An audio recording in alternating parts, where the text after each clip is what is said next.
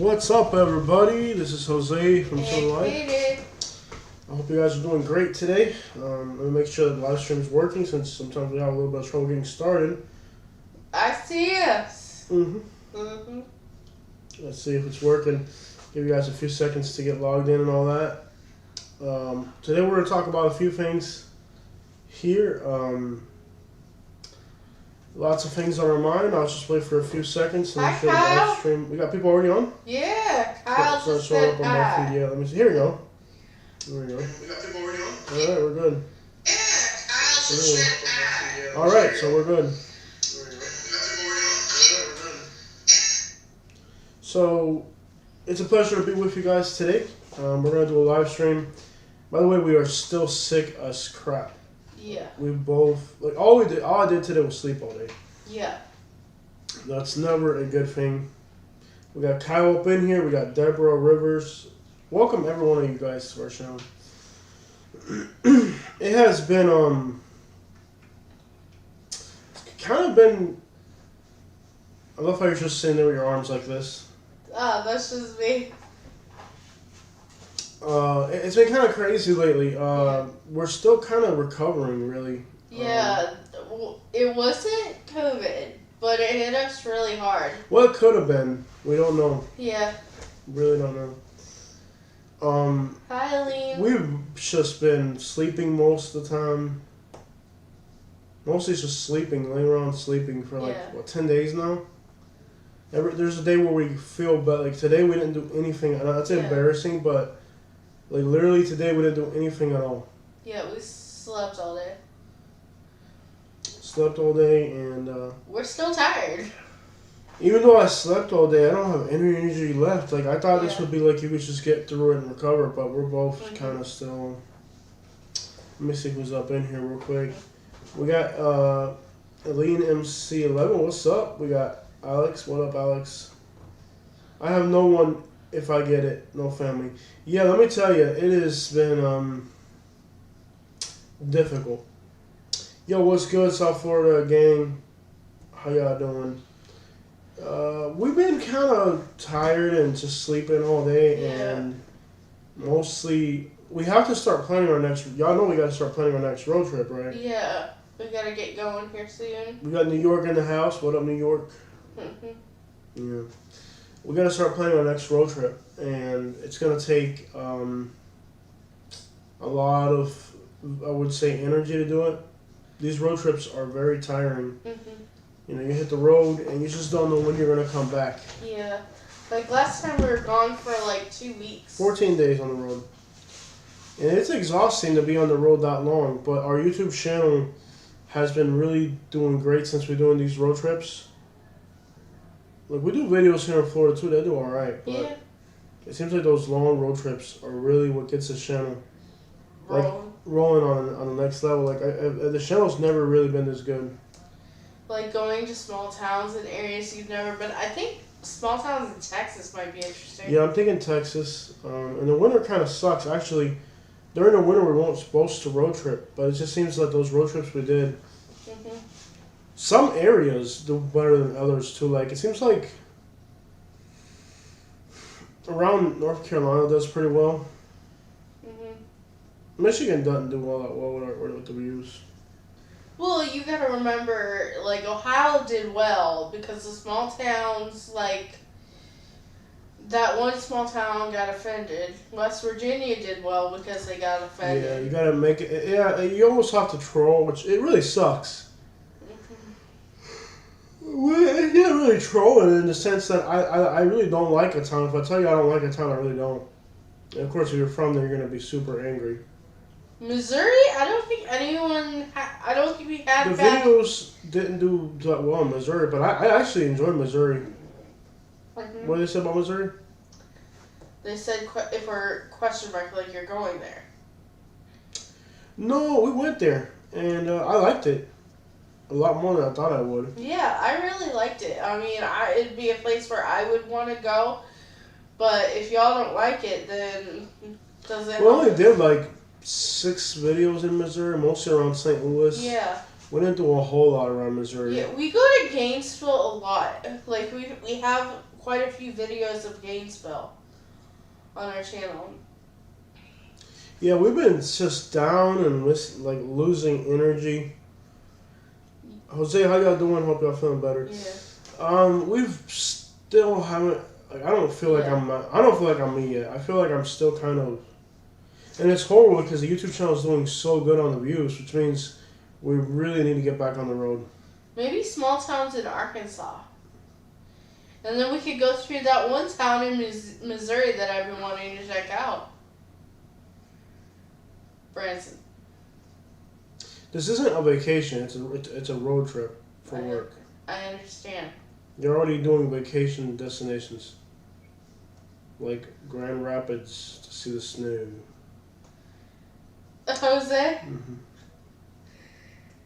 Going to Grand Rapids is very low on my list. I don't even know how we ended up there. You know how you ended up there. Yeah. But like, even though we've done so much in Michigan, I don't think we've got that many views on Michigan. Yeah. I don't think we've got, like, the only town that kind of got upset was Munising. Because we didn't pronounce their town name right. Yeah, no one too bad. But even that, it was pretty calm. Yeah. I still don't feel like me. Mm-hmm. Like, I just feel like we've been sleeping all day. Mm-hmm. All we do is sleep during the whole day. Like, it's horrible. Like, and again, it apparently wasn't that because we didn't come up positive, so it was something else. I'm choosing destinations with Starbucks.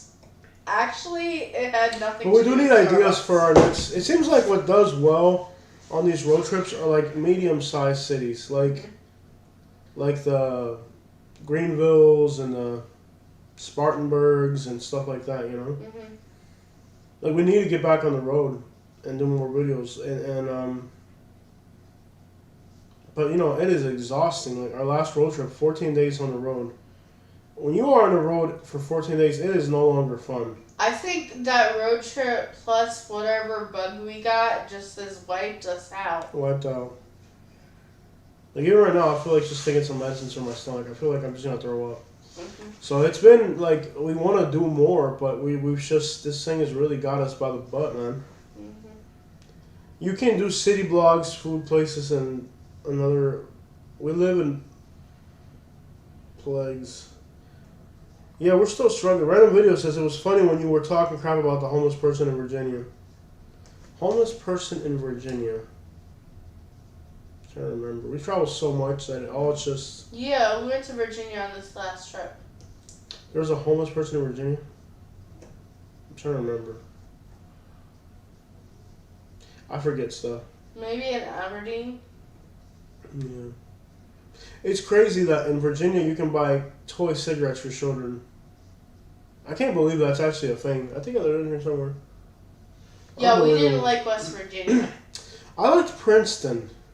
Princeton, West Virginia? Princeton was okay. Yeah, it was okay. Princeton was okay. It's just like the thing about West Virginia was like once you go to a state and you have problems with your debit card, they start ringing up your credit card. It puts a bad flavor in It your already mouth. and that's one day. If that's one day there, Mhm. imagine what it's gotta be like to live there. Yeah. No, it's not for me. And that state doesn't have the greatest reputation either way, so it's not a surprise to anybody that we go there and have a bad time. They whack you in West Virginia. Yeah, West Virginia is something else. Yeah. And that's fine. I don't need to go there. Princeton, I liked it. Actually, I liked Princeton, West Virginia. Oh, that wasn't West Virginia. That was in Kentucky. Yeah, Kentucky is where it was more. Where he was trying to go near the car. Yeah, that was Lexington, Kentucky. Oh, yeah, that was Lexington, Kentucky. Mm-hmm. Yeah, where the guy was trying to urinate on my car. Yeah. And that wasn't on this road trip. That was like 2 road trips ago. That was Lexington. the summer. Summer trip. So we've been in Florida for 5 months already. And our bank account is dwindling. Okay. I haven't done a job in over a month.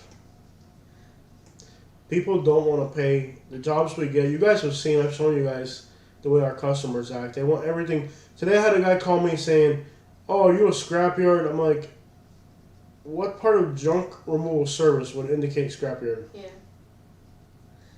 Chuck Bronson wants to know why you call my hood Scum Coast. Scum Coast? I didn't know that.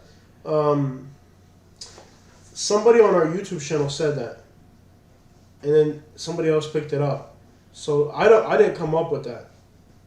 That is in the comments section. That's the way it came out. So you live there? You actually live there? Hold on one second. Eastern country is the same as Appalachia. Yeah. AJS is on. Your What's good? friend from high school. Supposedly? Yeah. I don't know. I don't believe anybody anymore. People be trying to say all types of stuff nowadays. We got 45 people on here. We actually did a live stream during the tornadoes where we had, what was it, like 220 people watching? Yeah. It's crazy. So these little things have helped me a lot with my stomach issues. And again, we feel really crappy today, so I can't believe we're even live. These are B12 gummies. B12 gummies. We'll take some of these real quick. And they kind of help ease my stomach out. It's been bad. Like, we're in our early 30s. yeah, this has been worse than I ever thought it would be. I thought it would maybe 5 or 6 days would recover, and then that would be it. Yeah. Yeah. The most boring live stream we've ever done. Yeah. Yeah. Proud of you, Papa, man. We're just trying to survive and trying to stay alive, man. Yep. That's all you can do. Work hard. I'm trying to get my crap in order here in Florida, but I'm going to tell you, it's not easy. Yeah. It is not easy at all. I haven't got a job in over a month. I paid $30,000 for that pickup truck. $6,000 for the truck. I got $40,000 sitting outside in equipment, and I'm in Lehigh, so at any moment somebody could steal it, honestly, and you'll never see it again. And I'm seriously thinking about selling all my work equipment. There just isn't enough work in the area. Like, I don't even know how bad. Like, I didn't even think it would be. Like, you could go for a month and not a single customer call. Mm-hmm. Like, we literally haven't had a job in a month. Like, literally. Well, what I think it... We invested too much money into the business. Well, not just that. I think that... One, with with it being so much out there of sicknesses, that's probably causing it. The first of the year is always bad, but then the sickness, so everybody's inside, so they can't really call someone out to do junk removal. I don't know what the problem is. I just know that we haven't got a job in over a month. I bought $30,000 pickup truck sitting there doing nothing, and the gas mileage is so bad on that truck. We're still using the Yukon when we go on our road trips, because the truck that we bought now, the gas mileage is so bad that if we go on a road trip, pretty much whatever revenue we make just goes right into the fuel pump. The good thing is, I think I could probably sell it, take it to like a consignment lot or something, and just get rid of it. It's a shame because I like having a pickup truck, but it's got to make money. If it doesn't make money, what's the point of having that pickup truck just sitting there? And these are pretty. I found these right here. They're ginger chewable. They're for nausea and everything. They're pretty helpful little chewable ginger things. It's kind of melted. But what you got, babe? What are they saying? Mm-hmm. They're talking about Raleigh. North Carolina? Yep. Yeah. This will officially be the most boring live stream we'll ever do. Yeah, we're getting people. They're just wanting to talk about stuff. Mm-hmm. Come up to Canada in the summer. Mm-hmm.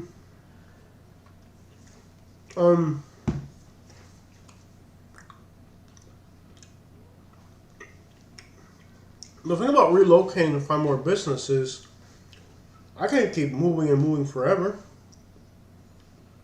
You know, like, we've only been here 5 months. You know how much money it costs to move? Yeah. Every time you move, you lose $10,000. Yep. That's how much it costs to move. If you move from one place to another, grab $10,000 and just throw them out the window. That's what it costs to move.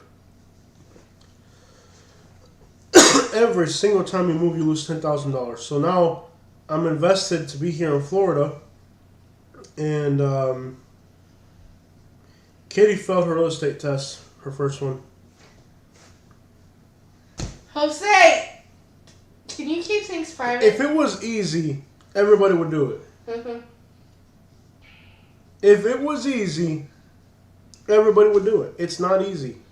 And it's okay to fail your first test. Yeah. Now you got to go back and do it again. Mm-hmm. It's okay. That's what you don't get about this. Like, you think you're just going to get 100 on everything. You're not. If it was easy, everybody would be a realtor. 7 points. 7 points to what? Passing. Yeah, you're 7 points from passing. Yep. And so what's next? You're just going to keep studying and keep trying? Well, I'm not giving up. I mean, if I'm You should totally give up. Like, why even try? Like, why have goals and stuff? Who needs goals when you can just be unemployed?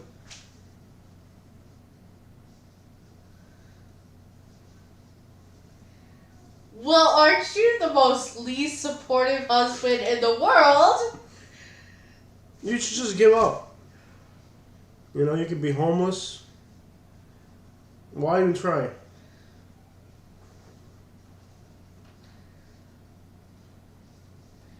Well, that's just the longer I could go somewhere and say the place completely sucks. Yeah.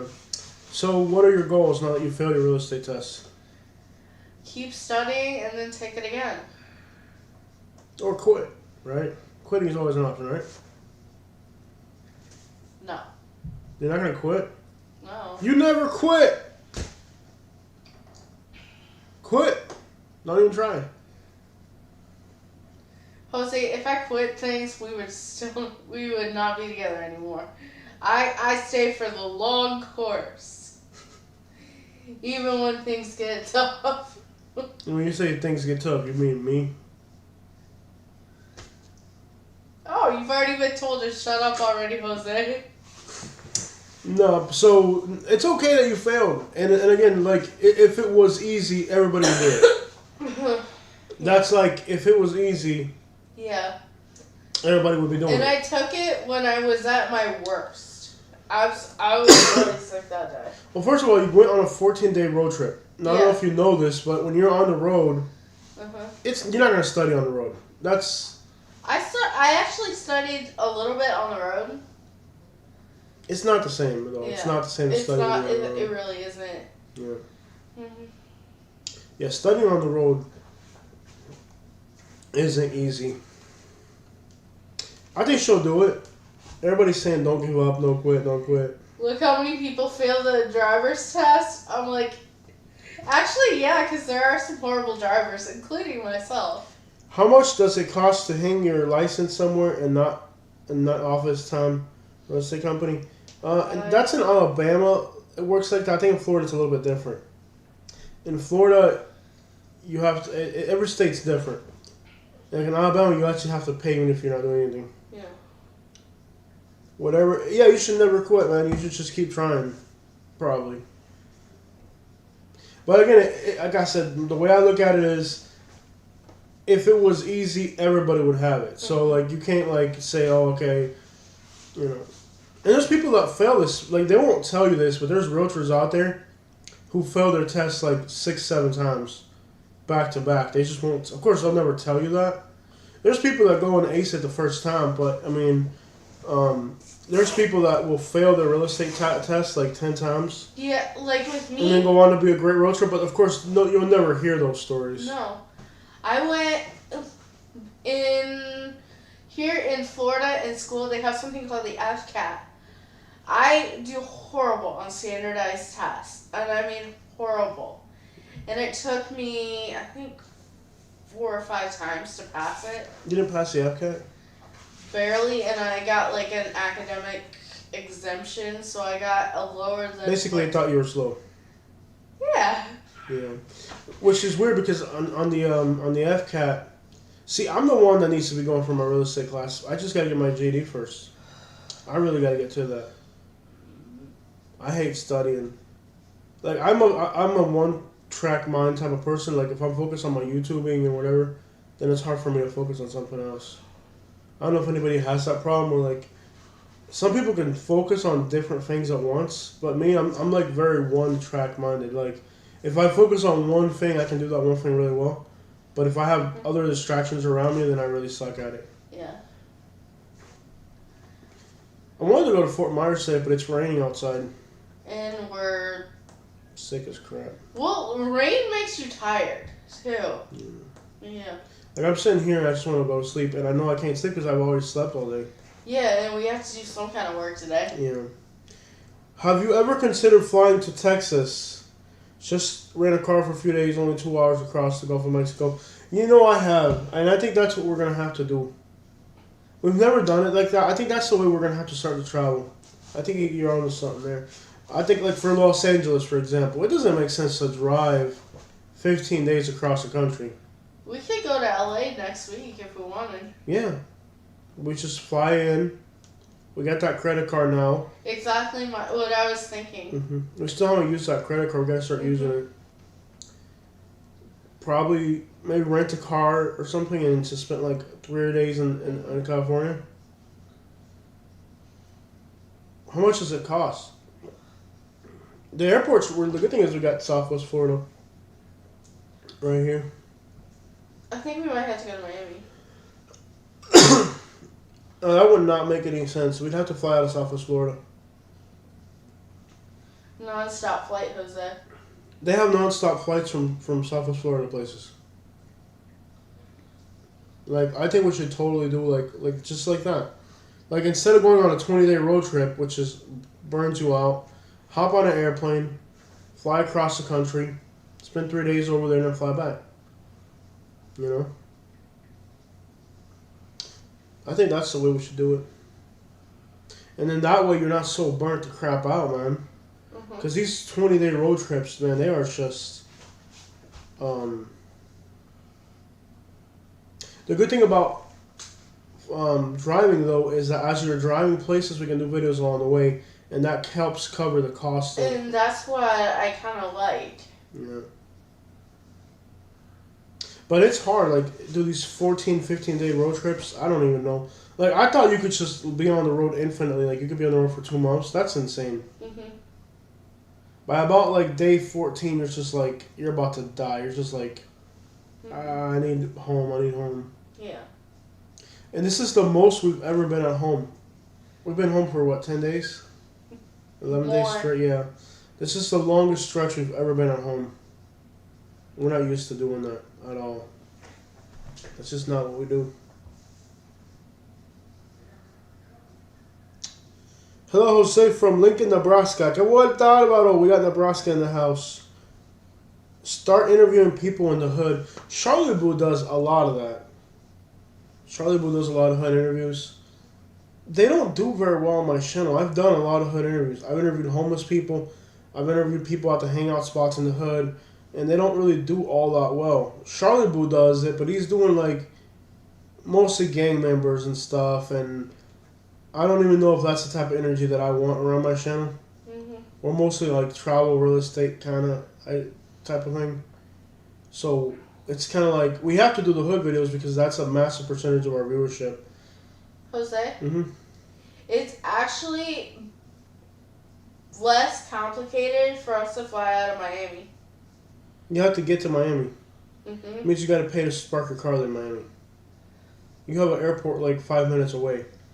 There has to be a way. There has to be a way of using that. For you, the airport is 5 minutes away. Do you want layovers? You could probably walk to the airport from here. I'm not even saying. You want layovers? You don't need a layover, but I'm sure from Southwest Florida, there's direct flights to go somewhere.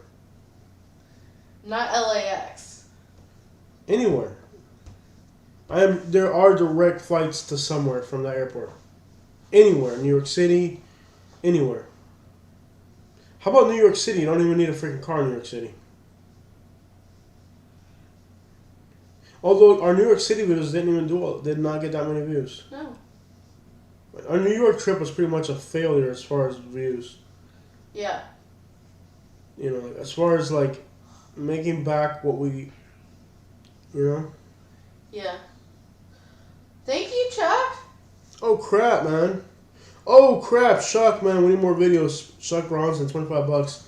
Appreciate you, man. Awesome, $25. I really want to get back on the road. I'm telling you, like in my heart, right here, I'm just like, I want to be out there, road tripping across America. But like I said, today we've spent more time sleeping than we did waking up. Mm-hmm. We are just not recovered from this thing. Like my desk is full of freaking medicine right now. You know, like medicines, and I'm just burnt the crap out. I want to get out there and do more videos for you guys. I'm dying to get out there and see more of America. So I appreciate you. And we do want to get out there, trust me. It's the only thing on my mind right now is travel. Mine too. Go somewhere nice like Puerto Rico. Nashville, Puerto Rico is on my mind. And I actually got a friend from Puerto Rico who'll go with me. Mark said he'd go with me to Puerto Rico if I pay his plane ticket. Really? Yeah, he says pay the plane ticket and I'll go. Me and Mark in Puerto Rico? I would let you go with Mark. Yeah. I've been thinking about Puerto Rico a lot, and I think I think Puerto Rico might be it, really.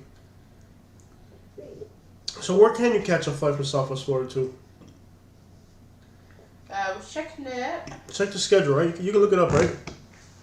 Because we don't really need a specific destination. We're YouTubing. We can just go anywhere. Puerto Rico, Nashville, I definitely agree. Puerto Rico is definitely... First of all, I don't need a passport. It's almost like traveling internationally without really traveling internationally because you don't need a passport. Puerto Rico is definitely on my list. I would actually... Remember, I don't know if you guys know this, but when we moved out of Florida, we actually looked at real estate in Puerto Rico. Mm-hmm. The problem was we couldn't take our stuff and we couldn't take our cars. Mm-hmm. So it seemed like if we moved to Puerto Rico, and actually it would have been horrible. Who knows? Maybe our YouTube would have blown up in Puerto Rico. That's the thing. But I actually looked at Puerto Rico as like a place to move to, and it's really affordable. Like I think if we sold our stuff here in Florida, Mm-hmm. we could probably buy a house in Puerto Rico cash. Really? That'd be interesting. Could vlog our life in Puerto Rico. Yeah. It seems really neat, man. Like Puerto Rico actually seems like the only thing that sucks about Puerto Rico is the hurricanes. So like, I don't know. Hotels are pretty cheap too over there, but they don't seem to have too many name brand hotels. It's more like We can go anywhere Mom with and pop. layovers. We can go to Vegas if you want. Why would I go to Vegas? That doesn't even like entice me at all. To me, exciting would be Puerto Rico, Los Angeles. Let's go to Los Angeles. Yeah. Let's go to LA. Okay, I'll go to Vegas by myself. You gotta take Louis Manuel. My dad? Yeah. Could you imagine No. him in Vegas? No, I'm not taking Dad to Vegas. Not a chance in the world. Not a chance in the world. Why? No. No, it's just that doesn't even attract me. Like I would like to see. I think LA and Puerto Rico would definitely. But I do think instead of driving a road trip, Kate, I really think we should start looking at booking flights and Yeah. doing it that way. Mhm. You know, that way we could at least do Los Angeles and California. And does it have to be Los Angeles if we go to California? Why not like San Francisco or San Jose or San Diego? I think San Francisco would be interesting. Yeah. That's what I'm saying. Like, would Los Angeles be the more logical choice? Yeah. Because our New York City videos did not do all that well. For some reason, our New York City videos didn't do all that well. Louisiana was okay. LA is dangerous. Born and raised there, trying to leave. How about, have you been to Palaca? Yes. We've been to Palaca, but we've never done a video in Palaca. We need to. We were actually thinking about doing that here soon. Do you know how many Florida places we haven't gone to? Like, we still haven't done a video in Palaca. Keystone Heights. Keystone Heights, we haven't done a video in. We've been there, but we haven't done videos there. There are so many places in Florida we haven't done yet. Parkland, Coral Springs. Like, there's still a lot in Florida we haven't done. Like, we're thinking about all these, like, far destinations. And we got stuff here in Florida we haven't done. Yeah. It's cheaper to go to LA than San Francisco. Spirit Airlines is not good. That's what I've heard. I used to, my family, that's airlines my family used to go on. Yeah. Oregon and Alaska, top 2 on my list. I want to camp there, hopefully Bigfoot. You know what I thought about doing? I know it sounds crazy. We should do camping in the Everglades. Me and you together. Like we did.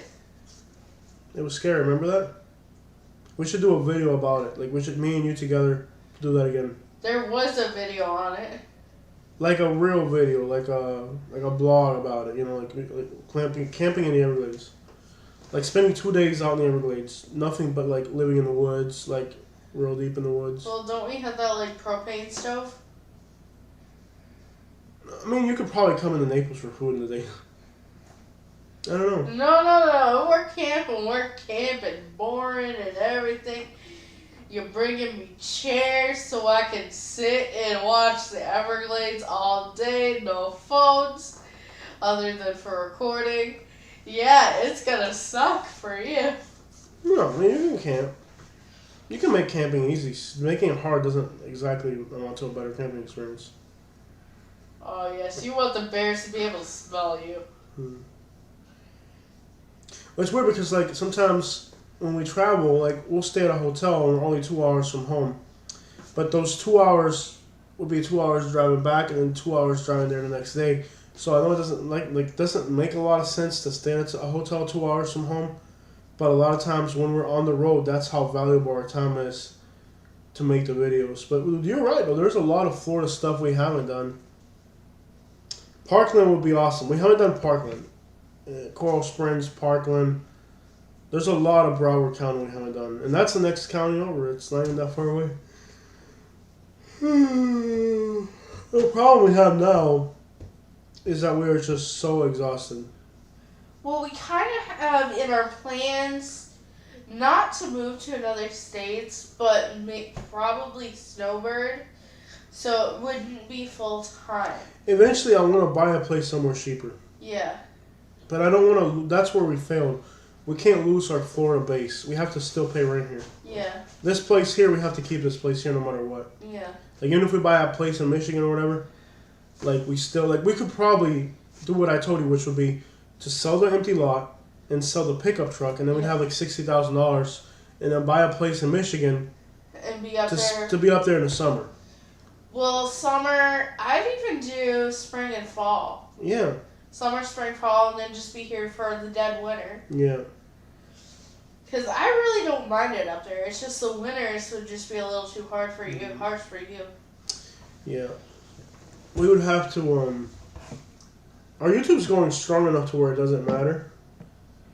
But I do want to own a place. Like, renting after being a homeowner for so many years is so hard. El Paso, Texas. I think El Paso on that. Would you guys be excited about Texas? I thought about a Texas road trip. Cafe or Dallas, yeah. You should rent your pickup truck out to people who need a pickup truck.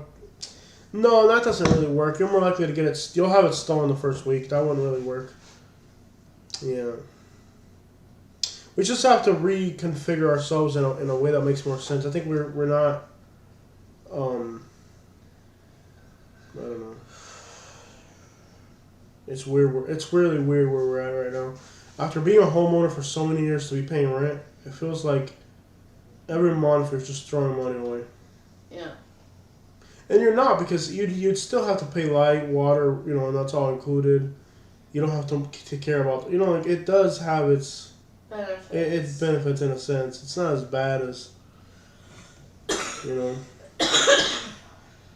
The thing that's nice about being a homeowner paid off is that you don't have to worry. Here, I have to make the bill no matter what. The money has to keep coming. Where when you're a homeowner, it doesn't matter. Like once you're a homeowner, like if you got enough money to eat, you're good, you know. But that's not living either. Like you gotta have goals and stuff. It's cool, bro, but it's a different places. Jose, why can't you put a trailer on the empty lot that you want? That's not allowed, man. They don't allow you to do that. You gotta build a house. If you even park a car on your empty lot, the county will come out and give you a ticket. You know, they have rules and yeah, all types of rules and regulations. You can't just like do whatever you want on an empty lot. Yeah, so it's not like you can just put you can't just put a trailer on an empty lot and do whatever you want. That's not really how it works. If you're in LA, you should just be in South Florida.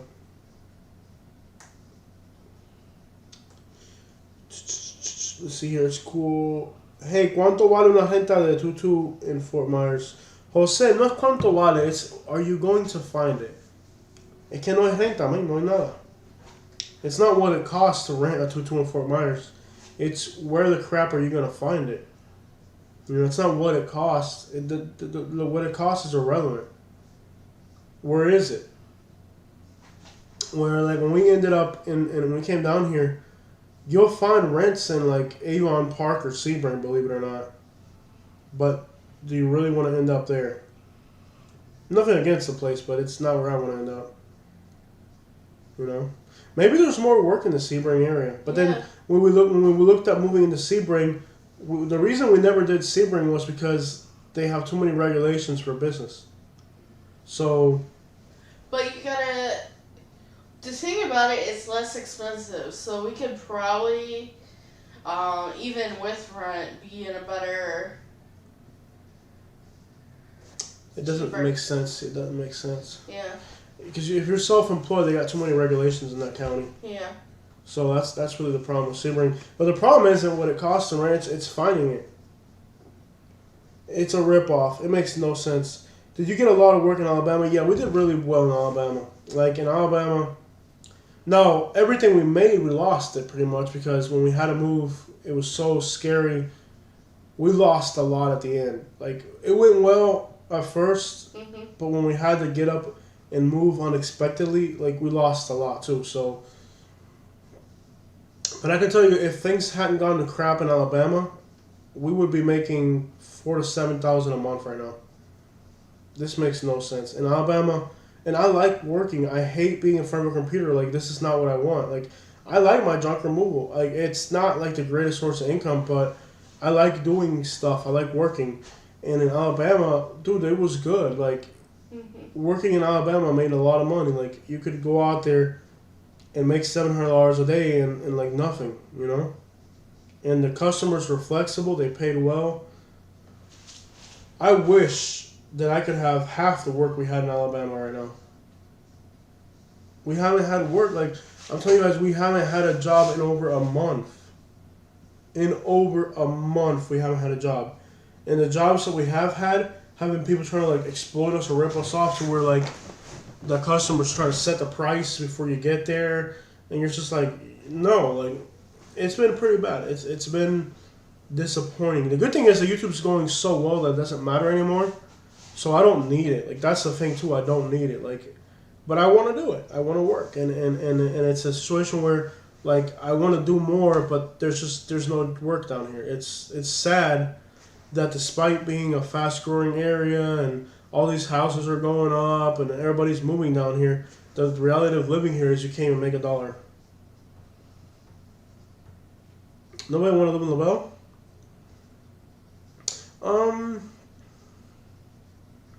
People like LaBelle for some reason. I liked it. Might as well move to Moorhaven. No. Once you get used to a certain lifestyle, and when I say a certain lifestyle, I don't mean like extravagant. I just mean like, 10 minutes to a Walmart. You know what I mean? That once you get used to having a Chinese place and a Walmart and a food truck. It's hard to go from having those comforts that you're used to not having them. Like, would you say that moving to Alabama was a huge, kind of difficult at first? Getting used to not having a lot of stuff? We were in the suburbs I too. liked Alabama. The thing is, I liked it until it didn't work. Yeah, we liked Alabama until we realized that they were going to kill us and then get away with it. Yeah. And that's kind of where, like, overall, like, economically, Alabama was great, man. Like, we had, everything was so easy, so affordable. And now you're here, and, like, if we need to go to the store, it's like, to get from Lehigh to a store, it's like 30 minutes. Mm-hmm. Like, literally, all we have is, like, a Dollar General and a gas station that is so crappy we don't even go to it. Yeah. Like, even, like, the two closest gas stations to us are, like, hole-in-the-wall gas stations where we would still drive to town to get gas, not even stop at these gas stations out here. So it seems like it's like what you want and what you're able to afford are two different things. Yep. And we grew up in Naples, man. Like, we grew up in Naples where you could walk to the gas station, where you could walk to the restaurants. Like, where we used to live in Naples. Hey, Brian, NFL playoff picks, Super Bowl picks. I'm not big on the NFL, Brian, but what are your picks, bro? Let me know what you're thinking. Thank you so much for the super chat. I'm not really big on sports. What's weird is that here in South Florida, we don't have all that great of a sports following because we really don't even have that. Like, that's the thing about South Florida. We don't even have sports teams. It's a place that people are into golf or beach or, walking the beach or whatever. So we don't even do sports that big down here. As far as NFL, like, teams that I like, Quaylon, I know you miss seeing the Alabama videos. Yeah. Who's to say we're not going to have more in the future? Yeah, I might go spend a week in Alabama or two, and just do videos again. I don't know. Yeah. But the videos that we just did in Alabama didn't do all that great anymore. No. It seems like you lose your following on YouTube very quickly. Like, if you go to Alabama and you're there for a year, while you're there, you're getting a lot of views in Alabama. But the moment that you stop making videos in Alabama for 6 months, your audience is totally gone. Now it's a completely new audience. It seems like on YouTube, your audience is in constant rotation. So we're like, it's not even the same people watching the videos anymore. Hello, Joe. So, Brian, what are your picks, man? What would you say? What do you got going on? But that's what's weird about Florida. In that, when it comes to sports teams, we don't even do it big here. I mean, you got the Tampa Bay Bucks, which Tampa fans are the most unloyal ever. Like, Tampa is one of those things where, like, if they're winning, they're supporting it, and if they're not winning, then nobody remembers it. You know what I mean? Miami fans are the same way. Florida, when it comes to sport, I think the Jacksonville Jaguars are probably the only Florida team that really has a loyal following, where people actually kind of, and it's only because their uniforms look nice. It's not even because they're good. Can y'all go to California? We're talking about California. It could happen. Yeah. Miami Dolphins, the Rams, baby. Jacksonville Jaguars the same way. No, I think the Jacksonville Jaguars are more of a loyal following because Jacksonville is a southern city at heart, where Jacksonville is very different than Tampa, Miami, and South Florida. I think Jacksonville is more part of the South. It's more of an authentic southern city. So I think sports teams there matter a little bit more than here. And then you got the Bill fans, as always. I crack up. There's always Bill fans on my channel for some reason. Orlando Magic. But no, they're basically another country. California. It's good as hell. It's just north. San Diego is nice. Thank you, Pete. What Pete's? Oh, snap! Pete, Yeah. yeah! All right, you guys are awesome. What Pete say, man? I'm big on sports. I have bets live right now. Yeah. LOL. Hey, Brian, I have Packers winning tonight, and my Super Bowl prediction is going to be Rodgers versus Mahomes. Miami Dolphins fan here. I will tell you this. I like the Green Bay Packers. And actually, in your home state, Michigan, the Packers seems like one of the top teams in Michigan. People like the Packers a lot. You know what caught me off guard is how many Michigan fans there were in Ohio. Yeah. That was kind of odd because there's this huge rivalry between Ohio and Michigan, okay, in football. Yet, and of course we're not talking NFL, but there's this huge rivalry between these two teams. Yet, I'm pretty sure there's probably more Michigan fans in Ohio than there are Michigan fans in Michigan. Yeah. But in Michigan, there's no Ohio fans at all. So it's like Ohio people like Michigan, but Michigan people don't like Ohio. Mm-hmm. Not sure how that works. But the Packers, man, yeah. Green Bay Packers, man. Yeah, there's lots of videos from Auburn, Alabama. You can go check them out. Auburn's a cool city. And by the way, if it comes to Auburn and Tuscaloosa, Auburn all day. Mm-hmm. Auburn is a cool city, man. Auburn is probably one of the nicest cities in the South. I still like Auburn no matter what. In fact, I got my Auburn. I actually got a jersey in the closet somewhere. I liked going to Auburn because they had something called World Market. Y'all like Enterprise.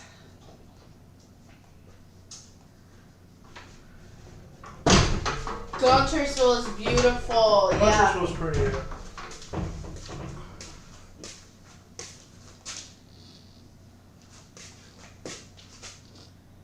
Is Titusville a poor town?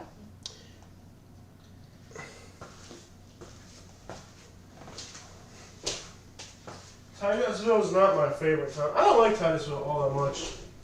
Auburn beat UK today. Oh, UK, cool. Mm-hmm. Yeah. I like UK and the Cardinals too. Yeah. I'm okay with the Cardinals. Yeah. We're kind of struggling. Better days, bad days. It's been kind of crappy lately.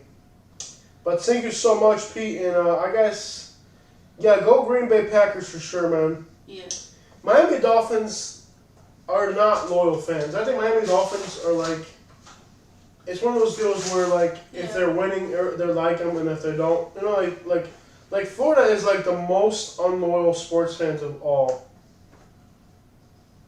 You know, man, I think Florida. Oh, okay, I got a job finally. Cool. Really? Finally got a job, yeah. Need some furniture moved to a new address. Can you help tomorrow? How much pricing for 2 rooms?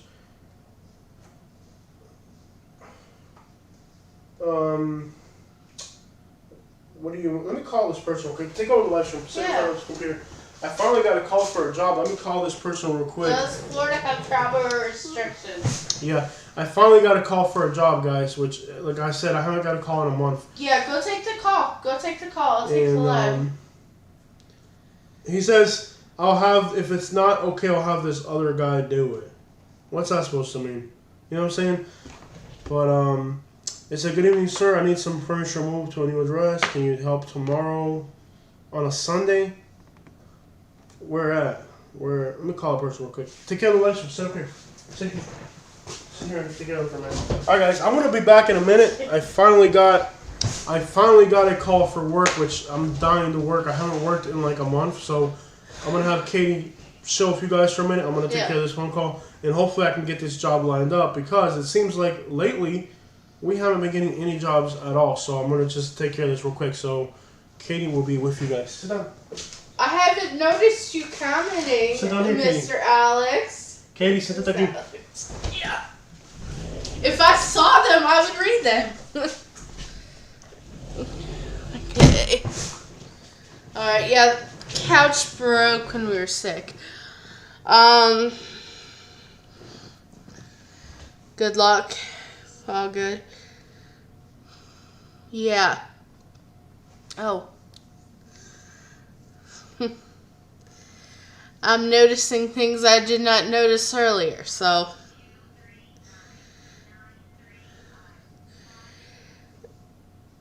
Well, I'm glad you're not mad. So, yeah. Hopefully we can get out on the road again. Depends. Hey, Eagle Blossom! What are you up to tonight? You had dinner. Actually, I didn't call back.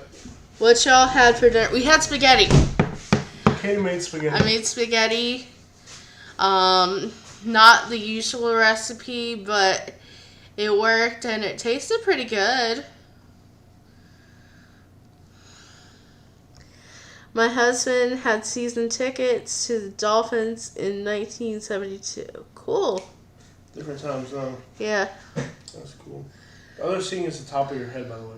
Really? Yeah, the other thing is your poodle wheel. Like, look at the screen. Back up a little bit. There you go. They want to see your... No, I can't see my phone. There you go. I don't have a poodle noodle. I have a ponytail. I can't see your head either.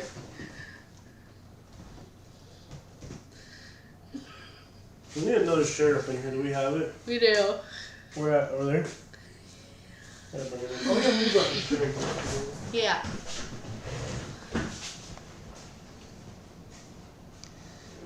Okay, but these chairs won't fit through here for some reason. Well, make it work. Like, literally won't fit. Make it work. It's almost there. Like, literally, It's almost there. Just make it work. it doesn't fit. It ain't not stuck. Ah. Well, you made it work. Oh boy, you made it work. Cape Canaveral. I want to go back to Cape Canaveral. I didn't like it at all. Katie liked it. I didn't like it at all. I thought it was nice. I didn't like it at all. Well, it was a rainy and kind of depressing day. Yeah.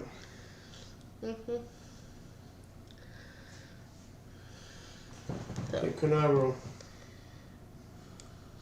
It's kind of. I was born in 1972. Well, we kind of just, in Alabama, we kind of just worked together, so. Katie did not work in Alabama, and she has not worked here either, so I don't really know what she does for a living. So if you want to explain to people what you do for a living, that would be great. I'm Jose's wife. That doesn't pay very well. No, it doesn't. But I get to spend 365 with you. Get away from me. Consent. Get a job, woman. Get yourself a line of employment. You are my line of employment. Pete says he was born naked. Coco, Google looked at things. What about living in school? Yeah, looking at Tampa, didn't know. Tampa. Everybody's talking about Tampa. Cocoa Beach? Yeah. Everybody likes Tampa, but no one likes Miami anymore. You're like not even on the screen. I don't even know what I'm doing. There you go. Now you're on the screen. Are you in it? Kinda, yeah. Okay. We're fat, man. Look how fat we look. We're fat. Yeah. Tampa's good. Everybody says Tampa. Katie, you should have made your spaghetti on the channel today. Yeah, you should have. I will next time. Because she's got her own cooking channel. Yeah. And not that that's gone anywhere either, but... I'm actually getting more subscribers just in your live chats than nothing else. Miami, Tampa. Might see Tom Brady. I don't know about that. How about Sarasota? Well, didn't he walk into someone's house randomly? Miami. That's the thing about people glamorize football stars and people like that. And at the end of the day, it's just normal people. Normal problems. Actually, creepier problems than normal people if you think about it. Probably, yeah, because they probably have some guy that camps out their front yard in a bush. But, yeah, we got the football teams tonight. Yeah, I mean, it's good. I think overall, I don't really follow any teams. I like to see certain teams win. I like to see certain teams win. I like to see certain teams win, that's for sure. I like to see, for example, what's this? Louisville, Kentucky, bro. The Cardinals, UK, UK Cardinals. Auburn is okay, man. And Alabama's a good team, but Alabama, just the uniforms. It's kind of like the same deal with freaking like the Jaguars. It's like, okay, great uniform, but what are you offering me as a team? What can you do for me on game day? Is that what you're running over there for? You ran over there for that? Yes. Okay, take the other shit then.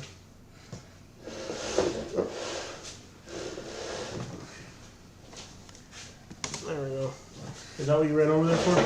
Yes. Oh, I thought you like pooped yourself or something. I was like, why did she run away? I was like, did Katie just poop herself or something? I just saw you run away. Is that what you ran away for? Yes. I thought you like pooped yourself. I was like, why did you just randomly run away? I thought you pooped yourself. I was like, she just like randomly ran away. I was like, what happened to Katie? Because she's just like out of nowhere, she just gets up and runs away. I was like, ¿qué le pasó, man? Yeah. Yeah. Bro, so it's actually too many dope cities in Florida. You can see them all. Yeah, that's the thing. Like, Florida does have a lot of good cities, man. And right now, a lot of people are moving to Jacksonville, Tampa, Fort Myers. It's a hard pick. Yeah. It's a hard pick if you're moving. Whoa, wait. Whoa, somebody super chatted us. Pete takes, oh my God, that's a sign. Jim Haggard is coming from Miami Dolphins. You just gave me a vision. No, Katie. No. Michigan people, bro. Claro. Sarasota, Florida, regular rich folks town. Yeah, I'm not much of a fan of Sarasota, but I will tell you this. Now that I've spent more time in Sarasota for you guys, my opinion about Sarasota is starting to change. That Cuban place in Bradenton is awesome. I want to go back to Der Dutchman. Good restaurant. Yeah, Sarasota's not bad, man. It's just, again, I'm from Naples, and when you're from Naples, you're not gonna have the highest opinion about Sarasota. You know what I mean? Natural rivalry there, so you're always gonna have, like, being from Naples, you're not gonna like Sarasota. So I mean, it's a natural rivalry there. Are y'all moving? No, we're not gonna move right now. We're stuck here in Florida, and I really don't like where I'm at, to be honest. I like it. Do you like where we're at right now? When we're not well, when we're well, yes. When we're not well and it's kind of boring, not really. I don't know where I'm at right now. I'm not happy. I am happy, but I'm not happy. Renting to me is just hard. I think the hardest part about being back in Florida is that we're not homeowners anymore. We're renting, and this to me, it feels inhumane. Yeah. I feel like I'm more human in this. I'm just sorry, like, after being a homeowner for so many years to be renting, it feels like you're not even a human anymore. Like, I feel demoralized. Well, because of the situation, I feel like I'm, like, in an odd, thing. Like, I should be starting a garage band or, Yeah, something's got to kick off. Why don't you start, like, a garage band for big white women? And all the big white women in America will follow you. Who am I going to recruit for this thing? Yourself? So, you already live in a garage. I mean, you're already halfway there, man. Thank you, Chili. Yo! Come to the East family. Much to you, love. Come to the East family. Much to you. Thank you so much, Freeman. Yeah, I don't know what the crap we're going to do. Like, the whole renting thing to me is so... And the fact that we've spent so much money, like... Well, we could get, like, ourselves, like, a little cabin up there and then have, like, a little camper. You really want to be in Michigan right now when it's 20 degrees below? No, summer. That's a very boring lifestyle. Like, eventually, where we want to be is more expensive than we can afford. So there's going to have to be some type of compromise somewhere. Yeah. That's basically what it comes down to. There's a lot of garage bands in Florida. There are, yeah. Random YouTube video. Yep. Bro, I wish I could donate. You're good, man. Just your presence, Alex, is important, man. Just the fact that you're here watching and supporting all our videos, that's all that matters, man. Money is only going to fix problems temporarily in life. money is not a complete fix for everything, but just the fact you're here is awesome, bro. Yeah, the thing with Florida is once you're here, you're kind of here. And then, Yeah, Florida has. Shaka said there's no moving deals in Florida. There really aren't. yeah, it's like you're then just existing. You know what angers me about Florida is not the cost. Mm-hmm. It's not even the cost. It's not even that we're renting. It's that as a self-employed person, I want to have prospects. I want to have the ability to, like, give me an opportunity. Like, okay, so it's expensive. You have to work a lot. Commute times suck. Okay, that's fine. But am I going to get ahead? Because we spent, 10 years, 12 years together in Florida where we never got ahead. Like, we were just stuck in a rut. And then we went to Alabama for a year. Like, our lives changed completely. Yeah. You know? Exactly. So, it seems like I really don't want to leave Florida again. But we might. But after being here for 5 months, there's no future here for us. Yeah. You know what I mean? If you got your real estate license... But even then, you still have to build a business, and it can take a while, and there's no getting quick. Alabama, we had it going, man. Yeah. Economically, what we had going there, and what those people did to us was just wrong, man. It's just like... We've seen a lot of live alligators here in Florida. There's a lot of alligators. Like, I'm sure there's alligators probably like in our yard back now. Yeah, there's a lot of alligators. This is part of life in Florida. They don't hurt nobody. People from other states are afraid of alligators. They don't bother you. No. You just don't go near the water. Yeah. And don't walk around your yard at night. I never saw an alligator. I did one time, yeah. One time? Yeah, one time. It was like a baby, like a 3-footer. Oh. For a while we had an alligator in the backyard, but it's not a big deal. Yeah. It was a baby. And most of the time they're not even going to come near you. Yeah. Yeah, alligators aren't really that bad. You just don't go near the water. Yeah. Don't go near the water and you will be okay. I don't mind alligators. I like alligators. Mm-hmm. They mind their own business. Thoughts on Boca Raton? Well, if you have that kind of money, it's a great place to be. The hardest thing about Boca is just the type of people you get there are very snobby and very fake. Like, you don't really get real people. One thing I enjoy about, like, Michigan and Alabama and places like that is you get more, like, real people. You know, like, you get more real people. But, like, the thing about a lot of these places here in Florida is, like, it almost feels like people here are missing some life or something. Some molecules to their brain. Not that. It's just people are, I don't know, it's a different type of person. But eventually, like, in my mind, I like Alabama people, I like Michigan people. I just like places where people are kind of more down to earth. And it's hard here because I like the life that comes with the lifestyle, don't get me wrong. There's a lot of life to the lifestyle. Yeah. Hard to explain. And once you get used to Florida, it's hard, man. Like, it's just like there's more opportunity in other places. Yeah. But you want to give. It's almost like Florida like forces you to give up your future in order to have some type of temporary pleasure. Yeah. Florida's like a hooker. I was thinking. Yeah. There's no future here. It's just a very short term. Well, Florida is a very transient state, and it's been like that for a long time. Because people come here, move here for a few years or less, and it just doesn't work out, and they go back to wherever they came from. Yeah. And then you got people that make investments here.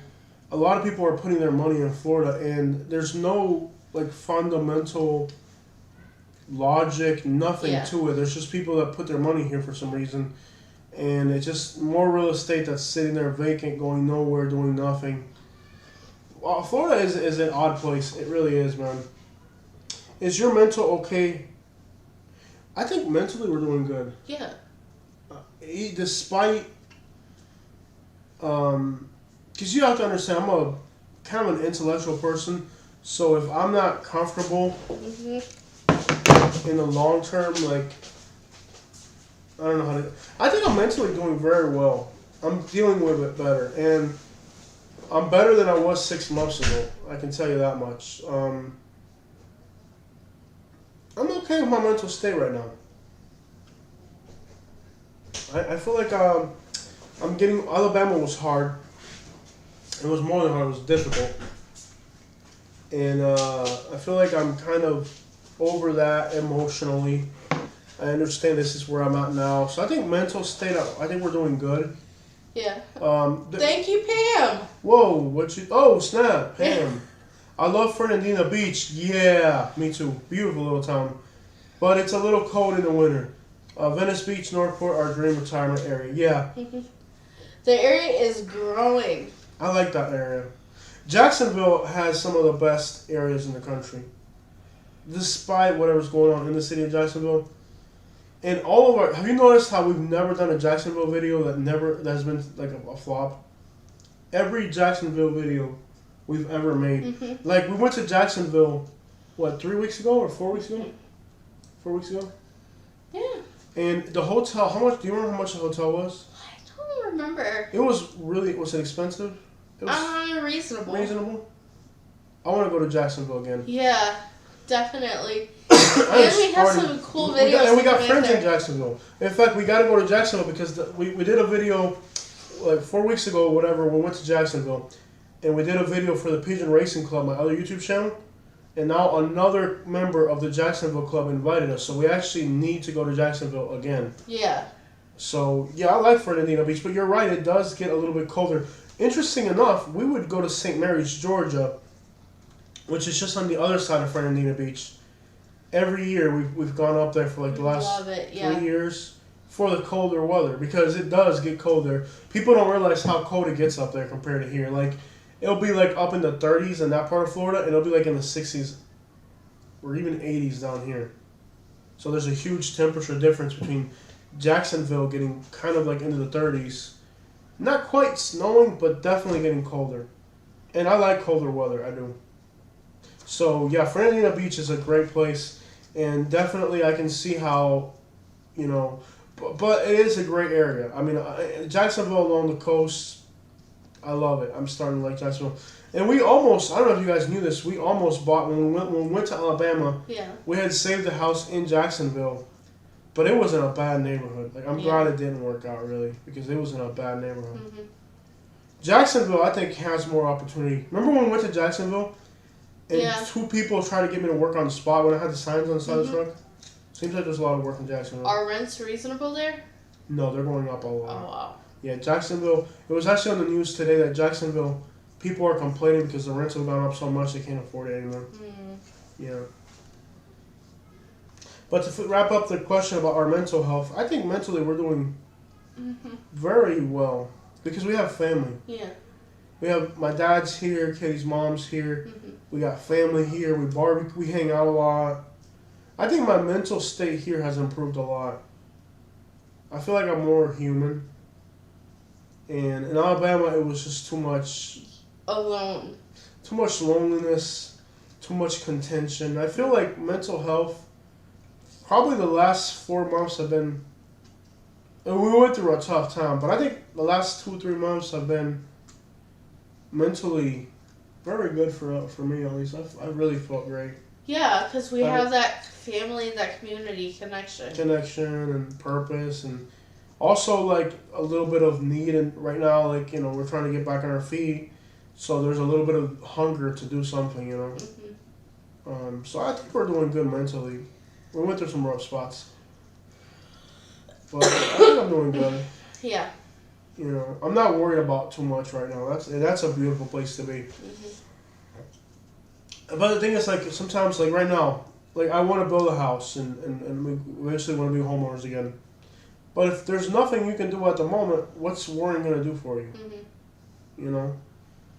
Worrying about stuff doesn't make things go away. So if you can get to a point, not where you're like fall asleep and quit on your dreams, but where you're not worried about what's out of your control, that's a pretty good spot to be too. Are you willing to work full-time during the day at union wages? No. Working hourly doesn't work for us. No, that comes with full package. It So does. when you say I'm not going to work hourly for somebody, that's the economical system of this country is created that way. You have to have some type of hustle, some type of net worth or something, because if you don't, working for other people isn't going to lead you too far. I mean, some people are okay with that lifestyle, and you know that's how 95% of people live in this country. But if you choose not to do that, you're going to encounter other challenges. So it's easy, in theory, it's easier to go work for somebody else and not have to worry about anything. It also depends on your education, who you know, stuff like that. Because some people are in a more advantageous position. The problem that we have is that both of us come from a very disadvantaged position. So we realize that, okay, so when I go work for a company, they're automatically going to look at me as less because of my background. Same thing with her. So if you're already not given advantages in doing that, then it doesn't really work out.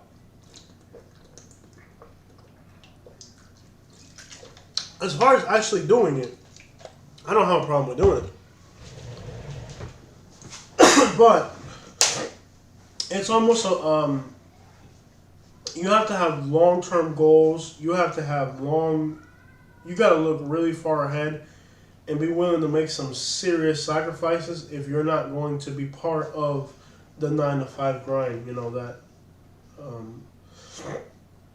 you're going to find yourself where you can't get credit, you can't get housing, you can't get anything. It's like this country is rigged up to where you have to be that little rat in the rat race. And if you try to leave the rat race, they're not going to let you back in. Like, after being a homeowner for so many years, you can't even rent a car. You can't get credit.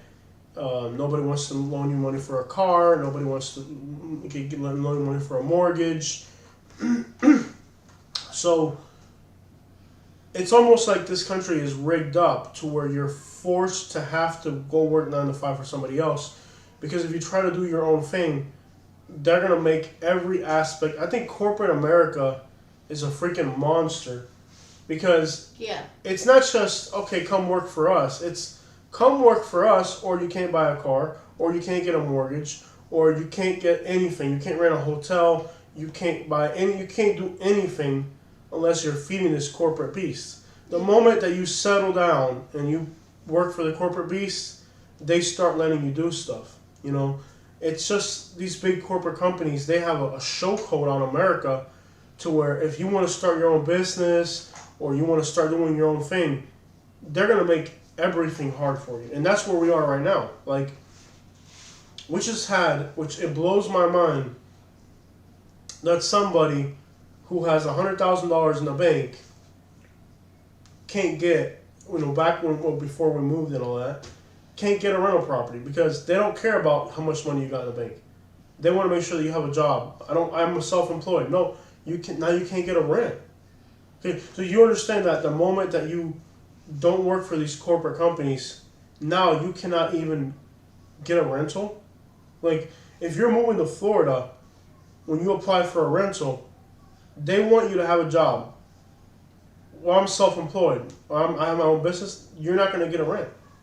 You can't even get a rent. Mm-hmm. What are your thoughts on all that? Yeah, it seems like the system doesn't want to.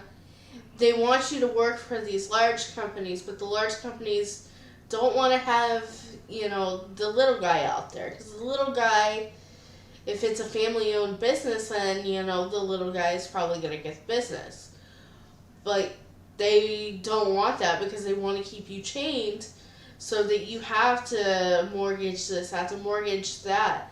Because if you start doing well and being able to buy things cash, it doesn't work for them. They want to keep you on the hook. Yeah. So somebody asked me, what is my main hustle? YouTube right now is pretty good. But YouTube is something that we've been doing since 2012. lots of different channels. So it's something that I understand. And having net worth protects you. Like, even if it's a little bit, you have something to fall back on. So that gives you the freedom of saying, okay, I'm going to do my own thing. But, like, a lot of people fail when they start their own businesses. Mm-hmm. It's because they're trying to do their own thing, but they're doing it all on credit. You know, you're doing it all. Imagine if right now we got $40,000 sitting out there in that driveway, Mm-hmm. and it's paid off, so we don't have any jobs. Okay, you're waiting for jobs. Mm-hmm. But imagine if now you have to make a $1,700 a month loan payment on all that. Mm-hmm. You know? So I think a lot of times when people fail is that they look at debt as a way to start their businesses, and until you have your own net worth, even if it's not a lot, it might just be $40,000, $50,000, $60,000, it's enough money to where you're not worried about the rent. If 1 month the rent isn't there because you're doing something else or whatever, like, you're able to keep pushing. Mm-hmm. You know? And I think it's just a lot of people fail at being having their own hustle, because you got to have a backbone.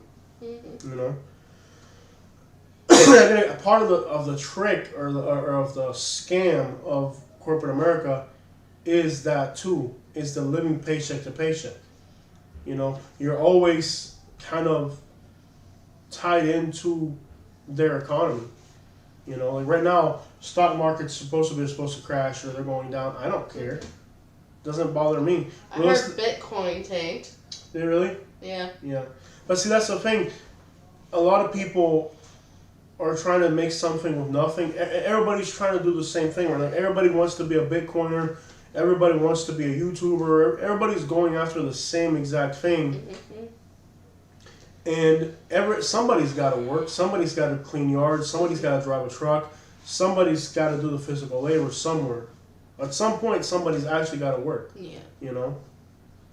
And I think there's just too many people who have also a lot of net worth, and then they start investing in real estate or this or that. But it doesn't really. There's no real like startup, like really startup businesses for real. Everybody's going with like the most secure type of investments, and that's kind of what's going to bog down real estate in Florida. I think that everybody's doing the same thing. Everybody wants a rental unit or a duplex, or everybody wants to have some type of moving truck service like I got now, or everybody's doing the same exact thing. Everybody can't do the same exact thing. At some point, somebody has to do something different for the economy, and you have to provide something that stands out, even if it looks crazy or if it doesn't make sense. At some point, you got to do something different, because if not, you're not really going anywhere. Look at all these properties here in Florida that are just sitting there doing nothing. And they might go up in value, but intrinsically, there's not really any value to any of those properties or what, you know what I mean? Yeah. Like properties What's it all good for if we all die? Exactly. Yep. Look what this person said. Loveland is so right. And that's too, like, right now where I'm at now is like, okay, eventually you do die. Mm-hmm. Eventually you pass away. And that's why we're traveling more. That's why my YouTube, I'm going to kind of cut off the whole junk thing and just do a lot more YouTubing, because I'm helping other people. I'm traveling, enjoying life. And what's it good for to worry so much? You know, because you'll drive yourself crazy trying to figure out what to do. At some point, you just got to live. And I think, as crazy as it sounds, I have come to the conclusion that what you can is exactly what this person here said. It's just live life. Yeah, despite real estate prices being so high and so many people buying and blah blah, to me, Florida real estate is dead. Yeah, and it's kind of, it seems like it's gonna have to have some kind of stop. I mean, at all points, if it's grown a lot, it bursts a little bit. I don't know. Yeah. I don't worry. Like I said, like somebody said, at some point you die, and then somebody made the perfect comment. At some point you die, and it doesn't really matter. Yep. So that's why right now we're traveling more. I'm not in my junk business. If I have to sell the equipment and just use that as a fun to travel and continue to grow our YouTube. We'll do that because at someday, you burn yourself out. You work, you lose sleep at night, and then one day you wake up and have a heart attack, and it's all over. And what did you work so hard for? Yep. Or why did you work hard at all? Because some people just work their lives away. Mm-hmm. At least I'm not doing that part of it. At least that they haven't got me by the butt there. I need.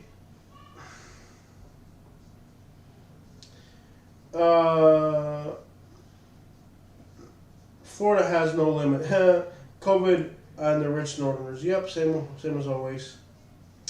They're making more land. They're not making more land. That is true, Pam. And land, and I do want to acquire land. Every once in a while, I'll browse through the internet. I'll see some land, but today I just sent my email to my realtor today. I sent her a property today. I said offer 26. They're asking 4,000 for it. I told her offer 2,600, but then I don't even know if she did it or not. But I do believe land is the one thing they're not making more of. Mm-hmm. But you want to buy land cheap, really cheap. Yeah. Because land is the one thing where you can $4,000 you can buy a piece of land somewhere cheap. I am looking at acquiring land little by little. Mm-hmm. That's one thing I would like to do is acquire land. Mm-hmm. That's that there because land you don't have the overhead, you don't have you just pay your property taxes and that's it. Yeah.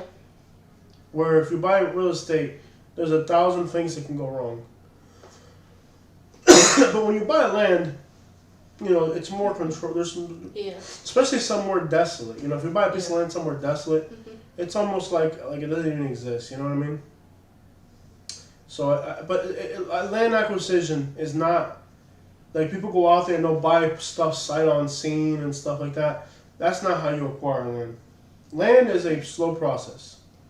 It has to be first. You got to know where you want your land, because that's what I don't get about people buying land right now.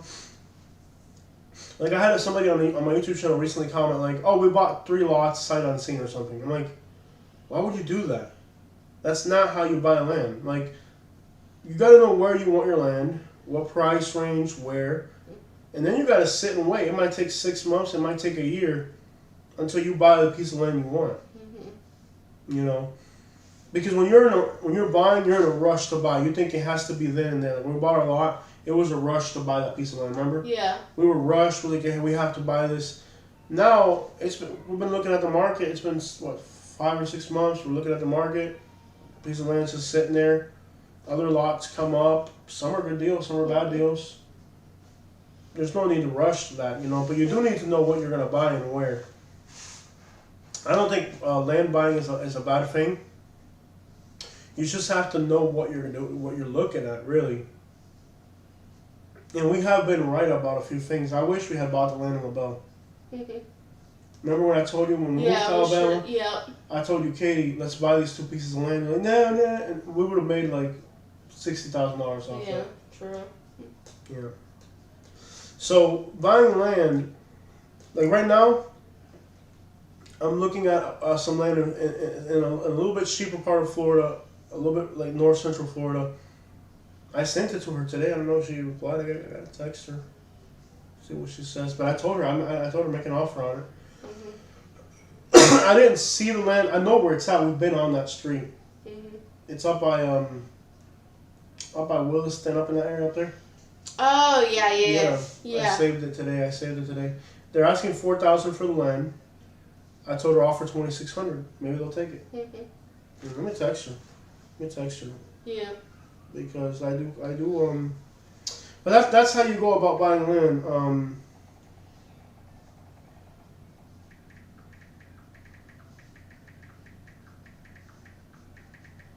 What are your thoughts, Katie? Yeah, the prices are just going insane. Yeah. And it just, like, Citrus Springs, a town way out in the middle, way out there, you had a house in 2011 go for $40,000, and that house today is worth $170,000 to $200,000 depending on who's buying it. So MC11, says, what would it cost to build a small house on our lot today? I think the biggest cost isn't the monetary cost. I think it's that builders feel like right now Yeah. they have a lot of buyers. Mhm. Material shortages, excuses, labor shortages. I think the biggest cost of building a house on our lot would be the headache of doing it Yeah. more than the actual cost. I know that in LaBelle, which is one county over, for less than $200,000 out the door, you're getting a house built, brand spanking new. So reasonably, there's no reason why you shouldn't be able to build a house between 140 and 200,000. But nothing's reasonable right now. Nothing's reasonable right now. So with nothing being reasonable right now, it doesn't seem to make sense. It just doesn't seem like the timing is right. I would figure you should be able to do it for 150,000, 140,000. Why not? But not right now, you know. Mhm. And in theory, what would make sense for us is to eventually build a small house on the lot there, you know. To build a small house on the lot would make a lot of sense. I would love to do that. I don't know about you. I wouldn't mind doing that Building a small house. on our lot, but it would really it's just not the right time to do it right now. I'd want to build it kind of like we did the other house, Yeah. where it was like the one slope roof. Yeah. So eventually, either our credit's going to improve, our down payment's going to improve, and we'll have $40,000, $50,000, $60,000 together and say, okay, here's a down payment, let's build this little house on our lot. And we'd probably try to keep it under 200,000. But realistically, you can't find a surveyor. You can't find a dump truck driver somewhere to bring you the dirt. Everything is a nightmare right now. Mhm. So it's almost like there's a monopoly on construction down here where it's not the actual cost, but the execution of getting the house built that is a deterrent in itself. Like even getting a surveyor, which should be a relatively simple thing, we haven't been able to survey our lot. I quit on trying to find a surveyor. Guys, finding a surveyor is a simple part of the process. Yeah. And you know, I want the one that replied wanted like $4,000 to survey the lot, which is just ridiculous. So, eventually there's gonna have to be a either a builder or an opportunity that will come up that maybe we can build a house. And it's not gonna happen overnight. It's a process. That sort of thing doesn't happen overnight. I know some lots of volleyball up here break. Building in Cape Coral is easy. No, it's not. You think building in Cape Coral is easy? Building in Cape Coral, I wouldn't want to live in Cape Coral right now. Now, I used to like Cape Coral, but the way it's going, you got just all these people from, I don't know. I wouldn't want to be in Cape Coral. It seems like Cape Coral is becoming Naples part. Like I want to be Naples, you know? Yeah. Like you can't afford Naples, but you still think your poop don't stink. I wouldn't want to be in Cape Coral. It's just not the type of place I would want to be. It doesn't even have beaches, and I don't know. I'm not a fan of Cape Coral anymore. I used to. Do you have a junk removal trailer? Yeah, I have a junk removal trailer, but I don't know for how long. Honestly, I'm at the point where I'm just like, you know, it's competitive. The customers suck. I think the customers are the biggest problem here. Yeah. Customers are they want to set their own price, Yeah, and that's not how it works. If you go into Publix right now, are you gonna be able to pick the price of your groceries? No. It's a service. I don't get to pick the price even. I don't get to make up the price. Like, you have customers who think that they get to pick the price. That's not how life works. There's customers that want it for less than what the landfill charges. Yeah, that's not how it works. No. So, I don't give a crap because I don't have, I mean, like, I'm not, like, tied down. I don't have a kid crying telling me he's hungry. I don't have to do it, so I don't. Mm-hmm. But then I'm at the point where, okay, we haven't done a job in over a month, and the vast majority of our customers, I'm passing on them because it's like, you only do this much work, you only want to pay that much, and who even gets to determine what you get to pay? I don't get to determine. When I go to the landfill, I don't get to pick what I get to pay. Mm-hmm.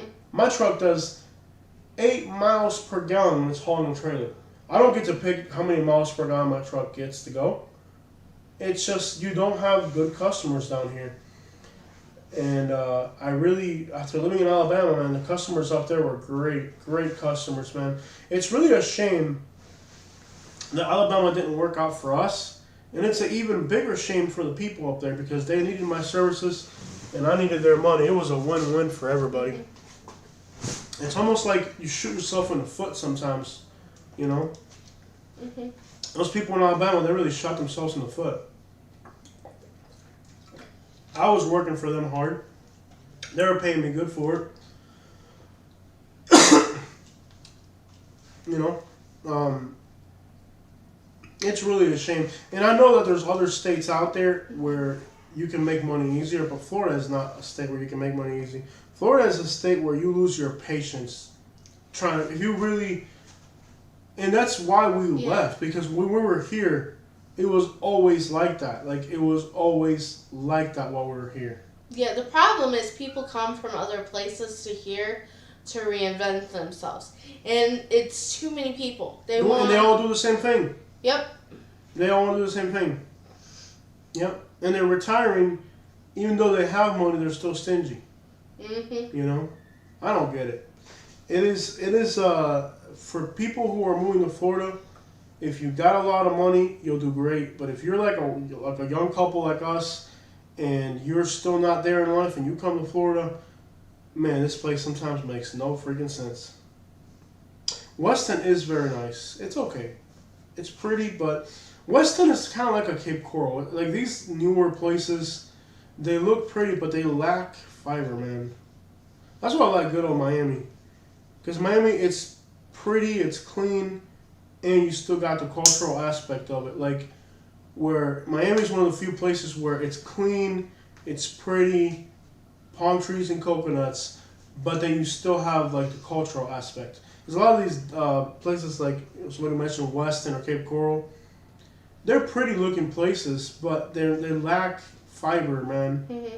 Especially like after going to St. Louis on this trip. You ever notice like how like St. Louis kind of made me feel bad about Fort Myers? Mm-hmm. Not because of the weather or the crime, but like all those neighborhoods with little corner stores and little mom and pop businesses and like neighborhood vibes and stuff like that. You just don't get that here. Miami kind of has it to a degree, you know. Key West is way better than Miami.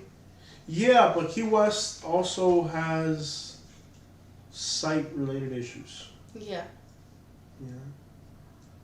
Key West, if you had enough money, I guess would work. Mm-hmm. Oh, I wouldn't want to be in Key West. I would be like in Marathon. If I were in the Keys, I'd end up in Marathon. I like the Keys a lot, man. Let me tell you. After this last trip to the Keys, I like the Keys a lot. Yeah, and we used to not like the Keys. Yeah. We've heard that we went on the wrong week. Well, the first time we went to the Keys was during a drag festival, so I thought that was what it was normally like. So. Yeah. Bro, $400K, you can get a dope condo. Yeah, but it's not just the $2,500 a month. It's also the requirements. And what happens is when you apply for a condo, let's say you apply to get a loan for a condo. What they'll do is they'll be like, well, we want to see what's in your bank account. We want to see who you work for, and they have all these requirements. And somebody in their 30s like me will never get in there. They'll never let you get your foot through the door, you know.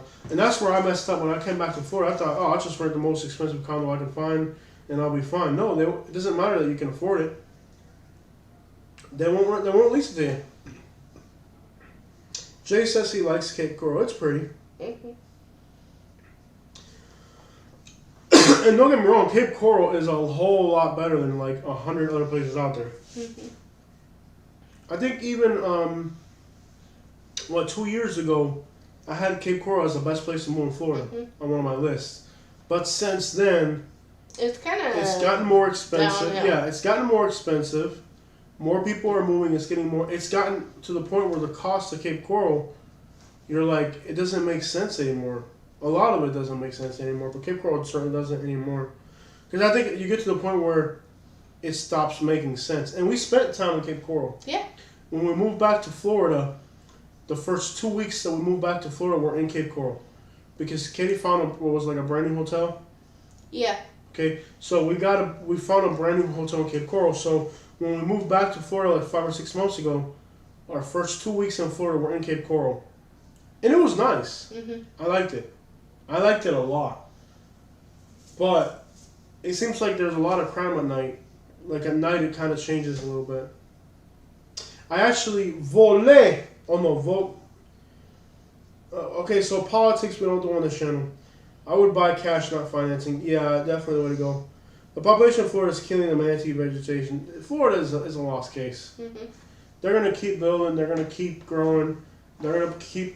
It's a lost case. If you don't like it, move to Alabama, see how that goes. There's no stopping the tides of time. They don't know what you have about already. Eliminating my mortgage is my goal. $3,000 a month. Yeah, buddy, that's the way to do it. Live shows daily on Jose visits hood in New York Cities. Yeah. So, Katie, where would you like to go if we travel next?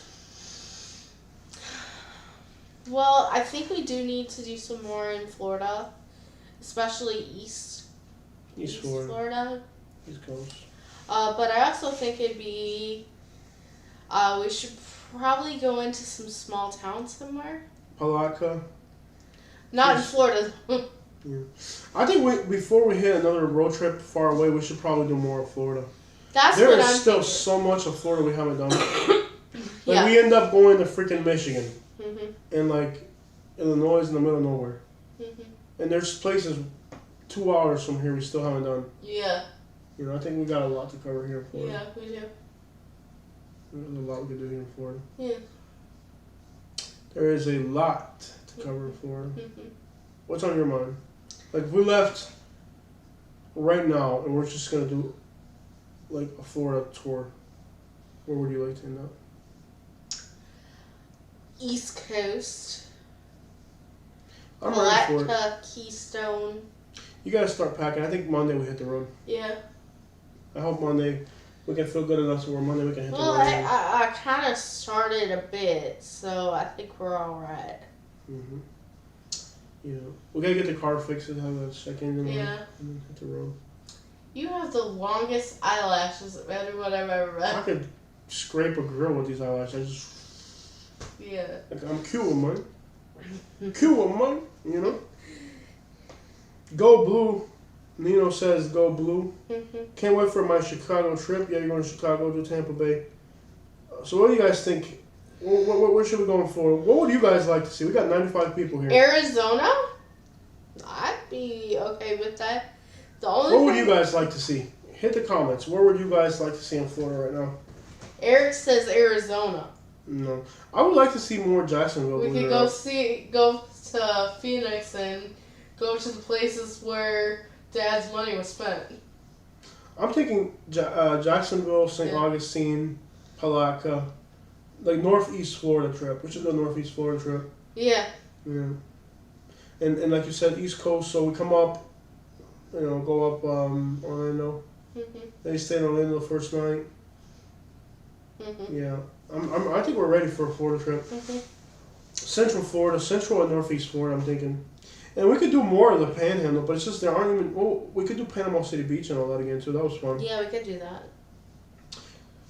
Waiting to list my primary things are tight for the moment. I can make $150,000 in Canada and probably only make 90 in Florida. I have the red flower business. I just started. Cool, man, in Canada. That's cool, Matthew. Yeah, it just seems like Florida, whatever you make it somewhere else, you're going to make a fraction of it here. Yeah, we got Alex representing New York City. Tallahassee, we've done a lot of videos in Tallahassee. Tallahassee, after you've done it like 3 or 4 times, it's like whatever. It's like a town. Now Jacksonville keeps giving. Jacksonville is the one city that I would love to keep going back to. Tampa too. Awesome. Would love to see more St. Augustine and Orlando. Yep, Micanopy. Yep, Pensacola. Yeah, I think we're ready for a Florida. I think hopefully we'll pack in case we decide to go to other states. Like, because the thing is, we don't really make plans when we travel. We just kind of go. I had fun in the Keys though. I did. I had a lot of fun in the Keys. I'm gonna pack for inclement weather. Yeah, we need to pack better. Yeah. And maybe bring the mattress in the Yukon. Yeah, that's what I was gonna do. I want to pack a little bit better, and yeah, make some changes. So, Micanopy, Jacksonville, Tampa. Wife is a nurse and I have rentals. I had to fix home, so I went to raise some. It's all good, man. Bro, run the money up and come back here. Yeah, I thought about running back somewhere else and making money and then coming back, but it's just like times are so scary right now that it's almost nice to just be around. And like as a Cuban, I have to be in Florida. I know that sounds kind of odd. Well, we can go for like 6 months somewhere, you know, get some income going, and then come back. Like Michigan, I think we could do okay. Yeah. Like I didn't realize how Cuban I was until I left Florida. And I realized I gotta have like my Cuban food, my businesses, and like I'm so Cuban that I almost have to be in Florida. Cuban, man. What? You got a problem with me, Cuban, man? Well, go then, women. Spit it out. There's no Cubans in Michigan, and their Cuban food sucks. You've never had Cuban food. Bro, you really think that I'm gonna go and be in some frigid ice wonderland in Michigan? In the summer. Bro, in the summer, whatever. We were in Grand Rapids for like 2 days. The first day was pretty to see the snow, and the second day was like, get me the crap I never asked you to go in the winter. You wanted to see snow. Correction. You wanted to see snow. And I wanted to get something cool. Don't be changing your story now. I wanted to get something. Don't be changing up your story now. Don't be changing up your story on me.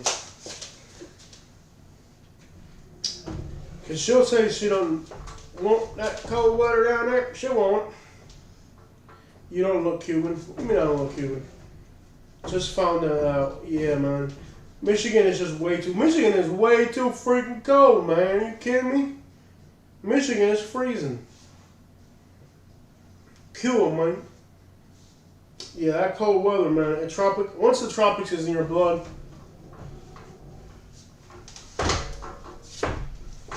This is why I went to Michigan.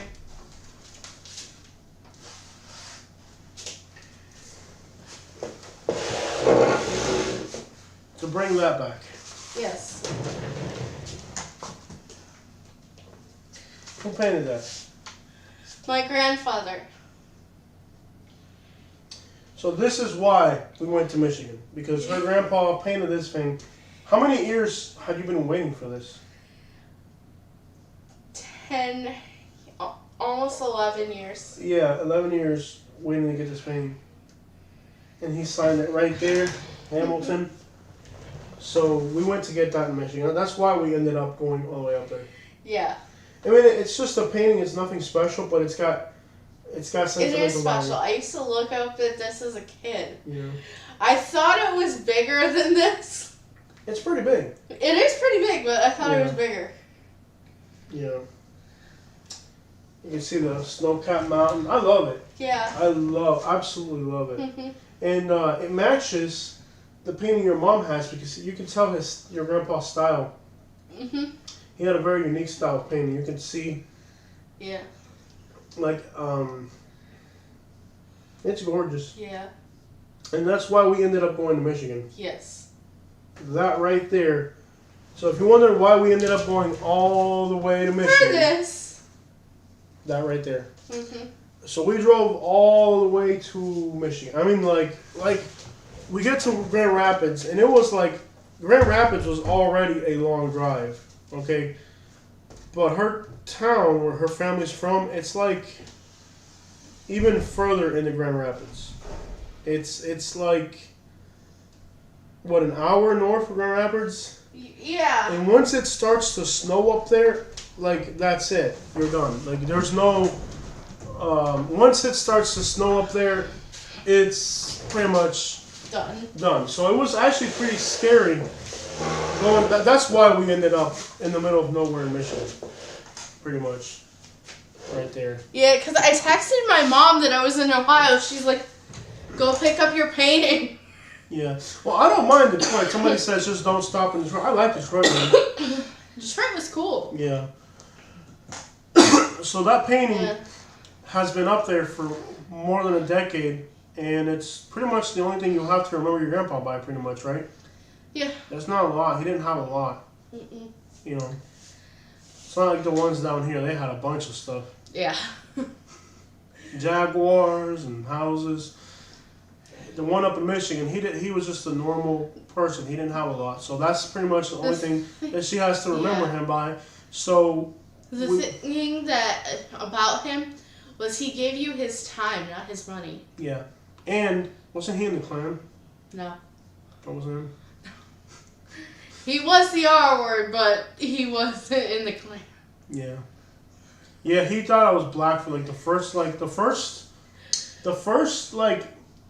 year, I don't know, 6 months of me dating him. He was almost certain that I was black. Yeah. He's like, you're not one of those chocolate fellers. I was like, yeah. I don't know, a Cuban? A Cuban? Yeah. Yeah. Yeah, he thought I was black. Yeah, it was fun to mess with. It was. He was like, you sure you're not black? I was like, a Cuban, man? I don't know. ¿Qué sé yo? It was... I shouldn't say this on here. Yeah, I thought about making a video about the best Cuban places in Florida. I actually thought about, like, not just Cuban, like, best hole-in-the-wall restaurants in Florida. Top 10 best hole-in-the-wall restaurants in Florida. That's a good video. Yeah, I'm terrible. Once I found out they were racist, I would mess with them all the time. Be like, oh, I'm going to marry this person or that person just to mess with them. Well, he knew you liked black guys, so I'm not surprised. That's not... You don't really think about Michigan being racist, but I guess once you get to those small towns up there... He wasn't from Michigan. Was he from Indiana? Yeah. Yeah. Yeah. Beautiful painting. And it was actually quite a story getting up there to find that painting, because we were already, like, the snow was coming. Yeah. So we were in, where were we, in Ohio? Yeah. We called her family in Michigan. We're like, hey, we want to go pick this painting up. And they're like, well, the thing is, we're going to get a lot of snow. Yeah. And you got Grand Rapids is like the last city. From there up that way, it's all like small towns. And there's like really nothing out there. Like, it's all like small towns in Michigan. When they get snowed out, that's it. They're done. So we're like, okay. We drove, 8 hours straight from Ohio all the way to Grand Rapids, right? Like 5 or 6 hours straight. No, we drove like 8 hours straight because we had started off by Kentucky. So we drove almost from the Kentucky border all the way to Grand Rapids in one day. So it was like one day and at night, because we got to the hotel like at 1 in the morning. We woke up like, I don't know, 10, 11. We called them like, okay, it's starting to snow, so if you're going to get here, you got to get here right away. So we started driving out of Grand Rapids, and it started to snow pretty much as we got back. I mean, we literally, like, to get that painting, if it had snowed, it'd have been like a done deal. We had to like beat the snow to get it. So it was kind of a little story of. But it was so cool being, you know, it was kind of cool being in Grand Rapids with that snowstorm because we hadn't seen snow together. And that was it was really neat to see a snowstorm in the city. It was neat to see snow in Ohio, in Michigan. Now, of course, on our YouTube channel, the video didn't get a lot of views, but some things that we enjoy doesn't mean our subscribers are going to enjoy. But for us, seeing the snow, I mean, being from Florida, we hadn't seen snow together. Is that our first time seeing snow together? Like, it flurried in Alabama, but it didn't really snow. It didn't snow. So since we've been married, that's the first time we saw snow together. Yeah. It was neat. And we've been married since 2009. Yeah. I think we got COVID from the homeless guy in Grand Rapids. There, I said it. Remember when I was hanging out with the homeless guy in Grand Rapids? Yeah. By the way, why? That's Jose's life, hanging out with a homeless guy in Grand Rapids. Why would you do that? It's like when you go to Miami, you hang out with the homeless people. Why, Jose? Couldn't you find better people to put yourself around? Priceless. Yeah, art makes the world go round, no doubt. But yeah, it was quite the story getting that painting back from Michigan. We had to go all the way up there, beat the snow, and it had already snowed a lot. Like there was already, like once we got, I actually recorded the videos. We never uploaded, you know that? Huh? All those videos we did driving to northern Michigan, we never uploaded none of it. Why? Because we just never edited.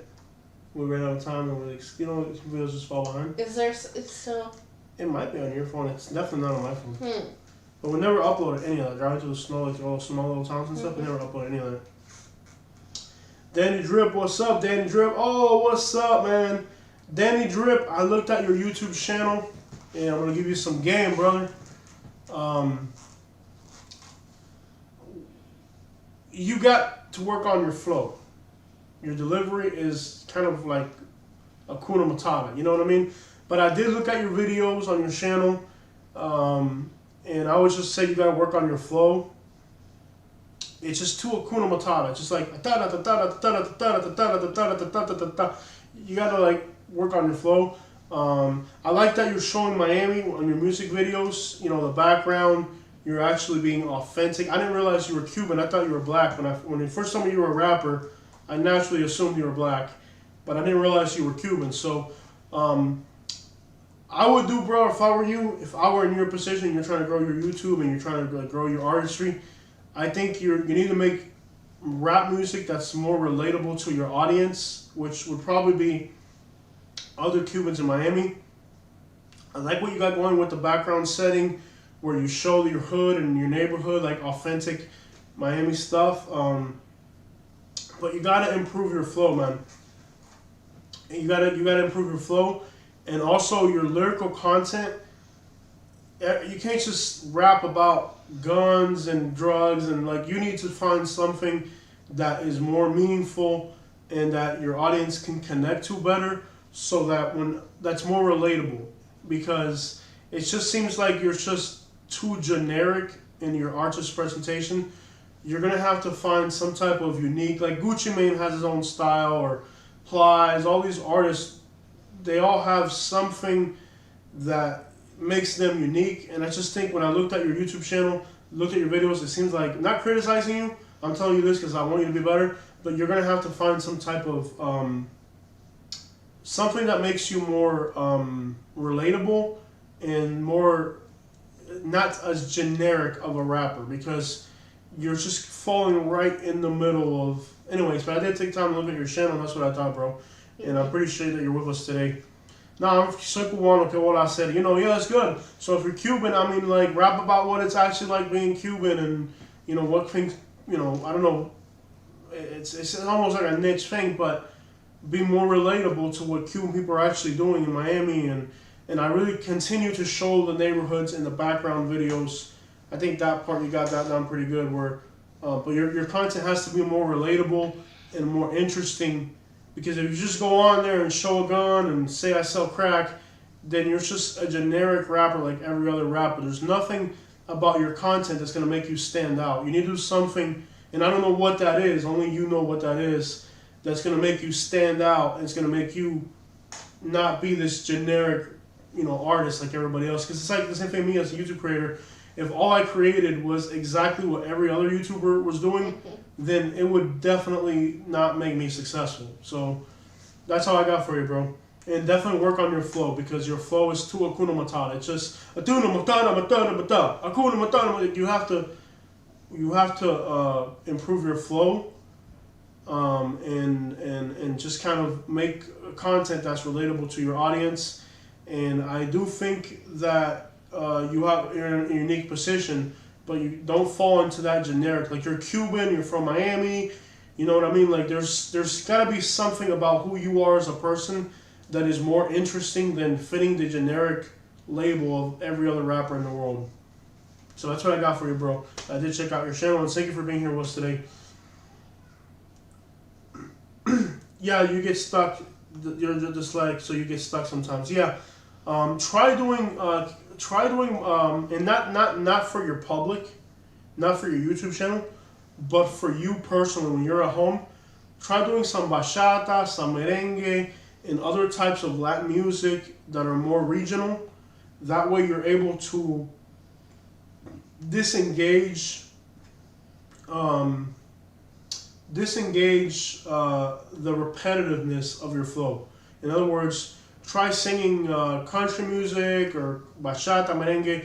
Find other genres that you can explore with, not in front of your audience and your public, but in private. When you're in private at home, explore other genres of music, so that and maybe karaoke or something, so that you can start to develop more skill and more flow and more talent on another level, so that when you go back to whatever it is you do with your rap, that you can kind of elaborate other styles. Because if you just fall into this generic soundtrack, generic content, who the crap is going to listen to it? It's just every other rapper that's out there. Mm-hmm. All right. So, do you remember El General? Yeah, El General, he's from Panama. And I admire the guy because he walked away from, I don't know if you know this about El General, but El General, he walked away from all the fame and all the money, and he decided that whatever he believed in was more important than the fame. So I admire the guy, and in his day, he was the hottest Latin artist of the day, you know. So Lake Worth, Florida is ghetto. Yeah, Lake Worth is pretty ghetto. Lake Worth is kind of dangerous, actually. What are your thoughts on Lake Worth, Katie? I wouldn't want to move there. Lake Worth is so ghetto and trashy, to be honest. Yeah, so he turned Christian, exactly, then Drip. But I respect it. I mean, so what I'm trying to tell you with El General is, like, he recognized that whatever they wanted him to do as an artist wasn't what he was really about. You know, so he realized, okay, all this fame and all this money, but this isn't who I really am as a person. So the same thing with you. You might have to do some soul searching, because it seems like you're almost fitting a mold of what, you know. I'm not saying you can't develop your artistic values and talents, but develop them in a way that's creative and productive to society. If you just go on there and say, I sell drugs and here's me holding a gun and that's what I'm going to do, then there's nothing special about that. So you need to develop, in the case of El General, he decided to just walk away from creating content at all. He had already made millions and millions of dollars, and go live his life privately the way he wanted, you know. I respect it, definitely. I respect the guy for doing that. But, you know, and a lot of times as a creator, it's not so much of fitting the mold, but realizing what media, whatever that generic mold that they want you to fit, whatever they want you to be, if that's not who you are deep inside, then you can't force yourself to be somebody you're not. So, you know, at the same time, try to make sure that as you develop your artistic persona, that you're presenting somebody who is actually genuinely who you are, and that you're not trying to pretend to be somebody you're not just to fit the mode of entertainment. All right, guys, so I'm off that, Danny. Wish you the best, and that's what I got for you. I was wondering why houses have security gates. No, you don't want to end up in Lake Worth. Trust me, bro. Joe Gallo, you do not want to end up in Lake Worth. Lake Worth is kind of like the Compton of Southeast Florida. It's ghetto, it's trashy, it's high crime. I would definitely not recommend Lake Worth. And we've stayed there. Like, we stayed in Lake Worth in a hotel and everything. And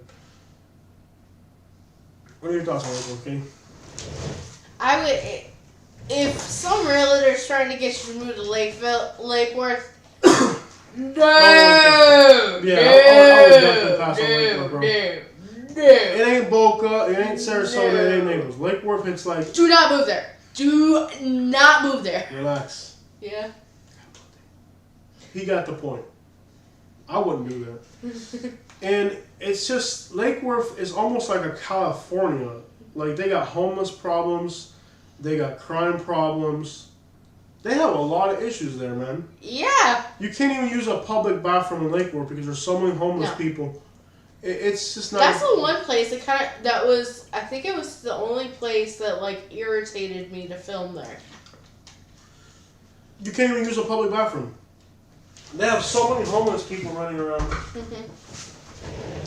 They got so many homeless people running around. What make you do a late night stream? Jimmy wants to know why we're doing a late night stream. We do it every once in a while. Yeah. We've done it. When we lived in Naples, we did it. When we lived in Alabama, we did it. We're doing it now. We've always done it. I've been sick. Katie's been sick, and we want to interact with you guys, but we haven't been able to. Yeah. So the stream kind of gives us an opportunity to do that. To do that, a little bit better. It gives us you're good. No. Okay. So yeah, the live stream gives us an opportunity to do that. It's dangerous everywhere nowadays, but Lake Worth, they have some inherent site-related problems. Yeah, I would definitely not do Lake Worth, man. I would pass on that. Do you know your attackers in Alabama? How did they find you? We're not going to talk about that today. Have you guys done Augusta, Georgia yet? Ironically, Augusta, Georgia is one of the few towns in Georgia we have not been to yet. Its location is in a weird spot. Okay, Augusta, Georgia is just in a spot where, like, if you're not going there, you're not going there. So that's one town in Georgia that, to this point, we have not been to yet. Yeah, Augusta, Georgia is a no-go for us yet. They just got some snow recently. I don't know. I want to check it out. I'll have to check it out soon. CC wants to know how bad is Lauderdale Hills or Lauderhill. It's bad. It's mostly if you're not from Florida, it's not a good place to be. These places like Lake Worth, Lauderhill, Oakland Park, these are the type of places where if you're from Florida or California or Chicago, you're from a big inner city, then you will adapt. But if you're not used to like big city stuff, you're not going to thrive in these environments. It's definitely not for everybody, and I definitely wouldn't recommend it if you're not familiar with the area. What would you consider adding dumpster rental to your? I don't care about the junk removal business. I really don't. It's not gonna go anywhere. Our YouTube's doing pretty good. We're gonna focus on that. Katie's studying for her real estate. We'll get by it. I'm not gonna keep. It's not that I don't want to do it.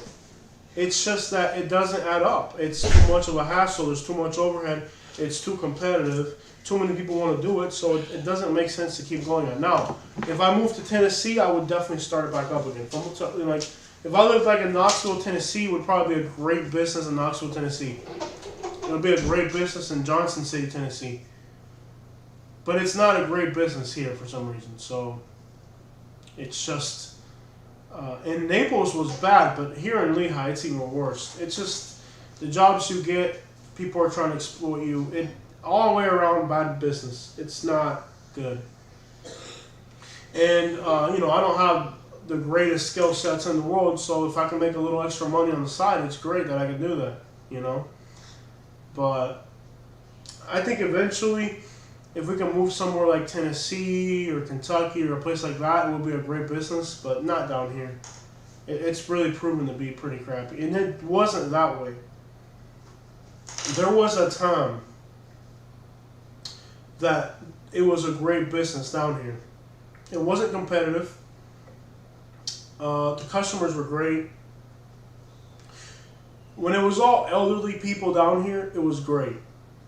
But then now you got all these people coming from Colorado, places like that.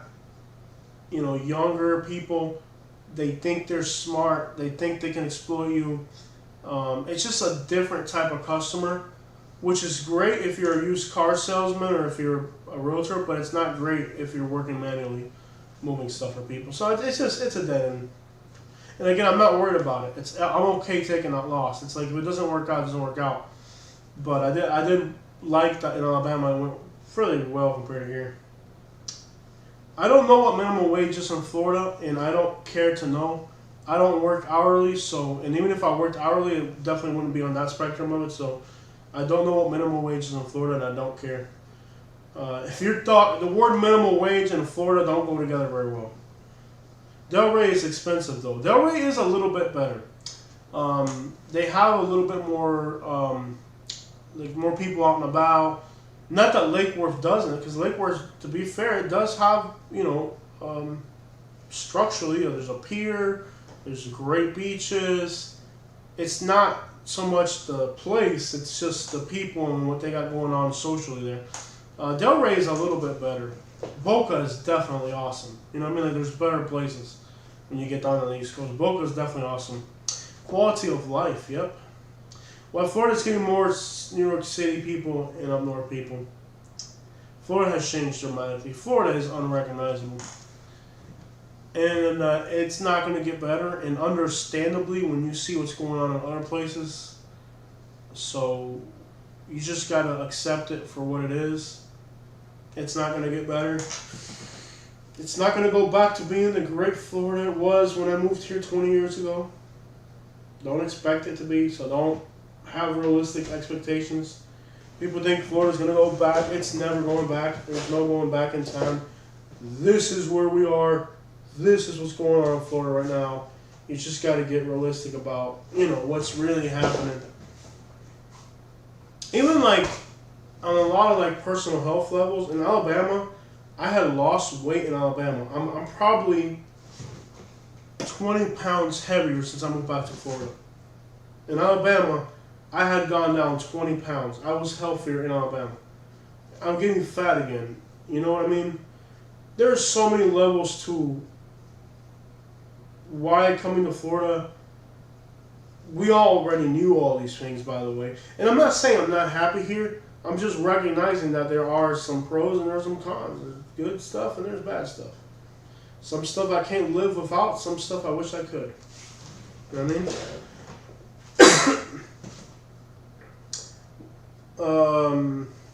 Somebody sent me a photo. People are texting me left and right. So let me see here 1 second, guys. I got 10 things going on. Grandma had a house in New Smyrna. I gained weight, get older. Yep. Why do you take your girl's money? I don't take her money. She takes my money. She takes a lot of my money. Florida minimum wage is $10 an hour. Yeah, I don't even know how you can live on that. I always thought Florida was a place where you can be active year-round. No, on the contrary. In the summer, it's so hot, you don't do anything at all. Like, once I moved to Alabama, the humidity was less. I was able to be out and about more. So I feel like in Alabama, the weather alone was so much nicer where you could actually, like here, the nights, the humidity is bad, so you can't, even when it cools down, and then you have like sereno por la noche where you can't go out. Where in Alabama, you could actually go out and walk and do stuff, and yeah, the weather does not, especially in the summer, it is unbearable to be here in the summer. I mean, now in the winter, it's nice to be here in Florida. It's a blessing to be here in the winter. But in the summer, it's unbearable. And all you do is sit in the air conditioner all day. I'm probably 20 pounds fatter, man. Are you doing the job tomorrow? It looks like no.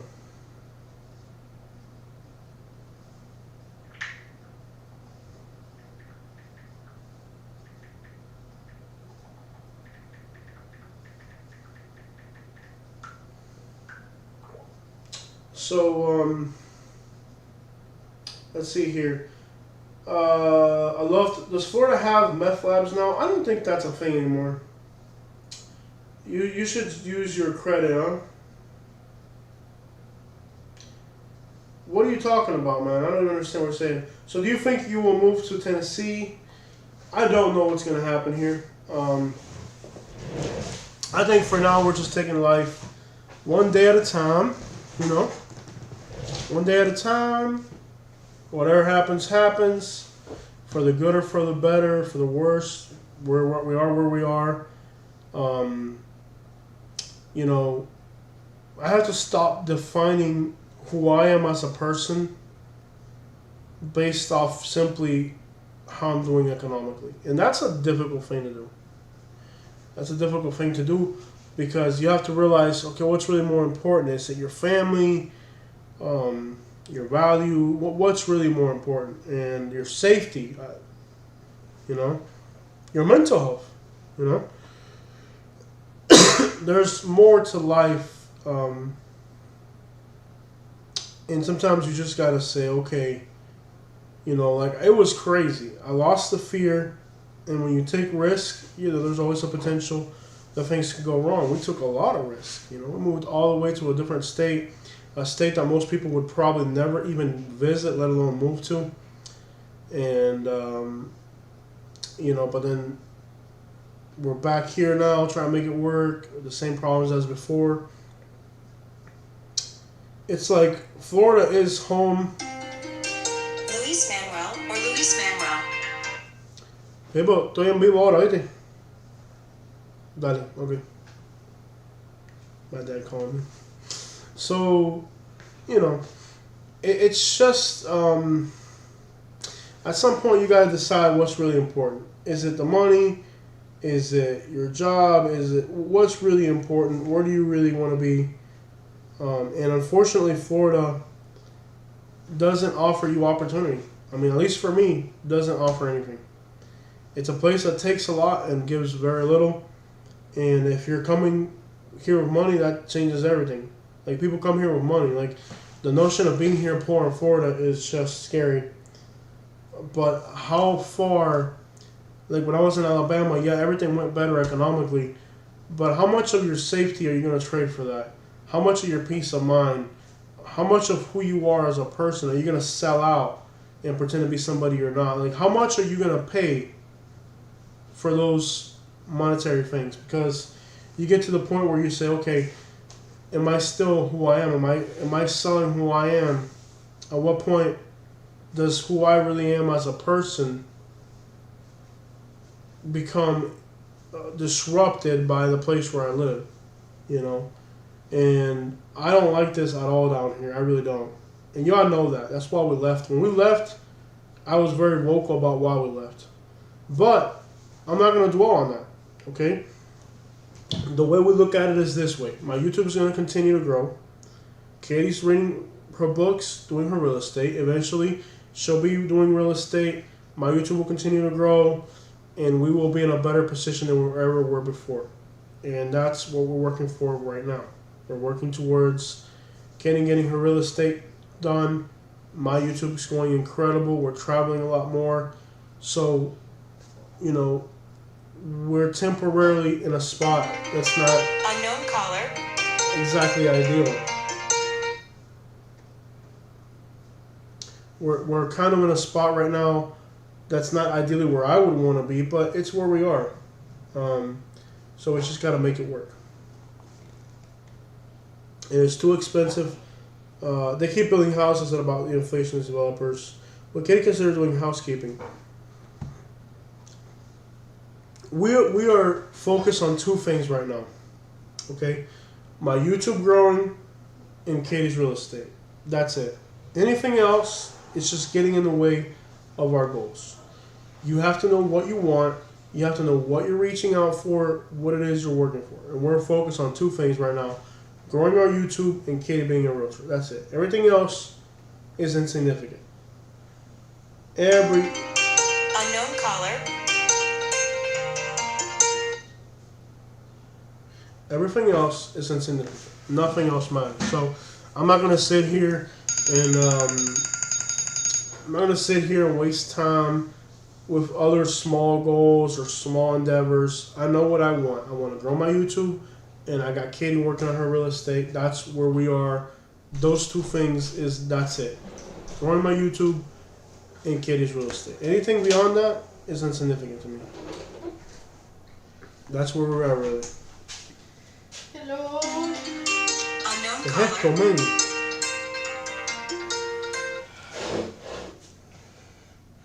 The person that was texting me earlier, it's not. Okay, it's the person that was texting me. Take care of that for a minute. Okay. Hey everyone, I'm back.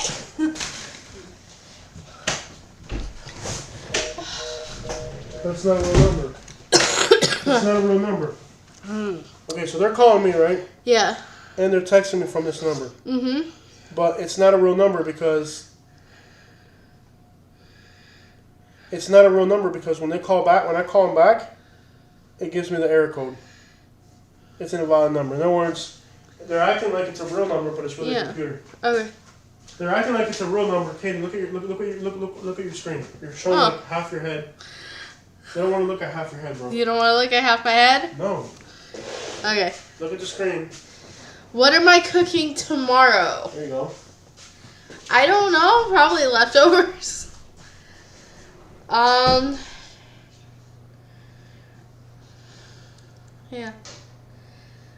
Let's see.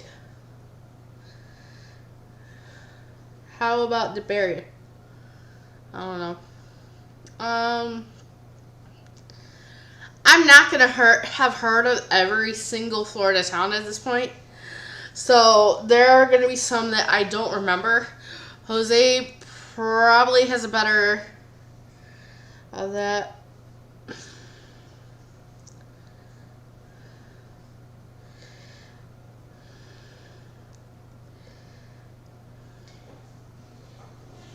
I'm not ready for the state test. I took the class test and I got 7 less, but I took it when I was 6. So you guys notice they're blowing up my phone? yeah. Back up a little bit. Look at your screen. Look what you're showing. Nobody wants to see half your head. Okay. Back up. So every time I do a live stream, there's people that try to call me on private, and they do this like every single time. Yeah. It's like they I don't answer it and that's it. They're just wasting their time. Yeah. But it's happened a lot. Basically, it's just what is it? Saturday. Yeah. Saturday at 10 o'clock. Should somebody be other than my dad? He called obviously. Yeah. But should somebody be calling you on a Saturday at 10 o'clock at night? No. No. That's what that is fake clients. They wanna. No, that's people who people from. They want me to answer the phone on live so they Yeah. can say something stupid or whatever. Exactly. Yep. Yeah. That's just what you deal with as a YouTuber. Yeah. They find out we're a YouTuber, Yeah. then our business gets dumb calls. Yeah. Yep. It's pretty much that's what you get when you're a YouTuber. That's what you get when you're a YouTuber. Yeah. Nobody's calling me. This phone hasn't rang in all week. It hasn't rang once all week. No. And then today it's rang during this live stream like 5 times. Yeah. And the last time we did a live stream, the same thing happened, remember? Yep. So it's somebody who is a stalker probably, who's looked up our private information, and now they're stalking or harassing us. You know, and that's just part of being a YouTuber. You get used to it. Mm-hmm. You know.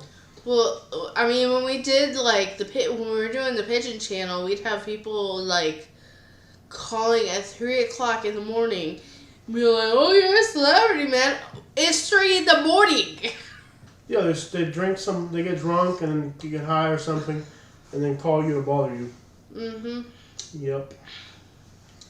So what? Now that you failed and quit on your real estate, what's your? I haven't quit. Who says I quit? I did. What's next? I'll do it again. It's not a big deal. And after you quit? I haven't quit. And I'm not... Quit.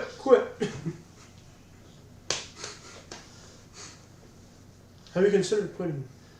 Ow! Ow! So what's next, Catherine? Tell them about your goals, and dreams, and aspirations. Well, my life goal is to be your wife for life.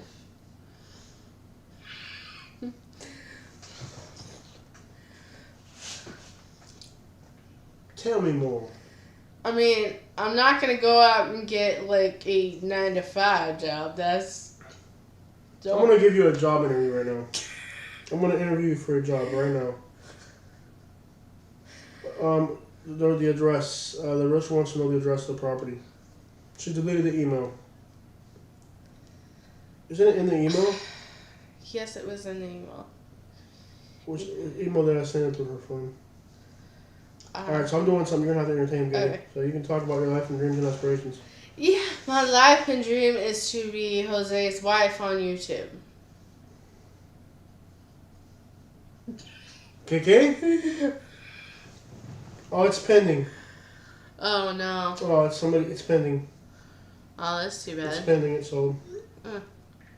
Dang it, it's sold. That sucks. We'll find another one. Yeah, there's always stuff out there. You just gotta be quick on them. You gotta be quick. Yeah, it's sold. Yeah. It was on 100. It was in Williston, Florida. $4,000 for a quarter acre. Can't beat that. Well, didn't we see that trailer a few years ago for like 30,000. We should have bought that, man. We really should have, but We could have started a meth lab. We didn't have the collateral for it. We could have started a meth lab out there. Oh yeah. All the possibilities in Williston, Florida. Really? Yeah. Yeah. Yeah, all the possibilities. It's sold. Yeah, it's sold. It's sold. It's sold already. So, Katie, you have 74 people you're entertaining here. Yeah. So I'm just gonna keep trucking, and I'm going to, we still have trips planned, so we're gonna do that, and I'm gonna study more, and that's what I can do. So I'm gonna interview you for a job right now. No. You're getting a job interview. By the way, this is for a McDonald's in Bonita Springs. We're interviewing you. Tell me a little about yourself. I am Jose's wife on YouTube. What are your biggest weaknesses? At the moment, I think being in this interview. What are your biggest strengths? Living life. Where do you see yourself in 5 years? Still married to you. Out of all the candidates, why should we hire you? Oh, you shouldn't. Really, you'd say that at a job interview? Well, if it was for McDonald's, yeah. I ain't going back to that. How did you learn about this opening, Katie? There is no opening, I hope. There's an opening for you. Why do you want this job? I don't. Very honest. Honesty goes a long way. Yeah. What do you consider to be your biggest professional achievement? Biggest professional? Achievement. Being your wife on YouTube, apparently. I mean, I worked some places. You've worked some places. You would say that at a job interview. I've worked at some places. I'm not taking this serious, so... No, you're being hired right now. By what? Well, if you're going to be a realtor, the people watching Oh, right now. yeah. Oh, yeah. So you're slacking on your interview. See that? You're slacking right now. Well, They're hiring you right now. I'm giving you a job interview, and they're deciding whether they're going to hire you as a realtor, and most of them are probably going to walk away right about now. You told me this was for a McDonald's, so of course I'm Tell not me going to about take it the serious last- because I don't want it. Well, I don't know. Tell me about the last time a coworker or customer got angry with you. What happened?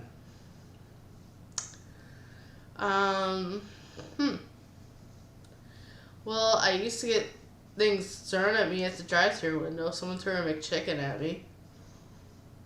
Great story. Describe your dream job.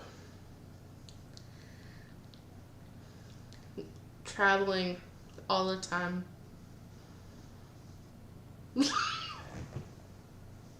That's not a job. by the way. Traveling with you, dear. I'm going to start traveling solo. Why do you want to leave your current job? No, anything else I do is extra. This is my current job. What kind of work environment do you like best?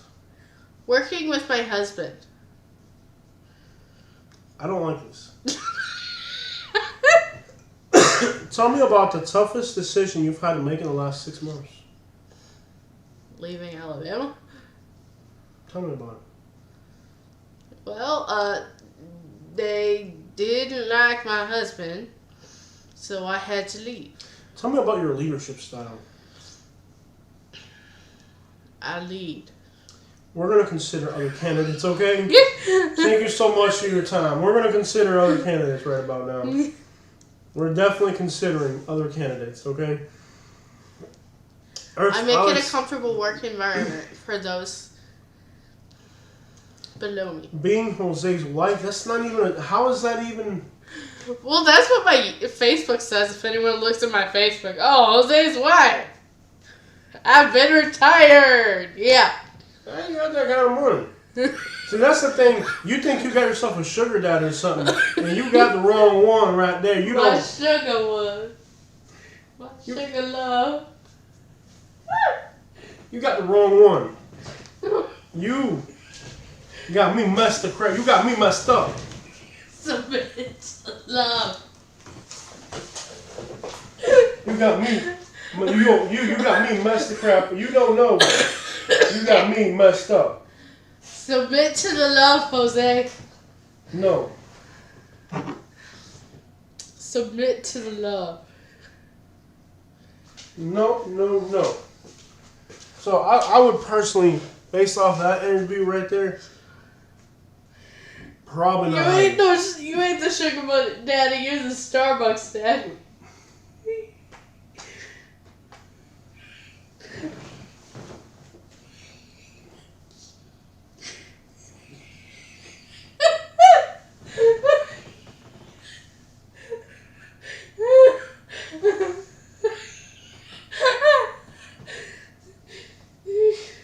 Y'all seeing this?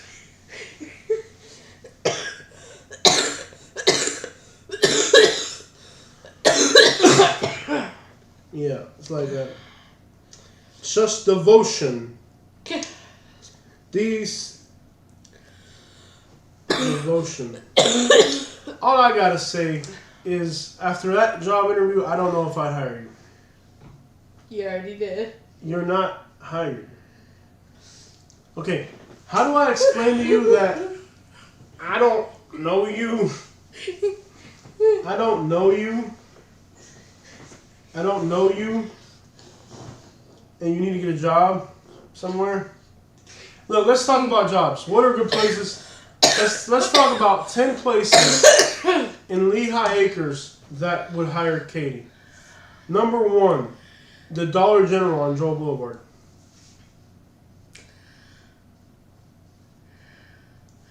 Nice try, Jose. Number 2. You must Starbucks daddy. The Starbucks on Forum would hire you in a heartbeat. The Starbucks on Forum would definitely hire you. Ow! Starbucks on Forum would definitely hire you. Jose, I used to like McDonald's before I worked there. Don't ruin my Starbucks! I would love to ruin Starbucks. It's $30 a day. Okay, so this number 1, the Dollar General on Joel Boulevard would definitely hire you. Number 2, the Starbucks on Forum, the Dollar General on Joel. Who else in Lehigh would hire you? We're going to put you back into the labor force where you're desperately needed right now. America, Katie, America needs workers. Right now, there's a labor shortage. America don't want me! No, America needs you right now. America needs you. There's a labor shortage in America, and prime candidate is sitting right here. Prime candidate number 2. Me? Yeah. I'm a YouTuber. So am I. I don't remember hiring you. We're a package deal. No, we're not a package deal. I don't know who what package you trying to package me into. So if everybody likes me on the channel, type Katie. Anybody who's on the chat right now, type Katie if you like me on this channel. No, Chick-fil-A. Linda said that the Chick-fil-A would hire you. Isn't there a Rib City in Lehigh too? Right now, look, right now, America is in a labor shortage. Look, see what's happening, What is Katie. it? Everybody's talking to Katie for the show. Right now, America needs workers.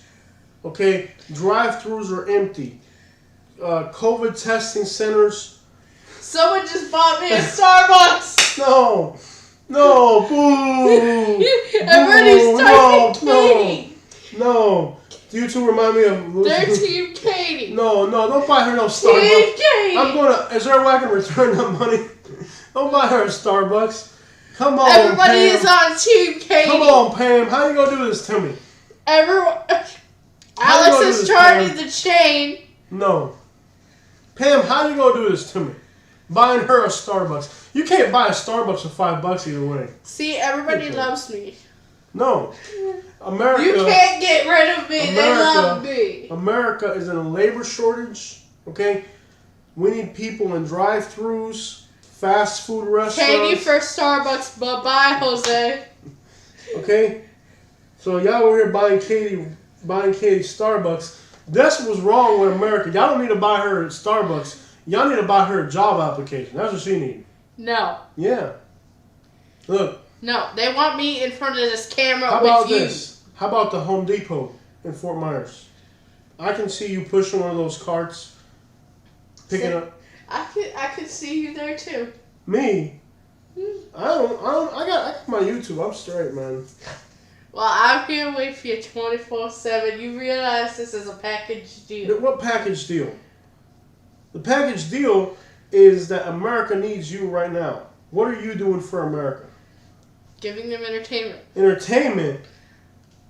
At your expense. At my expense? See, that's where we're not understanding each other. Okay, America right now needs you, Katie. They say, let her stay home. Yes, Katie with Jose forever.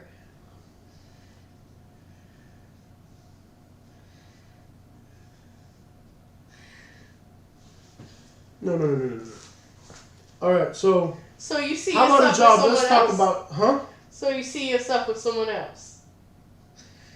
if they got a good income and that's a trick question. I can't answer that. What if right now some woman from like Connecticut was like, you know what, Jose, I have a house in Naples Park, like on a canal with a boat out back. I make $200,000 a year, and you just got to clean the pool. Katie's not getting a job. She's been failing her real estate test. I don't know what you're doing. I have yet You're to poking me. I am not poking you. I can't breathe. You can. Right. I mean, I'm a YouTube hotshot. They say you be tripping. Y'all be tripping? I mean, you just gotta step your game up. I mean, you got a big time YouTuber husband now. When you met me, I was picking up like garbage for a living. Now I got a YouTube channel that's popping off. You gotta step your game up. I mean, you gotta forget about Starbucks. You might have to be like a CEO or something. I don't know. You gotta get your game up. How about They just working? said Katie for pool girl. Pool girl. How about working at a landscaping company? You would love working at a landscaping company. Mowing lawns. That has long hours, and I'm not willing to do that. You're just being too picky. There's plenty of jobs out there for you right now. There are companies that would die to have an employee like you right now. Mm-hmm. Isn't there a Popeyes in LaBelle? Yo, the Popeyes in LaBelle, bro. No. Yeah. No. Hey, you know how much you'll be getting gossip all day long. You'll come home like, hey baby, you know, Juan got stabbed the other day or something. Like, you'll have gossip. Imagine how much gossip you'll hear at the Popeyes in LaBelle. Dude, I could hear enough at the Dollar General. Well, that too. As a customer. I see potential in you. I see the potential in you to be a great McDonald's employee that you haven't even noticed. An Uber driver? No. No one wants me to drive. Anybody, that would definitely not be a good job. Can you imagine? No one wants me to drive them. Have you seen her driving?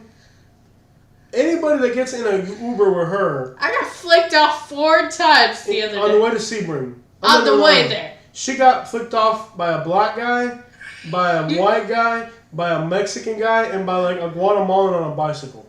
She picked up 4 fingers on the way to Sebring, Florida. Yep. Yeah. She got to see, she's like that little emoji on your phone. When you put the middle finger on the emoji, it gives you like 5 different colors. I see all of them. She's been flicked off by people of different nationalities. Like, she's been flicked off by, on her way to Sebring, she got flicked off by 4 different people. And by the way, one of them was like an old lady in a Cadillac. She was like, ah! Like, this lady was like 96 years old in a white Cadillac Coupe de Ville with Canada license plates. You don't want her to be a Uber driver. That is a bad suggestion. The Popeyes in Cape Coral. What is like the most hoochie ghetto job you can get in Southwest Florida? How about that motel in East Naples? What would be like the most hood rat job you can get? Customer service from home. Popeyes. Hertz. The Hertz and Estero, they spent, I don't know, $200 million making the building, and then they closed it before they opened it? Yeah. It's not crazy. That's got to be money laundering or something. And then, like, didn't, like, a bunch of cars just, like, randomly catch on fire? 3,000 cars burned. That ain't... That's not normal. No, that's not normal. But that's the way, they get away with. Like, first of all, they built the Hertz building, okay? They built a building in Estero. By the way, I don't know, $20 million. Let's just say $20 million, right? That's probably a $20 million building. They put up a $20 million building, and then 3,000 cars catch fire in Lehigh. If that's not an insurance job, I don't know what is. That's a good point. But that's what big corporate companies do. They get away with it. You know what I mean? They get away with stuff like that. Corner gas stations are the worst. Yeah, whatever that happened, liquor stores. How about you can walk people's pets? Now, you need a real job. I don't do well walking things. Katie. Mm-hmm. Right now, our country needs people to go out there and work in drive-thrus. You want to join me in a drive-thru? Okay. You're going to put on your little mask. Put on your mask. And you're going to say, do you want a number 1, a number 2, or a number 3? And they'll decide. And right now, America needs people like you.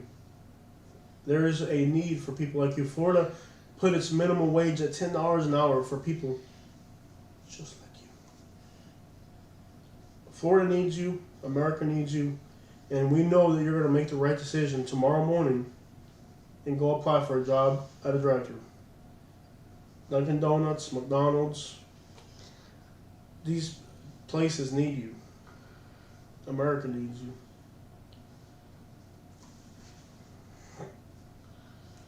Okay, doing some Roblox videos? No. I don't think I've ever played.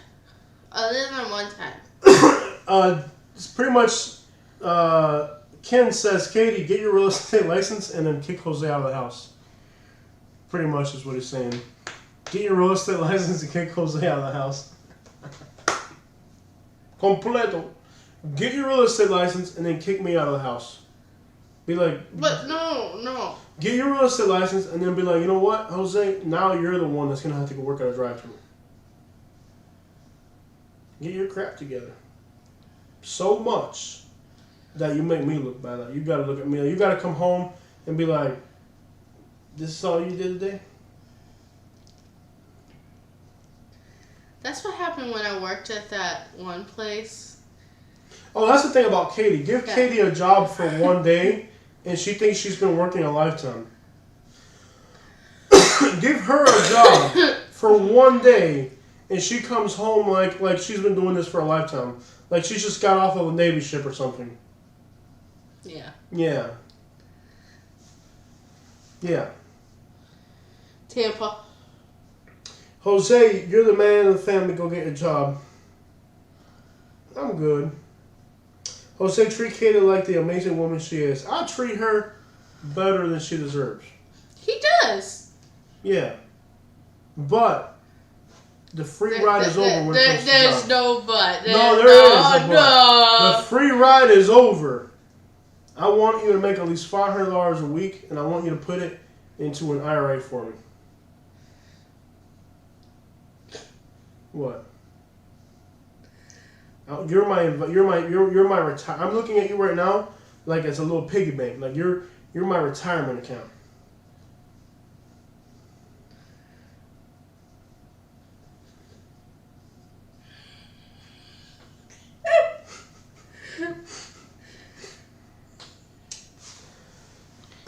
Gotta work. Katie is going to be rich. According to Kay Johnson, there is no but. Katie worked at a dealership. She worked at a car dealership already. No, I haven't. Yeah, you did. You worked for a car dealership. Kind of. Kind of. No, Yeah. it was outbound. Outbound. She signed a disclosure, so she won't be allowed to talk about what she did for car dealerships. I think I actually did sign a closer. You signed a disclosure agreement, so you can't talk about what you did for I think I've talked enough. car dealerships there. Yeah. Is there a car that you thought was really crappy that like people were always complaining about? Define complain. There's Karens out there that complain about anything. So what were like cars that were like just always having trouble? Land Rovers? Impalas and Land Rovers. Really, Impalas? Impala. What type of problems were Impalas having? Engine, head gasket. Land Rovers, and you said Nissan Maximas were pretty crappy too? Nissan wasn't too bad. That was the one neat thing about that job is we got to find out what cars sucked. Yeah. And I don't know if I should say this, but Katie had me cracking up when y'all went over that bridge in Savannah, and she said she wished she could have experienced it for herself. Do Tesla dealerships. Katie has to be like Meatloaf. Call centers suck. Surveys. So, Katie, now that you're going back to the labor force, what are you going to go with? Fast food? Customer service? this is like one of those times where you try to trick me into something. I'm not tricking And you then I into get anything. a job for 6 months that I hate, and then yeah. Yeah. We make money. Money's good, right? For your Starbucks. How much was this Michigan sweater? That wasn't cheap, was it?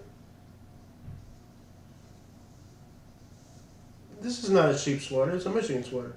The sweater. I mean, it's not an no longer Alabama exists. or West Virginia sweater. It's a Michigan sweater. It's a little bit more. Yeah, I don't know. You don't know. Yeah. So, as an unemployed person, what type of cost-saving measures do you take? For example, when you go get breakfast. I should only eat bread. You had Starbucks. I didn't have Starbucks. Should somebody who's unemployed be having Starbucks? You're technically unemployed. Hey, whoa. I am self-employed. I'm an entrepreneur. You are an unemployed entrepreneur. What do you mean an unemployed entrepreneur? I am an entrepreneur, okay? Should somebody who's unemployed be drinking Starbucks? Why don't we find that out together on the road?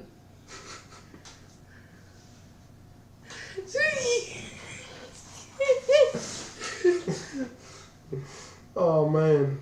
Oh, Tigers, Roll Tide. You can't be a Tigers... Oh, forget Roll Tide.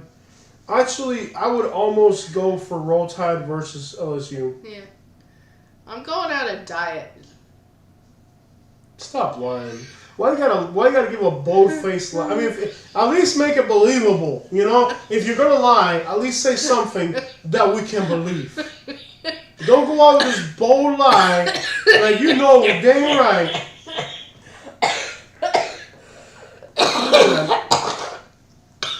Even your body's like choking you out. Like you say a lie that we're gonna believe.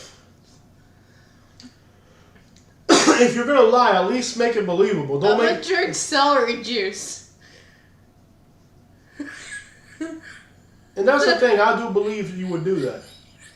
Because white women will eat the most random crap. Like she'll show up one day with a bunch of celery. I'm like, why the crap did you buy celery? We don't have a horse. I'm like, are we getting a horse? Why do you show up with all the celery? You know, she'll show up with a big bag too, man, of celery. I'm like, we don't have a horse. Yeah, I can show up his name. That's the thing. If you've never had a white woman, they will show up with the most random things. They'll like start diets out of nowhere, and next thing they're gonna be eating broccoli for a week or something. It's just like. You were just at the Starbucks ordering like a bacon burger like 2 minutes ago. What the crap you mean now you're on a diet? This crap is savage, man. Yeah. Inhaler, Katie, up. Go get it. You need a bureau permit? Not an inhaler. It's in inhaler? the bathroom. We have an inhaler in the bathroom? You're just finding out about this? Yeah, we have an inhaler in the bathroom. I didn't know we had that. Yeah. Where's it at? We really have it? Medicine cabinet. Where do you think it belongs? I don't know where the crap is. Well, that's the thing about like where you think things. I don't know where things belong.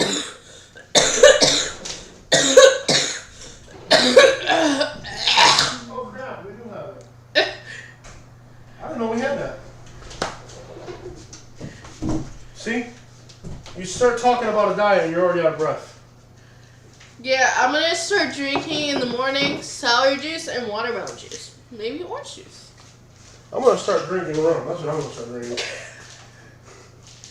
You make me laugh and then I start choking. You know what makes my asthma feel better? Barbancourt. From Haiti.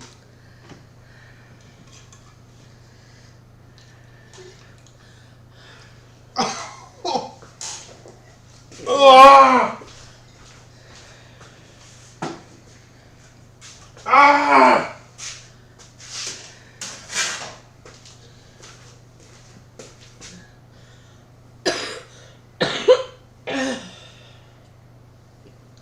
Talk about Louisiana. Huh. I like Louisiana. There was a cool bridge that I drove over. That I felt like I was gonna die on it.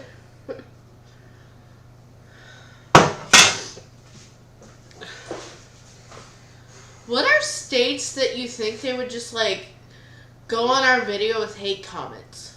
Haitians. Yeah, that's good stuff, man. It's from Haiti. It's yeah, it is actually it is a award winning. It is it is award winning they're stuff. not sick Yeah. anymore. Huh? They asked if our neighbors were still sick. They came up negative. They're clean. Yeah, they're good. They're good. They both got tested, and they both started testing. They were positive. Now they're negative. Yeah, 5-star. They want you to be a tow truck driver.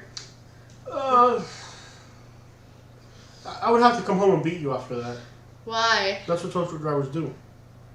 It's not a job requirement. Yes, it is. If you're a tow truck driver, you have to be a wife beater. No, you don't. Yes, you do. And look at the news. You don't have to do Yes, you do. If you're a tow truck driver, you can't be nice to your wife. If you're a tow truck driver, you get home like, "Hey, women, clean this house." Yes, it is good stuff from Haiti, man. You do that without the beating. It says it is a distinctively unique, distilled from 100% sugarcane in aged French oak cask, a method similar to finest cognac. I have never eaten a honey bun, and I don't plan to start doing that. Haitian rum. Yeah. Now I can turn into a Haitian. Oh, you volé? Oh, you paressé? Yeah, a lot of jobs in I our do turn area into a are Haitian scams. when I drink Haitian rum, though.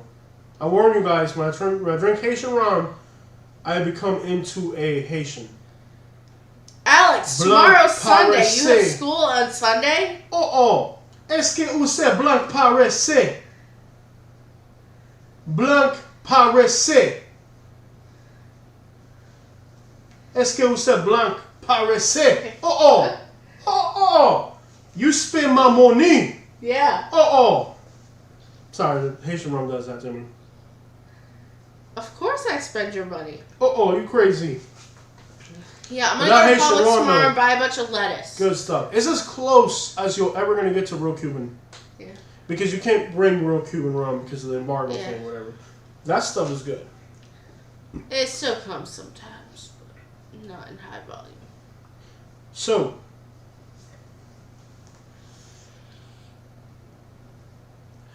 tell me about your dreams and aspirations. Other than choking out. To one day be able to breathe without coughing and Try keto. Katie, you are talking about the Lake Pontchartrain Bridge between New Orleans and Slidell. People used to pull over and catch crawfish on that bridge when it rained. That's hilarious. I don't think I'm talking about that bridge. When can I get a Cuban steak sandwich at this time? We're going to get a Cuban steak. This late at night, you cannot get it. No. In Miami, you can. This late at night, 10:30, you will not find it. Maybe a Puerto Rican restaurant? No. This late at night, you can't get it. In the daytime, yes. Because keep in mind, mostly Well, you gotta prepare. can't They get it gotta right make the bread. It has to be fresh made bread. The steak has to be fresh made. So this late at night, you won't get it. Although it would be awesome if you could. We could drive to Miami and get it. Want to go to Miami right now? Right now, let's do it. You want to drive to Miami this late at night? Yeah, if you're willing to drive there and back. You drive. No, you drive. I'm not that hungry. I had your spaghetti. I'm pretty much set to go. Yes, I am too. I'm pretty much good to go. I do want to start traveling again. We got to fix the car and hit the road. I miss traveling. Mm-hmm. But we're still kind of like coughing and stuff. That's what I'm worried about. Well, I only cough when I laugh or get winded. Mm. Yeah. Do you like empanadas, Katie? I like Depends empanadas. on the empanada. Depends on who's making them, yeah. You gotta find the right little hole in them. And that's the thing about Florida. There's so many little, like, my mom, Uncle Cuban, New Orleans need. Why did they save a lot of money not eating out? I don't smoke. We would save a lot of money if we didn't eat out. Somebody says we would save a lot of money if we didn't eat out. Well, we would also be miserable Yeah. if we didn't eat out. We enjoy life and we go out and do things, and we're from South Florida at the end of the day. So, and that's one thing like a lot of people in Alabama didn't get about us is Yeah. we are from South Florida. We are going to eat at restaurants. We are going to drive. Like there's a certain level of things we're going to do, and a lot of times They it's wanted not. us to conform to their ideals of what Yeah, we should be, which we weren't, and that wasn't going to work. yeah. Like a lot of times, there's different ways to live, and we grew up in South Florida. So yeah, we go to restaurants. Yeah, we spend money and do stuff, and that's part of living in Florida. And like when we went to Alabama, a lot of the people there were kind of like put off by. They were like, "You guys are, you can save money by eating by eating a hot dog from a gas. Why would you pay for a restaurant where you can eat a gas station hot dog?" I'm like, "Keke, you think I'm gonna eat a gas station hot dog every single day of my life?" No, we grew up down here, so we grew up in Naples, one of the richest places you could grow up. So you have a certain level of expectations of, and that's normal if you're from, and it's okay to be conservative. I'm not saying it's not okay to be like that, but this is where we grew up. This is how we were brought up. This is the type of crap we do. Yeah, and like someone just commented, it's not so cheap to eat at home anymore either. It's not. It is not. Cooking at home ain't cheap at all anymore. It really doesn't even, like actually in Tampa or like some of these like hole in the wall places, you can actually eat for less than you can cook in it. Mm-hmm. Because they buy it cheaper. And that's something that we It is discovered at expensive. Naples too. Remember, instead of cooking, we would go down to Golden Gate and get food every day. Yeah. I'm not gonna pinch pennies, okay? I'd rather go out there and figure out how to make $100,000 and live $100,000 lifestyle. I'm not gonna sit here and start penny pinching. That's not the way I'm not gonna live like that. On the other hand, they've just informed me that I'm pimping you. I wouldn't doubt it. I'm not in the least bit surprised. I'm not in the least bit surprised. But I do it with love. No shame in your game. Get off me. Abusing my ability to provide for a family. You know what the problem is? I'm too nice of a guy. If I was a jerk, you'd have had that job at Burger King like 6 months ago. No. Don't give me that look. See that look right there? See that look right? Now that's it right there. That's it right. See that? That's it right there. Enough. Enough of you, women. I wouldn't doubt she's pimping me. So anyways,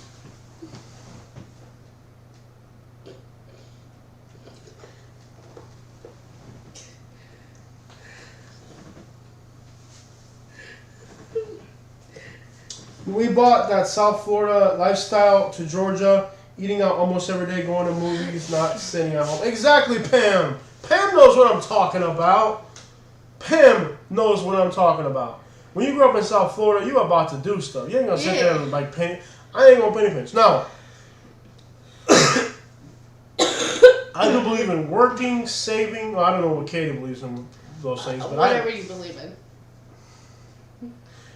I don't know what Katie believes in. I don't know what her personal philosophy in life is. I don't know what she's got going on right now. But being your wife. Right, extorting me, right. So, I do believe in saving. I do believe in working and being a hustler and go get it and all that. But at the same time, there's some basic things that I will not go without. A white woman, Starbucks. He likes when I just come home randomly with a bunch of celery. I know. But there are some things you definitely, there are some things you definitely ain't gonna go without.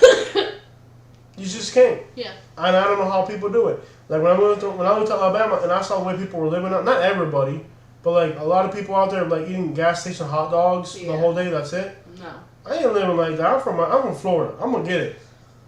I'm gonna get me a arroz con pollo, frijolito, cafecito, and I might even take it to church. If I had to eat stuff from the dollar store, I would make it nice. Yeah, and look at how healthy we are. It's really, it's really, it shows. It shows, yeah. It shows, you know. It shows, yeah. It's like back in the Middle Ages, like only the kings and were fat. Everybody else was like starving. Yeah. What it really comes down to though is this. Katie has some limitations with her health. Okay? And when she goes to work at a McDonald's or a Burger King or whatever, and she comes home with one of those somebody threw a McChicken stories at me, I feel like finding out who threw that McChicken and then throwing like a freaking steak sandwich at them. You know what I mean? And I would rather have her here helping me. Yeah, and it was always like the most redneck person that you could meet in your life. Yep. Well, I would think it'd be like a snob, not a redneck. No. Really? Snob will just like get upset about it and complain and just keep complaining. There were rednecks that did that? Yep, rednecks would just throw food at you. Really? Yep. They feel that you didn't include something in their order, something was about pickles or something like that. Yeah. I couldn't even see that. Like, there wasn't pickles on their I sandwich. thought it would be or like something snobby like ladies that. in like No. an electric vehicle or somebody in a Prius for sure. I have a drink right there. Yeah, somebody in a Prius I can see doing that. No. At the end of the day, like Actually, the thing no. I never had problems with Prius the problem that I drivers. have with her just going on getting a regular job like that is that they don't treat her the way she deserves, and Mhm. I don't tolerate Mhm. that very well, and I would just, it's not healthy Yeah. for the other people. Yeah. I- And I- when I worked at the call center, I would get a whole bunch of Karens all day, like complaining that their vehicle, Their Prius blah, blah, wouldn't blah. start. Actually, it was not Priuses, and I'll tell you what it is later. You could probably guess. What cars do Karens drive? Land Rovers? Land Rovers, Land Rovers. any luxury, Like Porsche Cayenne? more M and L. Mercedes-Benz Lexus? No, Lexus are usually pretty cool. Audi is pretty cool too, but My poop don't stink. I can't believe a redneck would do that. mhm. That's the odd. I never imagined it being a redneck. I would imagine it being like a lady, in a, like some I never had a California lady in a dealership Prius for or that, something. so I don't know how they would be. Katie's going to be a realtor, no doubt about it, man. Mhm. Yeah, she's going to get her real estate license. Like I told her, at the end of the day, I told her, if it was easy, everybody would do it. Mhm. It's not easy, so don't expect you're just gonna like. She expected that she was just gonna fly all these tests with passing colors, and no, you gotta keep trying. And the state test is the hardest test. So Yeah. when you get to that, then it's really gonna be challenging. But it's not gonna be an easy ride. Like she expects it's just gonna be No. like a walk in the park, and it's not. It's harder. Yeah, and I've had problems with tests before, so I'm not Kia surprised. Sorrentos. What is the most Karen car you could drive? Okay, let's talk about the most stereotypical people you could be. What is the most stereotypical person you could be? Like me. How about in general? Well, F-350. F-350 guy. I'll tell you the cars I didn't like when people, most of the time, did not like it when people call. Like Hyundai when they're just Veloster. rude. Hyundai Velocitors? Yeah. They're idiots. If you buy a Hyundai Veloster, you're an idiot. Yeah. That goes without saying. Most stereotypical, like how about somebody in a Prius with a California license plate? That's pretty stereotypical. Mhm. F-350 driver with on his second divorce already. No, they're usually. Like, But, I mean, like, you they're pretty could- calm. I Like, mean, you don't see the person. All you get to see is what they're driving. Was there one car that you were like, this car, like if they, like a car that when you could just like be prejudiced based on the car? usually the Veloster. The Velocers? Were they like stupid idiot young people that didn't know how to change their oil or something, or like what was the stereotypical Veloster driver? How they would talk to you. Like how? Like It'd be disrespectful? worse than Karen's, in my mind. They were rude. Like what would they do? Like what would be like an example of somebody driving somebody like I have a Veloster. I have a Veloster and it's like It not was- working. It was basically stereotypical certain class of men who, yes, They weren't straight, pretty much. but they were rude. Yeah, the rude So- ones. They were not straight and they were driving Velocitors and they were rude. Who the crap knows, man? They do not know how to wipe their. Okay, so Alex, every time you say profanity, it's gonna block your message, man. Just so you know. So you go to Supra. I just don't know Katie to be stuck in the house like that shows where people can't move.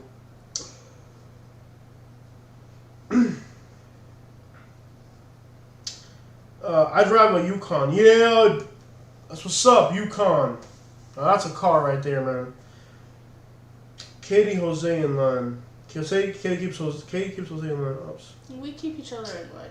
I don't know about that. Alright, so how long has this live stream gone on for? Well, one of the reasons I did not like working was, you know, he would take these trips by himself and, yeah. Considering the last time. This is the real reason Katie doesn't want to work. Listen, y'all listening? Because I can't live without him. I go on business trips, and she. In Spring Hill? Mm-hmm. I go on business trips, is what I call them,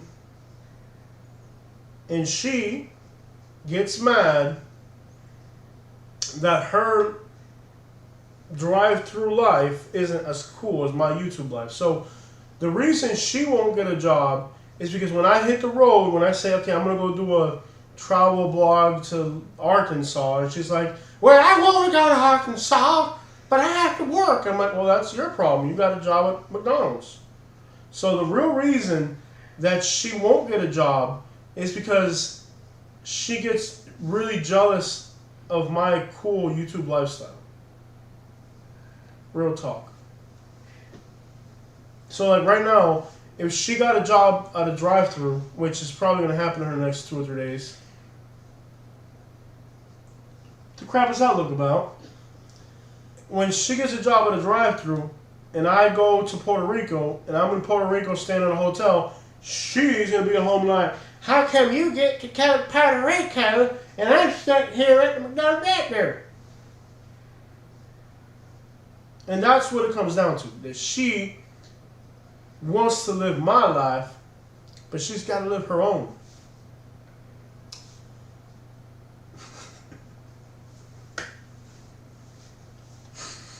Like, remember, tell them about the time I went to Wisconsin. Tell them about when I went to Wisconsin. By myself, this girl nearly had a heart attack. Talking about, how come you get to go to Wisconsin and I get to stay stuck at home? You're gonna die one day. Okay. Think, you're going to die. Tell them about when I went to Wisconsin by myself. It was a business trip for YouTube. I wasn't happy. 2014, I had a business trip to Wisconsin. She 2017. Oh, she remembers it. Because I spent... Okay, so you were mad that you had to work, what was it, McDonald's or where were we done? Call center. You were at a call center, dealing with Karens, and you got mad at me because I had a business trip. I got to spend one full day with my sister out. Okay. But in the day... But it was the last day out I got to spend with her, but there was a day I was home alone. Gotcha. The point being that when I go on my expeditions across America, you ain't going to be stuck somewhere else. You ain't going alone. What do you mean I can't go? I can go alone. Why not?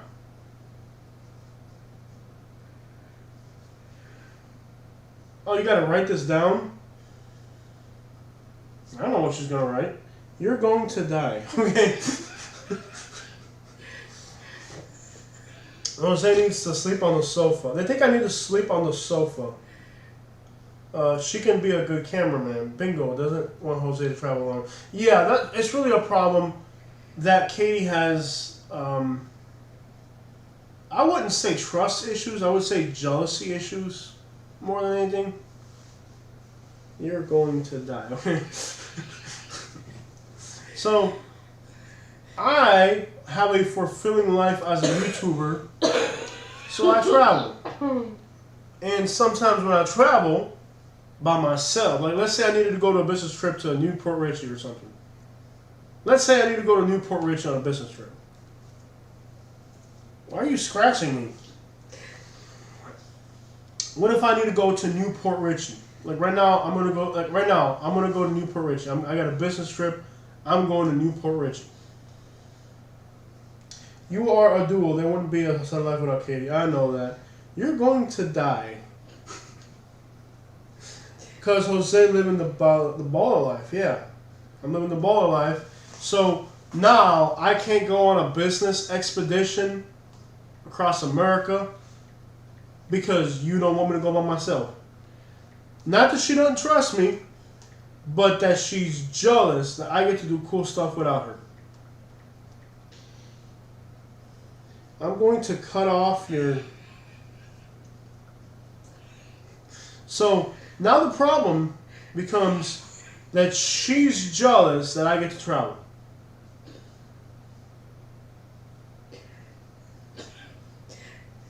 This ain't fair to me. You're going to... She says I'm going to wake up to something missing in the morning. I don't know what she's talking about. I really don't. Who understands these women? Okay. She's not texting her side dude. She's texting me threats. She's threatening me right now. She's writing threats for me to read. Makes sense too. Yeah, so, I mean, that's really the problem, is that whatever I'm doing, I can't just go out and, like, let's say I needed to go to Las Vegas on a business trip. Don't cough on me. You're coughing on me. Let me go. Why are you so clingy, bro? Let me go, man. Why are you so clingy, bro? Lexington thinks Katie is holding me back. Well, how are you going to reply to that, Katie? You're holding me back. Of course I'm holding you back. From going out by yourself. There you go. From going out by... She says yes. She's holding me back from going out by myself. But what if, like, tomorrow I needed to go to, like, Las Vegas for a weekend to do YouTube videos? Then we'd be having a nice weekend in Vegas. Or I'd make you take your dad. Well... What if right now I needed you, like right now, Katie, I'm gonna go to I need to do some videos in Las Vegas. But I'd book our flight. Well, then no, because look, it would cost more money. So you're not working. Why wouldn't you in Las Vegas? You know we're a team, right? I didn't know we were a team. You think you were a team. You've been saying we're a team. All I know is, what if I need to go to Las Vegas right now to make some YouTube videos in Las Vegas? What, huh? No, right, the other way around. Katie, what if right now I said, Katie, go on your phone and book a flight for Las Vegas for me? Oh, this is what it says. Katie, snap your fingers and say next guy will be awesome and treat you even better. All I'm saying is... What? Katie, snap your fingers and say next. The guy will be awesome and treat you even better. She thinks you need to get rid of me. No, the comment after that. Let the man get his piece. He needs to bang escorts in his free time. Oh, no. Doing stunts 101, that's not really what's going on here. Behind every successful man is a woman. Don't let him forget that, Katie. Katie, you get a black guy and let him drive around in his dog. So now we're suggesting Katie gets a black guy. I told her, once I'm dead, yeah, but if I'm around, you're not going with a black guy. No black guy. I don't want anyone else. They've decided that you need a black guy. No, I need you. You need a job. That's what you need. No, I need you. So seriously, what are your? Tell me more about what's in that mind of yours. Well, today my mind is completely empty, other than a few coughs. Thoughts. Few coughs here. Of Orca's home decor, and where you're gonna take me next. Where I'm taking you next. So this is no longer my YouTube channel about traveling for whatever they need. It's about wherever you want a vacation. So my life is now revolves around taking you on vacations wherever you feel. You take me to wherever they want to go. Whether it's like... And that's the thing. Ask Katie where we're going to next. Where we're going to next. Florida East. She'll be like, she'll say some hick place like, I want to go to Arkansas. I'm like, Katie, let's go somewhere nice. Like, let's go to New York City or Nashville. I don't want to go to Nashville. I want to go to Arkansas. Well, I did want to go to West Virginia. You can go to South Carolina and bring back some peaches. At the end of the day, who makes the rules in this house, Katie?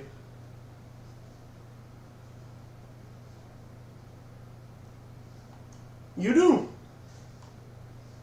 How does that work? I don't know. I'm the bread maker. I should be the one making the rules. I don't know how that works. You take my money. You take my money. That's the first thing. Yeah. How'd you take your money? You take my money and you spend it. Yeah, I was supposed to get some things that I actually needed the other day, and then I like. Oh, felt don't send bad. her. Yeah. And Don't then send her on a grocery list. Okay. Then they're like, Katie, we need some toilet paper, we need some toothpaste, and we need some bread. She comes back with like a freaking a steam cooker. I'm like, what? That's not what you were supposed to get. Because I'll send her. I'll be like, Katie, I want you to listen because we need a few things for the house. So I'm listening. I'm like, are you sure? I got you. Don't worry. Okay. Toothpaste, toilet paper, like 2 simple things. 3 hours later, she comes back with Starbucks, a box of broccoli, and then whatever I told her to get, she's like, oh, I forgot to get the toilet paper. I'm like, that was the whole reason you went to the store to begin with. Now you done spent $400 and we still ain't got no toilet paper. Does that happen to anybody else, or does that only happen to us? I came back with Starbucks. Yeah, that just sounded like me.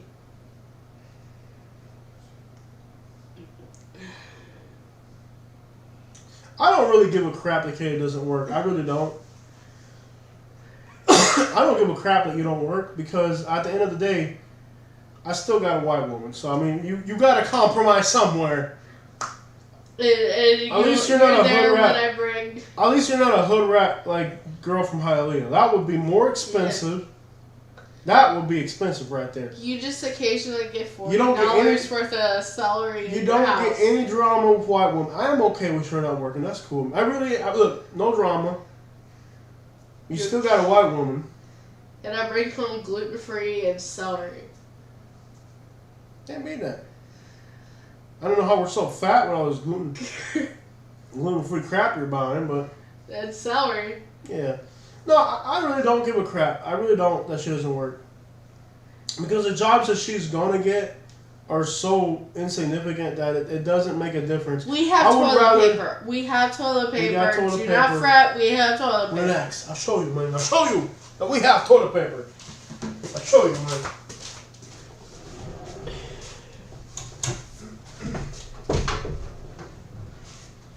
We have toilet paper.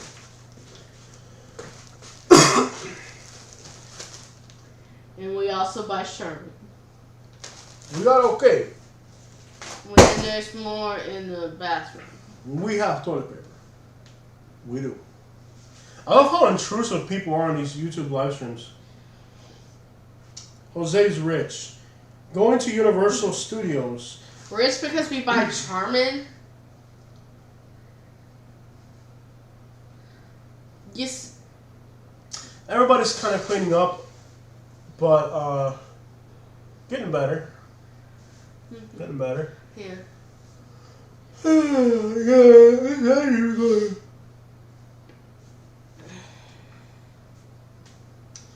Alright, y'all, so this live stream is going absolutely nowhere today. We need to discuss travel. What we do need to figure out is what our next, our jokes aside, we do need to figure out what our next travel is going to be. I'm thinking Florida. Might make more sense for us to stay in Florida for a little bit. Because we're still kind of recovering. I'm not ready for a long We can just halfway through it to do a long haul. Yeah, that's us. But I think I want to see Jacksonville. Jacksonville has been really popular on our channel. I don't know why. It's just every time. No, we're live. We'll keep going. Yeah. We're just switching to a different topic. Yeah. Well, at the end of the day, this thing that's going around right now, it is pretty freaking serious. And it takes a while to get over it. And it doesn't seem like it's the sea, so... Well, we came up negative. So it's like, okay. At the end of the day, this is definitely the sickest we've ever both been. Yeah. This is the sickest we've ever been. I mean, we've been at home for, what, 10 days now? 14. We've been home for 14 days? 15 days. 15 days, and we're still not. No, 16 days. Because we got back over 2 weeks ago. So basically, we've been Thursday. sick for 2 weeks, and all we did today was sleep. Like, literally, Yeah. you know, St. Augustine, Kissimmee, all that, yeah. We're not going to go, yeah, we might do something along the Georgia coast. I'm not sure. But the Florida videos do pretty good. Yeah. Really, the Florida videos don't really seem to do the best. Yeah, and we need to redo the coast again. Yeah. So that's where we're at, guys. Just trying to get, feel better enough so we can get back on the road for real. Palatka, we definitely gotta do Palatka. Palatka is one of those towns in Florida we've just gone around 20 times in there. My neighbor's sick for 3 weeks. Yeah, it's a pretty gloomy day. It's pretty crappy. It's kind of cold and rainy, and it's been pretty crappy. I figured at least we could go live stream and kind of hang out a little bit, mess around, because I hate not bringing content to you guys for the weekend. I really don't like that I don't have anything good for the weekend. We went to Sebring and we came back dead. And it's only a 2-hour drive. Yeah. You know. And to do Florida, we'd have to drive like 3 or 4 hours because we are at the bottom. Mm-hmm. So, alright guys, I'm going to end the live stream. No, let's keep going. I'm tired. You're always tired. What do you want to talk about? All we've done is argue about... Well, they kind of like that. Yeah. I don't know if they do or not. Seems like Lexington Canyon. Steele wishes he had a white woman or something because he's upset. We could do a series on... He's usually pretty good, but today he's like mad at us. He's like, you know what? I would treat a white woman better than that. And I'm pretty sure he would. We could do a series on, like, white woman things Katie does. What is a white woman thing to do? Bringing home celery, definitely. Yeah. Which I put into a blender and then I strain and then I drink the juice. Yeah, I don't see a hood rat girl from Hialeah doing that. And then I also will drink warm lemon water in the morning. When I am How about you make me a tea? No. What do you mean no? I work for you. There's some cold tea in the fridge if you want some. I clothe you in nice Michigan clothes. I buy you some nice Michigan gear. I take you on vacations. I give you money for Starbucks, and you can't make me a nice warm tea on a cold day? Well, I haven't had Starbucks in 4 days. Good. It was draining my bank account. That Starbucks is so expensive. I don't even know how the crap we can afford it. Yeah. I don't even know how we do it. Pure love. Stop cracking up. Thanks for an entertaining evening. I decluttered my entire kitchen and you made the time fly. That's awesome, Pam. That's cool. Yeah, we the good thing is our place is pretty small right now, so it's easy to keep this place manageable. Yeah. And that's one good thing about where we're at now. Is that it is manageable. I felt it was easier to keep the place in Alabama cleaner. Because you had more space to store stuff. But that yard was a nightmare. I mean, that yard, I needed like 5 days of the month just to keep up on the yard. Yeah. Sometimes I don't even like to think about that, man. Yeah. I miss having a place like that. It's just going to be a long haul. Like now we're at in life now, it's going to be, things take longer, you know? It's just, we got to just be more patient and... But hopefully we can at least feel better soon if we can start doing things the way we want to. Yeah. Do you live in a small house or a mobile home? No, this is a house. This is it's a house. It's like a duplex. We have half a house. It's called an efficiency here in Florida. It's basically where you get a big house and you split it in half, and then like each person lives in one half. Yeah. That's Florida for you, and it's expensive too. It's $1,000 a month.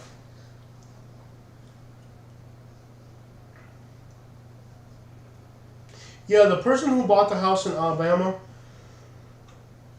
they were locals, and they actually knew our realtor, and that's a story to itself. We could tell the story. We could tell a story. Do you want to tell it? Yeah. Okay, so I had been noticing a few things, like, from the things that the realtor was saying, that, like... So this realtor, by the way, I didn't want to use the realtor that we bought the house from. Because I called the realtor we bought the house from, and I said, I'm going to sell the house. And he says, you're only going to get $110,000. And I said, no. It's worth a lot more than that. And he says, that's the most I'll list it. So the realtor that we bought the house from refused to take our selling price. Mm-hmm. And I knew we could get more, and we did get more. We got $28,000 more than that. So obviously, that realtor that we bought the house from, for some reason, I guess he was trying to do the same exact thing. Mm-hmm. If now that I look back on it, that realtor was trying to do the same thing that this realtor did. Yep. The other realtor was trying to do the same exact thing. Means the realtors, they already have somebody lined up to buy the house, and it's their buddy. So Alabama, man, it's a very bad place to buy. Complex, yeah. If you move to Alabama, if you don't listen to me, let's say you don't listen to my advice, and you actually move to Alabama. Okay, fine, move to Alabama, but listen to this. Do not buy in Alabama, because it is rigged the crap up. We've been talking about, like, me doing real estate for a while, even when we were in Alabama. I started looking into becoming a realtor in Alabama, and I noticed, like, it seemed like a dog and pony show. So basically, the realtor that we bought the house from, he said we would only get 110, and I was like, dude, I know we can get more than 110 for the house, so we used somebody else. I had to work for this realtor. I had done like several jobs for her, and she was kind of like a yuppie from another state, so I figured, since she's a yuppie from another state, let me put her onto this deal, because I thought, being that she was a yuppie from somewhere else, that she wouldn't be connected. Because the thing about Alabama is, if you're doing business in Alabama with somebody who's already kind of connected, they can burn you, because they're already linked in. So I figured, let me bring in this yuppie realtor from another town over, and she'll have less ability to be connected. But it turns out, just like the buyer already had, the realtor that I talked to already had somebody lined up, she already had somebody lined up. Yeah. And our house was on the market for 2 hours. Mm-hmm.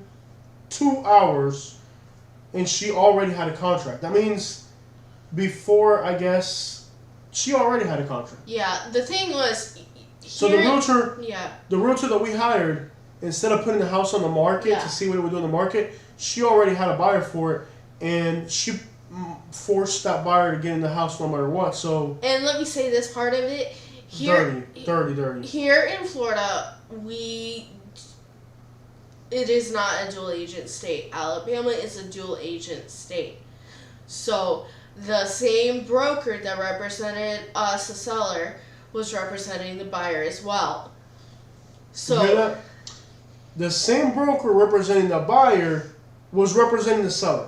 You can't do that in Florida. While it was different agents, it was still the same brokerage. Okay, so your entire real estate transaction is now in the hands of somebody who is no longer, not even playing to defend your rights. You hire somebody to defend you, and they start defending the other person. Mm-hmm. Well, we went through in Alabama. You could write a book about the stuff we went through in Alabama. Yeah. That's not all these people from California are starting to move to Alabama. They're gonna find out. This state, it's an unconstitutional state in so many ways. But I do see a trend with some of the people moving from California to Alabama, is that they're a few generations, if not that generation or a few generations before, did leave Alabama and are now returning. But what are you returning to? It's like, if I were to go back to Kentucky and live in Kentucky, You ain't got nothing to do with the people. I got nothing to do with those people, because I came... At the end of the day, I'm 2 states. Yeah, at the end of the day, it's a state where the real estate laws do not protect you.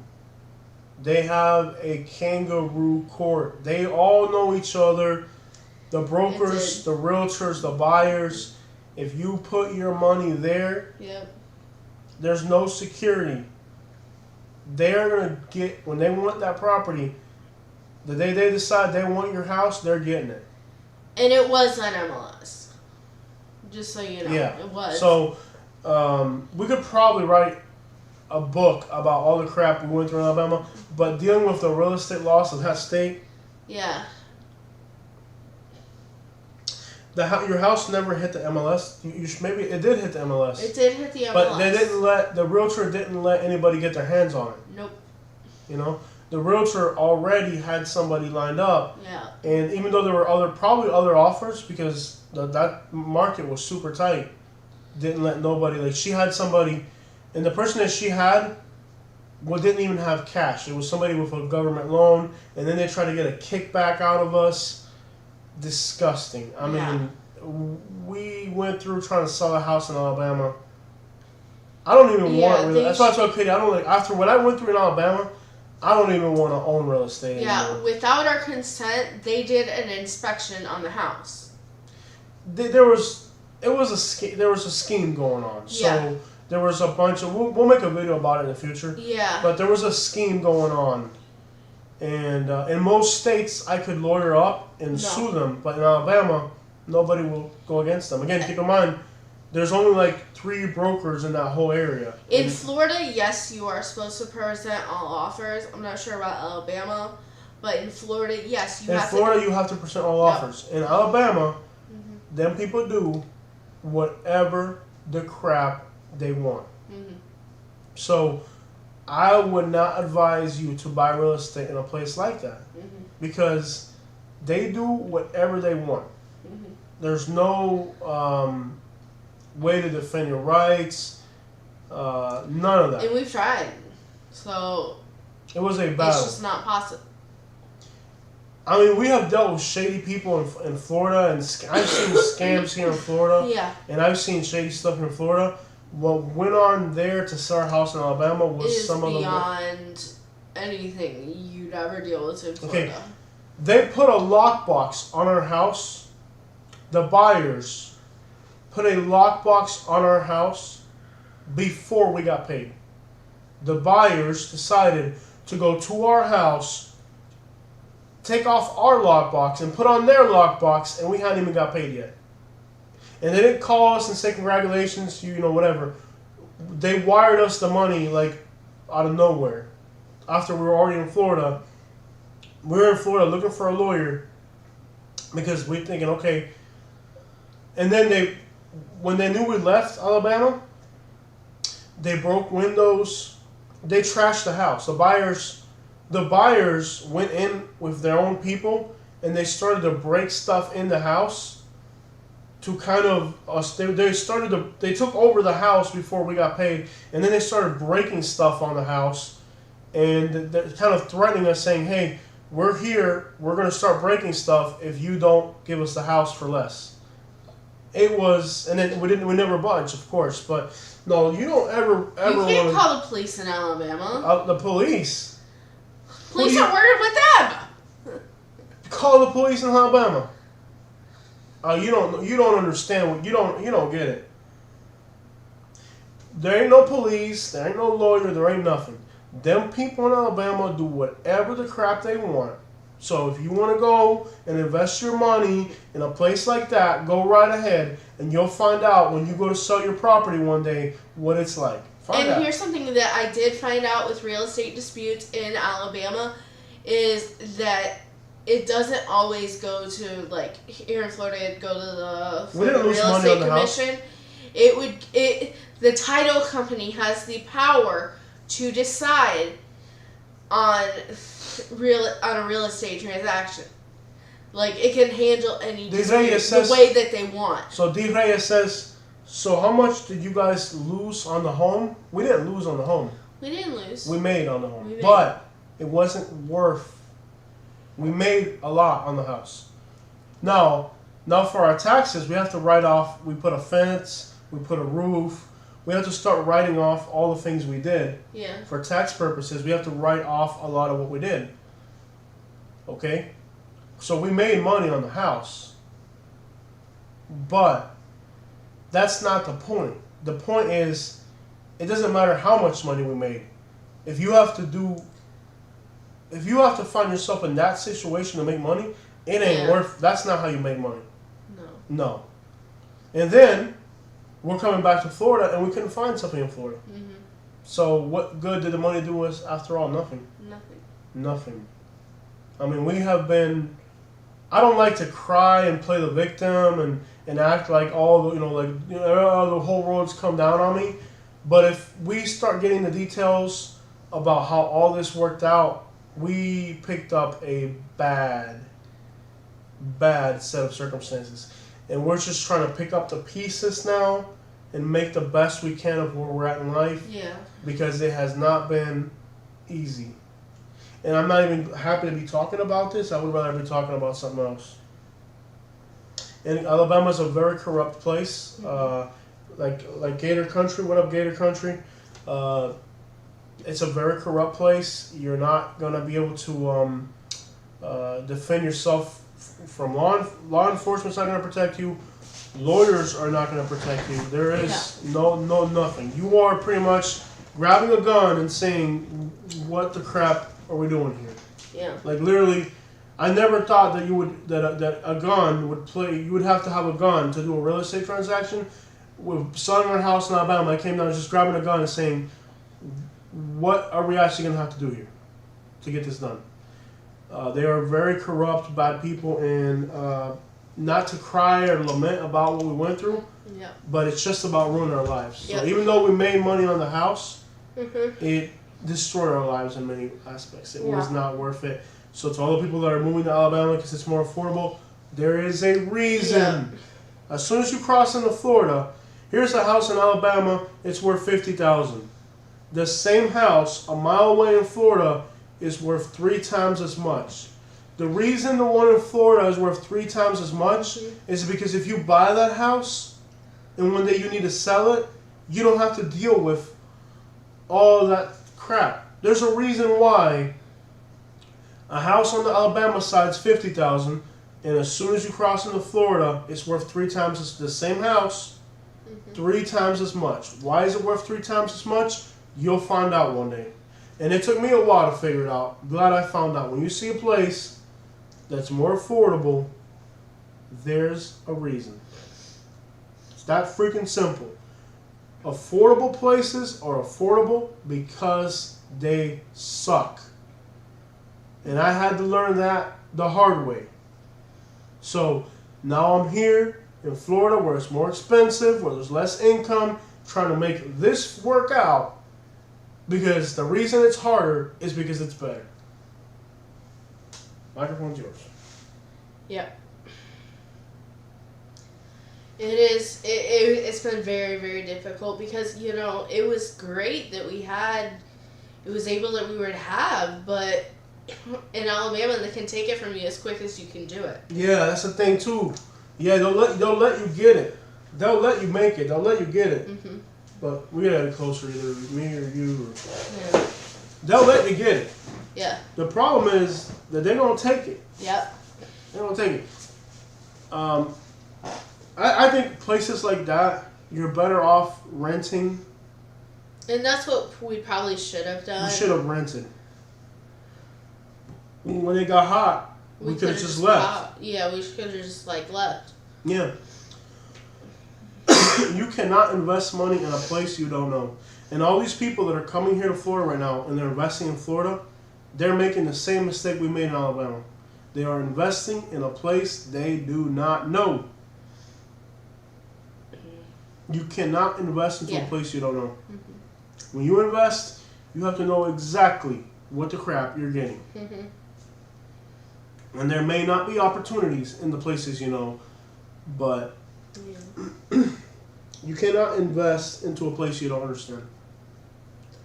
And then it gets so high, we're pretty much locals here at this point. And it gets so high that we're just like, we gotta go. Yeah, And our prices are locals. Yeah. But you're better off renting in a place. If we were renting in Alabama, it would have been different. Yeah. Because the moment things went to crap, we would have just got up and left. Yeah. And walked away from it.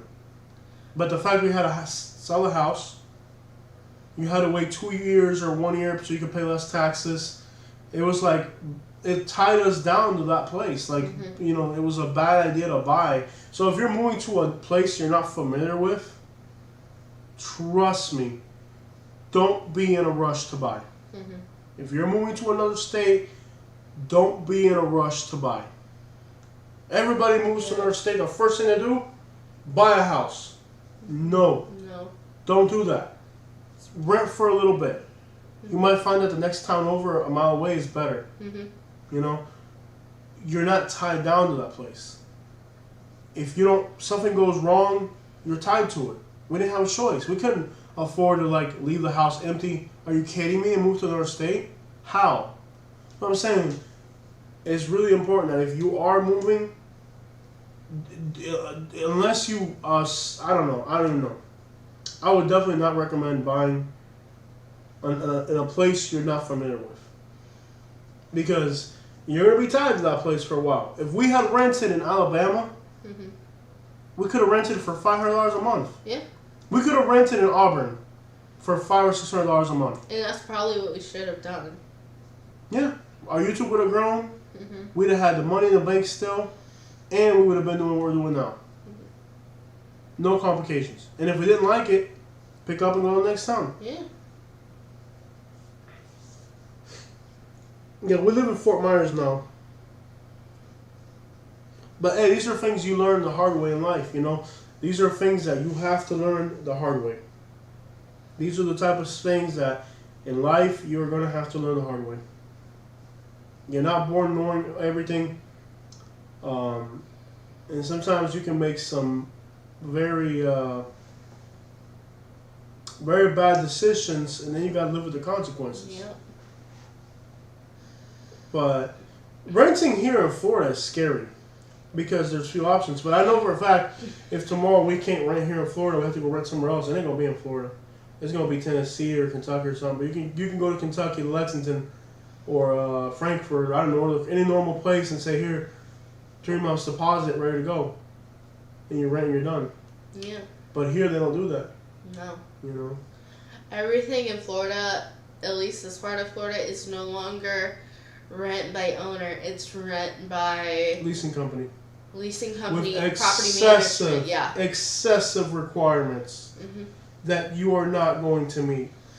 Excessive requirements that you are probably not going to meet. I don't know. It makes no sense. They have this place in a show code, and everybody just wants to live and have a place to live and not have to worry so much about life. Didn't it get really expensive like right before the bubble crash before? It gets really expensive, then it like nosedives because nobody can sustain the price of living here. Miss Lee says the building owners are taking the money for the application fees plus background checks plus promise of getting it back, hard work, refusing to 5 years. Yep, and then they take your money. That's another layer of it too. Sandra, Mobile, Alabama is garbage. Mobile, Alabama is garbage. Go Pensacola, Florida. It's better. Pensacola, it's better. They have better incomes. It's still affordable. I would not go with Mobile, Alabama. Even the people from Alabama don't go to Mobile. They go to Baldwin County, which is expensive. Yeah. I would go with Pensacola. Yeah, pretty much.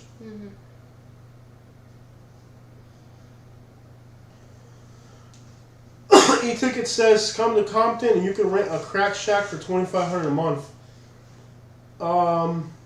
It ain't much different in Florida right now. Yeah. I've actually listen to this. I actually know somebody from Los Angeles who moved to Florida and they thought what they were paying for rent, everything was about the same. I've actually met people because people from California say, oh, it's really difficult over here.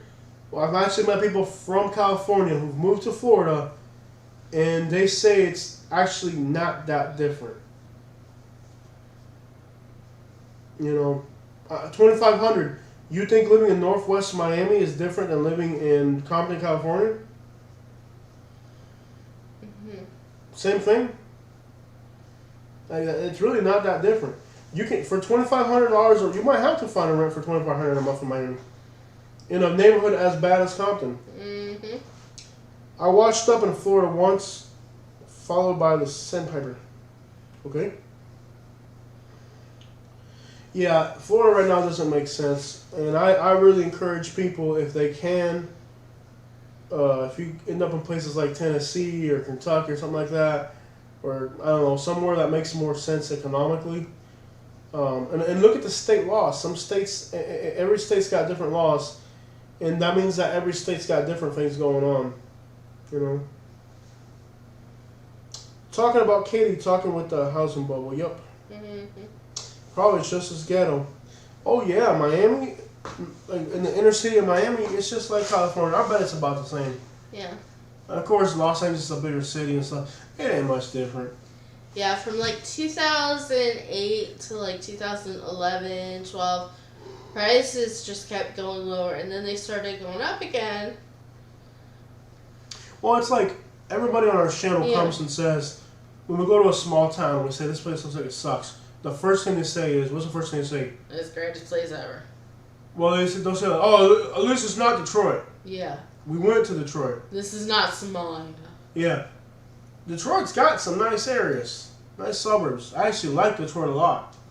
So a lot of times people will give you a perspective on a place when they're from there, or like New Jersey.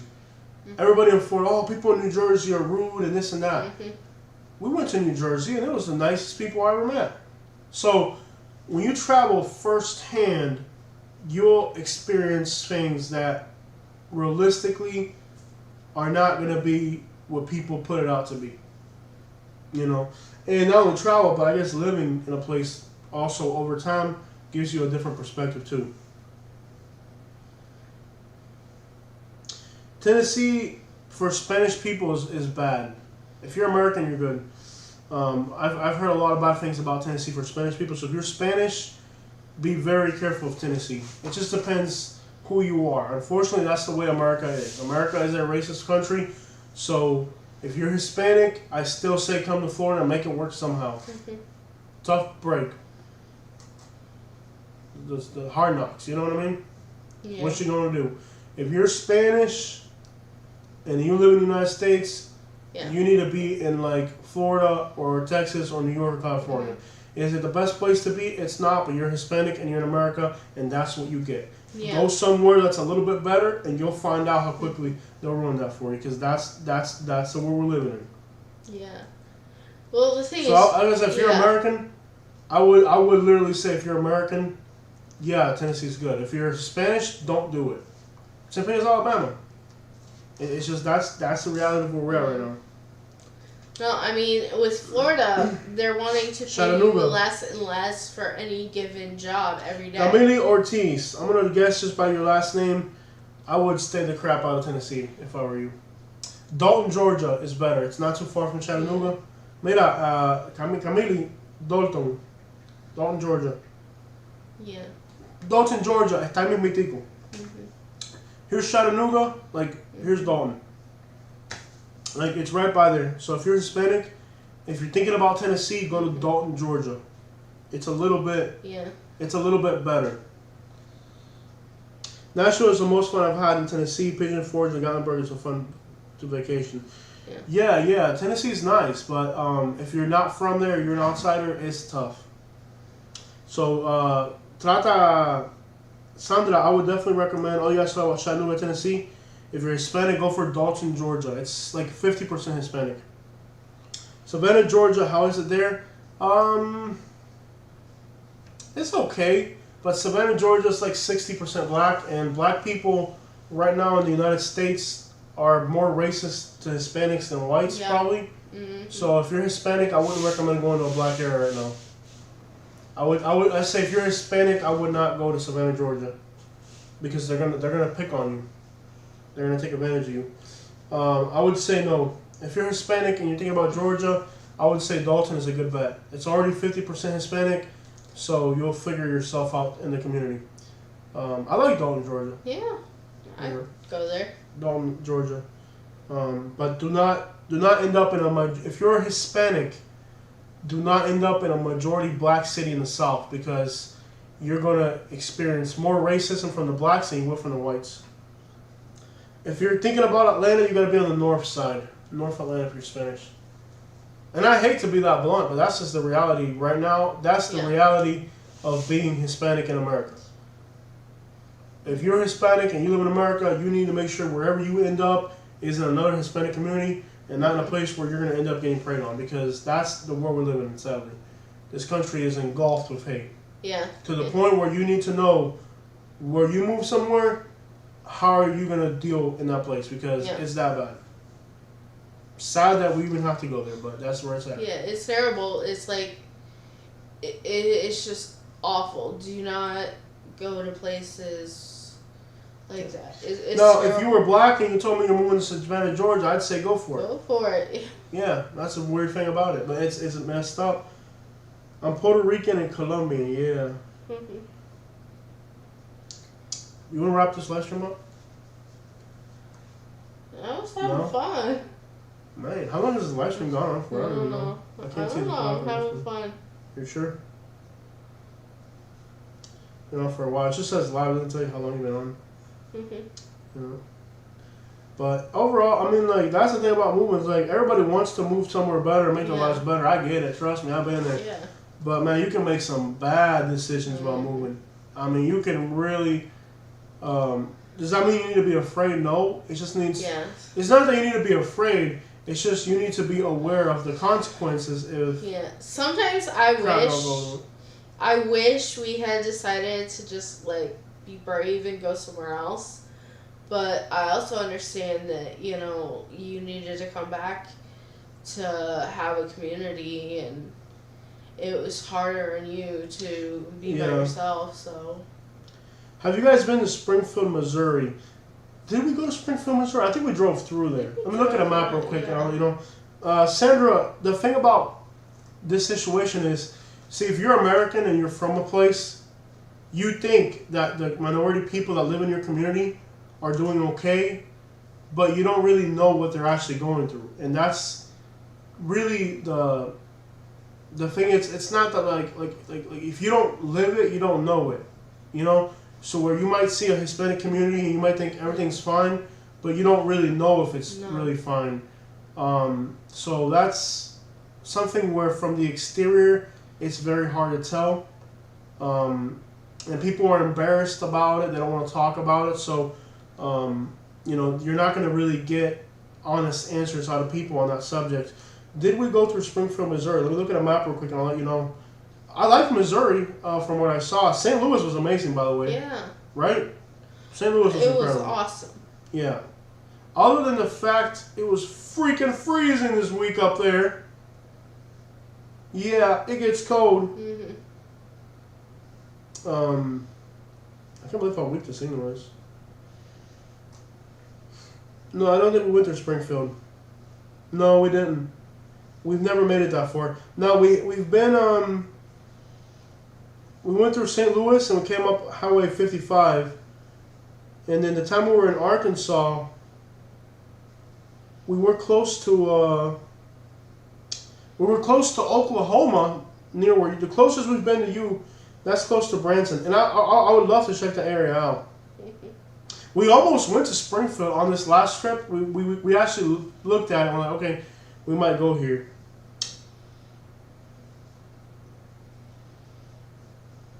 Dark Knight, I read your comment. It's exactly the same thing if you're black and coming to Florida.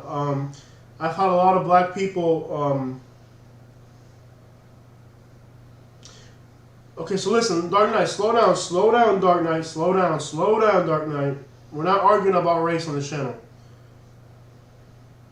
Slow down, Dark Knight. Listen to me. Okay? Listen, slow down, calm your butt down, and listen.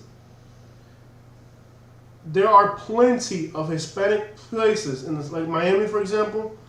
I've met a lot of black people who told me they left Miami because the Hispanics in Miami were very racist. So Hispanic communities can also be the aggressor. So anybody can be an aggressor. So don't go there. We're not going to argue. We're not going to sit here and argue race on the show. That's ridiculous. What I'm telling you is 100% truthful. That if you are Hispanic and you are in the South and you end up in a black community, you're going to get preyed upon. Guaranteed. Now, if you're black and you come to Miami and you end up in a Hispanic community, I've had a lot of my black friends tell me, Jose, I can't stand Miami. I left Miami because of that. Now, I'm Hispanic. I go to Miami and I feel great.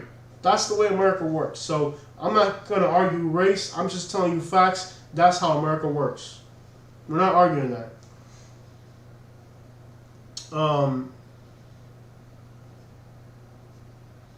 So Dark Knight says that in Texas you get along well. That might be Texas, Black Knight, and I'm glad that Texas is like that. And I've had Hispanic friends from Texas, and they can confirm that. But I'm telling you that if you are Hispanic, I don't gotta tell you nothing. Go on the news and write Birmingham, Alabama Hispanics, and see what comes up on the news. I'm not gonna argue with you on that. If you're Hispanic and you end up in a black majority state in the South, you're screwed. And I lived it myself, so you're not going to sit here and tell me that I didn't live it. Because I lived in Montgomery, Alabama. And one of the reasons I left Alabama wasn't because of the racist rednecks. The number one problem we had in Alabama was black people coming to rob us. So don't sit here and tell me all that bullcrap. You're done. If you keep going, I'm going to block you from the channel. You're not going to sit here and tell me something that I've lived in my own life is false. If Texas is like that, good for your state, man. I'm glad it's like that. But here in the South is a whole different game, man. Bonita Springs or Punta Gorda? Bonita Springs is far superior of a place. What do you think, Katie? Bonita Springs. Bonita Springs is better. Now, they're not the same.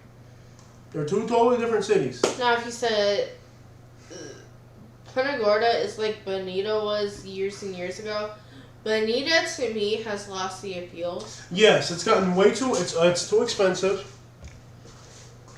I would definitely say Bonita's gotten too expensive for its own good, basically. Yeah. So, you'll probably get a better deal in Punta Gorda. Mm-hmm. Both cities are nice. I like Bonita because it's closer to Naples, it's closer to Fort Myers, so there's more things to do in Bonita. And you have beaches. Punta Gorda doesn't have beaches right then and there. So all those layers are going to complicate making Bonita Springs more expensive because it's better, basically. Yeah, the thing about Bonita Springs is, like, years ago, you could get a house for like 60, 70. 70,000. All day. Yeah, you could have bought a house in Bonita for 70,000. Mm-hmm. Those days are gone. Mm-hmm. Now those houses that were going for like 60, 70,000 are now going for like 350. They've appreciated over 300,000 in 10 years. Dark Knight says, you're speaking from your own perspective. Down here in Texas, the black and the brown get along. I'm really glad it's like that, my man, in Texas. And I would love to go to Texas and see that myself. I know based off of music, for example, like when you watch like Paul Wall's White and he does Texas music, you might have like Mexicans and blacks on all the music from Texas. Yeah. It's like that. So maybe in Texas, that's what's going on in Texas. But that's not what's going on in Alabama, Georgia, South Carolina, North Carolina, Virginia. Up in the deep South, that's not what's going on, my man. So I'm looking to go to Texas soon. Texas is on my mind, and I want to see more of Texas. When you get further west, the further west you go, the less racism there is. The further east you go, the more racial tensions there are. So by the time you get to the South, my man, that's what you got going on. Unfortunately, that's really the way it is out here. But Texas is on my mind, and I do want to see your state. And but by no means believe that, because like where I'm from here, in South Florida, racial tensions are economical, but they're not like social. When I moved to Alabama, it was different. So don't assume because you're from a place that's not racist, that other place, don't ever assume like, maybe it is in Texas where you're from, it may not be like that. And that's great, man. I would love to see it myself. The biggest mistake you can do is to assume that whatever, just because your area is not racist, that you go somewhere else and it's not gonna be. And by the way, I did go to Texas, 6 months ago or a year ago? We were in Texas. We were in Northeast Texas, okay? And in Northeast Texas, it's Hispanic, black, it's everybody's there. There's Hispanic, there's black, and there's white. And they don't get along very well in Northeast Texas. So I've been in Northeast Texas. We did Marshall, we did all those little small towns up there, Tyler, all that. And while it's probably better than the South, they still have their problems. Yeah. Because I have a friend that's Mexican American. When I went to Texas, I visited a friend that's Mexican American, okay? So he's American, his wife is Mexican, their kids are mixed. And he told me all the stuff that they've lived through in Texas.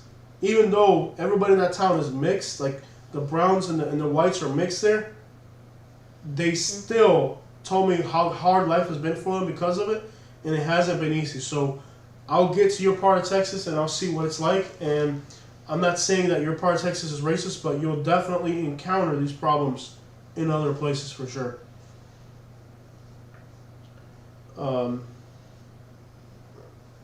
Yeah, Portico is okay. It looks okay. Portico, I can see Portico from my house. Portico is okay. It looks nice. I don't know what it's about. It's just a community they're building nearby where I live, so it looks nice. It looks like a nice community.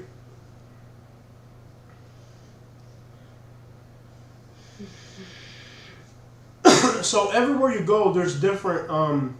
Like there's places like where Hispanics have more power.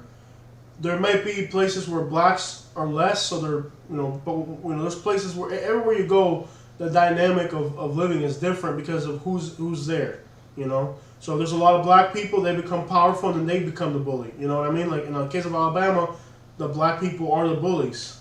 In the case of Texas, in some places the Mexicans are the bullies. In Florida, the Hispanics are the bullies in a lot of places. And I'm Cuban, and I'll be the first to admit that we ran all the white people out. Cubans. I'm Cuban, and I'll be the first to admit that Cubans have ran a lot of people out of Florida. Just like the rednecks and blacks run people out of Alabama, Cuba, it's like that everywhere. Yeah. That's people click up and they fight and they try to take over a place and all that. That's the way this country works. That happens everywhere. But don't assume that the dynamics that you have going on in your community are going to be the same somewhere else, because black people in your community might be cool with browns, but that's maybe because the Mexicans are powerful. Flip the script, and they might, the friend might become the aggressor where there's a change of power. So that varies from place to place. And as you move around, you do need to know, because there's places where Hispanics will give white people a hard time. Here in Florida, there's places where white people have moved out. Like South Florida, a lot of South Florida white people, they moved out because the Hispanics were so hateful towards them that they had to move out.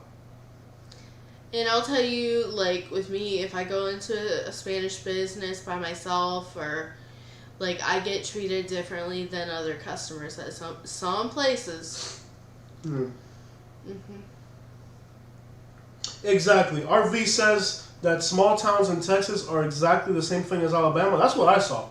When I went to Texas, I told Katie, this is exactly the same exact thing as Alabama. Under the landscape, the trees, the weather, everything. I was in Northeast Texas. I still got to get into Central, South Texas and all that. I liked it a little bit better. I liked it. I did not like Texas better than Alabama. Like, it seemed like, to me, Texas seemed even more racist than Alabama to me. Yeah. Yeah. At least where we were. Yeah. And I mean, Texas is a huge state, so it could be different in Dallas or somewhere else. We didn't get into Dallas or any of the big cities.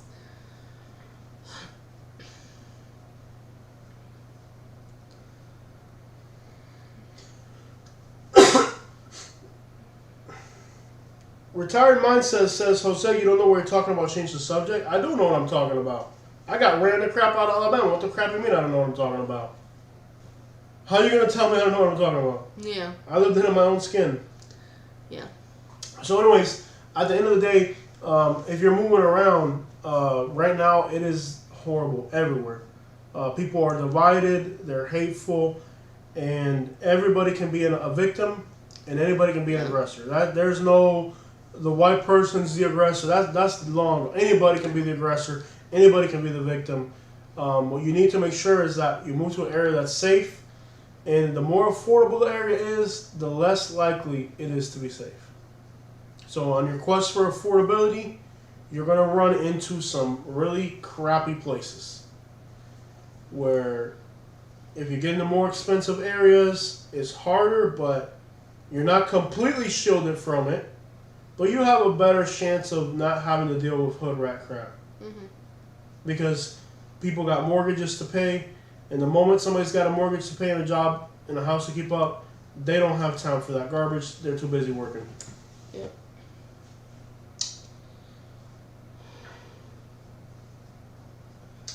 Texas. Yeah, I don't know. I didn't like Texas all that much. Like from what I saw, it seemed even more backwards than Alabama. And in fact, the town that we were in, there was actually a Klan in that town. What? There's actually one of the towns that we were in, around Naples, Texas. There's actually a Klan there, like an actual Klan that gets together. Yeah, I didn't like Texas at all. Yeah. I didn't like Texas. Yeah. But we have to see Austin. It's just a big state, man. Texas, it goes from the deep south in some places to the west to the central to Mexico. It is a giant freaking state. It has so many different. I don't even know how Texas is one state. Well, Texas, I've heard that it's different. It can be different in different areas. So.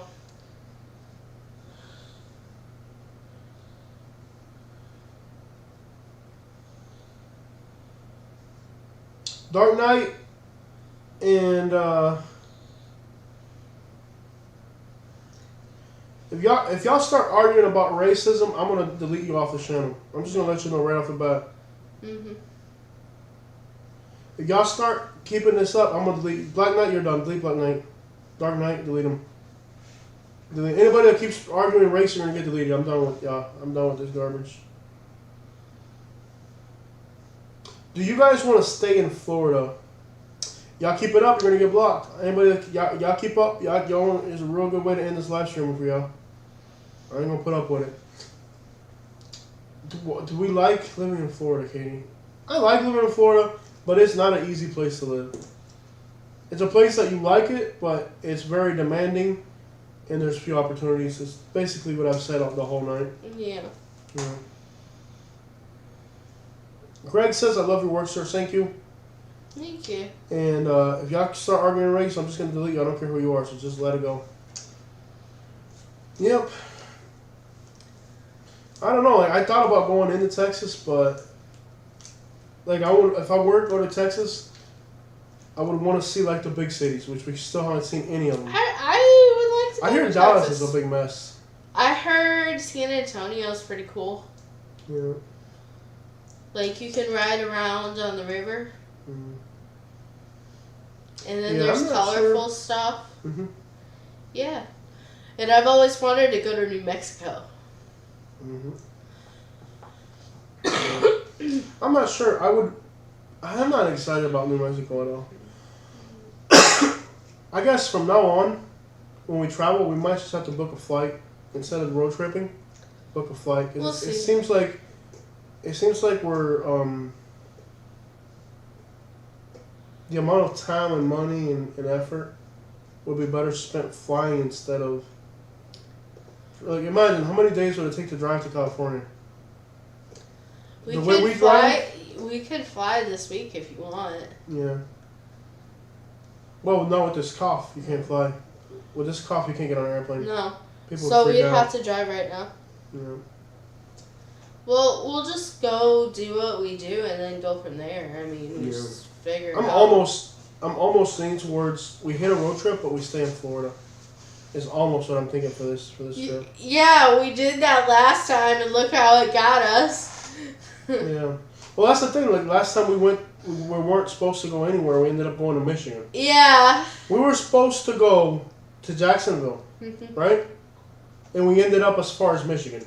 Watch, we'll end up in Panama and be like, oh, cool. Wouldn't it be cool to go to New Orleans? Yeah, and then New Orleans will go to Texas, and next thing you know, we're in California. Yeah. That's the thing about the way we travel is we don't really plan, we just do it. We don't plan, we just We have not been to the Virgin Islands. I've met a lot of people from the Virgin Islands. Yeah. Do I like Michigan? Okay, what are your thoughts on Michigan? I love it. I like Michigan. If I could live there 8 months of the year, I would be happy. The winter is really the bad thing about Michigan, but Yeah, I like Michigan a lot. Out of all the states we've been Yeah. to so far on the East Coast, I think Michigan is definitely one of my favorite states. I'd say from like December to like March, the end of March, we could be down here and then have a place up there most of the year. Yeah. Michigan in the summer is gorgeous. Mm-hmm. I just don't know if I could pull off a winter in Michigan. Well, we could have a place down here for 4 months of the year. What if we were full-time in Michigan and then in the winter we road tripped to the south? Yeah, I would like that. But we would have to make enough money during the summer in Michigan to do that. And it looks like, from what I could tell, it's a hard place to make money. Michigan doesn't seem like money moves a lot. I might be wrong on that, but it seemed like Alabama, where if you got it, they'll pay it. I don't know. I think people. It's hard to tell. Mm-hmm. That's the thing. You cannot tell just by looking. Mm-hmm. Because in the South, people are they're hustlers and traders. You know, keep in mind you were in Alabama. Mm-hmm. That's like Well. people they buy, sell, trade a lot. Mm-hmm. But Michigan is more like stagnant, and with the weather too. In the summer is where most of the work is done. I don't know how hard it'd be to make money in Michigan. No. I think it might be hard as crap to make money in Michigan. Not exactly. Hard to tell. No, you make most of your money during the summer. In Michigan? I don't know. It Yeah. looks like a really... How do you know, though? 'Cause I've talked to people. No, you don't know. People talk about based off their perspective. The way we live, the way we make our money, how do you know with Michigan, like, you end up there and now you can't even get work? Yeah. It can't possibly be worse than here, though, right? No, this is bad. Oh. But it could, that's the thing. I mean, we're making money off the internet, so... Yeah. You know, we can just, like, travel, and we can keep doing what we're doing anywhere. Literally from anywhere we could work. We could work, if we wanted to, and there was capability to do so, we could work on the moon. Miss Lee says it can't be worse than Florida. Yeah. That is very true. It can't possibly be worse than Florida. The thing is, like... Well, it can because just like Florida shuts down. Yeah. Michigan shuts down for the winter. Well, during the summer, everything's booming, everybody's doing their stuff. They don't want to go to their garage when it's There's only one way to find out, and it's to move there. Mm-hmm. Social experiment. Yeah. And then we can document what it's actually like on the ground, like our first job or something like that. Mm. And I think we can get a rent up there. Oh, you can easily get a rent. Yeah. If something were to go to crap here in Florida, I would probably go to Michigan. Mm-hmm. It seems like rents are affordable, jobs pay good. But that winter, though, man, I don't know if I can deal with that. I mean, imagine right now how sick we got with this little cold. Yeah. Imagine if it was when you go to the grocery store and there's ice outside. I don't know. Well, we don't have to be there all year round. If you do good economically, though. Jose. If you do good economically, yeah, but if you... We make money off our phone. I make money off on you. I don't know what you do for me. We Start the Katie chain again. Start the Katie chain. Hey, Eric says, yeah. I don't know. All I know is that Florida does not make a lot of sense economically. No, and we've known that. Yeah, we've known. But I didn't think it would be this freaking bad. No, it's been weird. Mm-hmm. Does it snow bad in Michigan? Okay, the thing about Michigan snow is if you're near the coast of the Great Lakes, it's not gonna that snow bad. more. Around It's like Detroit, effects. yeah. Around Detroit, it's not that bad. Mm-hmm.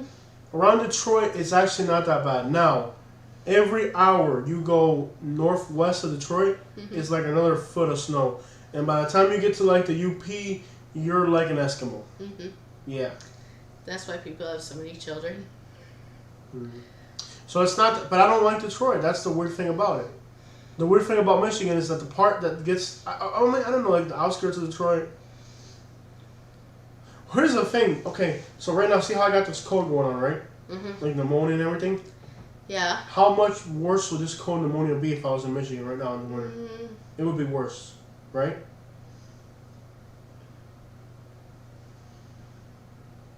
We don't have to be in Michigan during the winter, Jose. Michigan. If you move there, you're there. Listen, Jose, the way we live, we would probably never be in Michigan. listen. Check it out. Listen carefully. See how right now we both got a cold and we got pneumonia? Yes. If we were in Michigan and we both had this cold pneumonia, how much worse would the cold pneumonia be?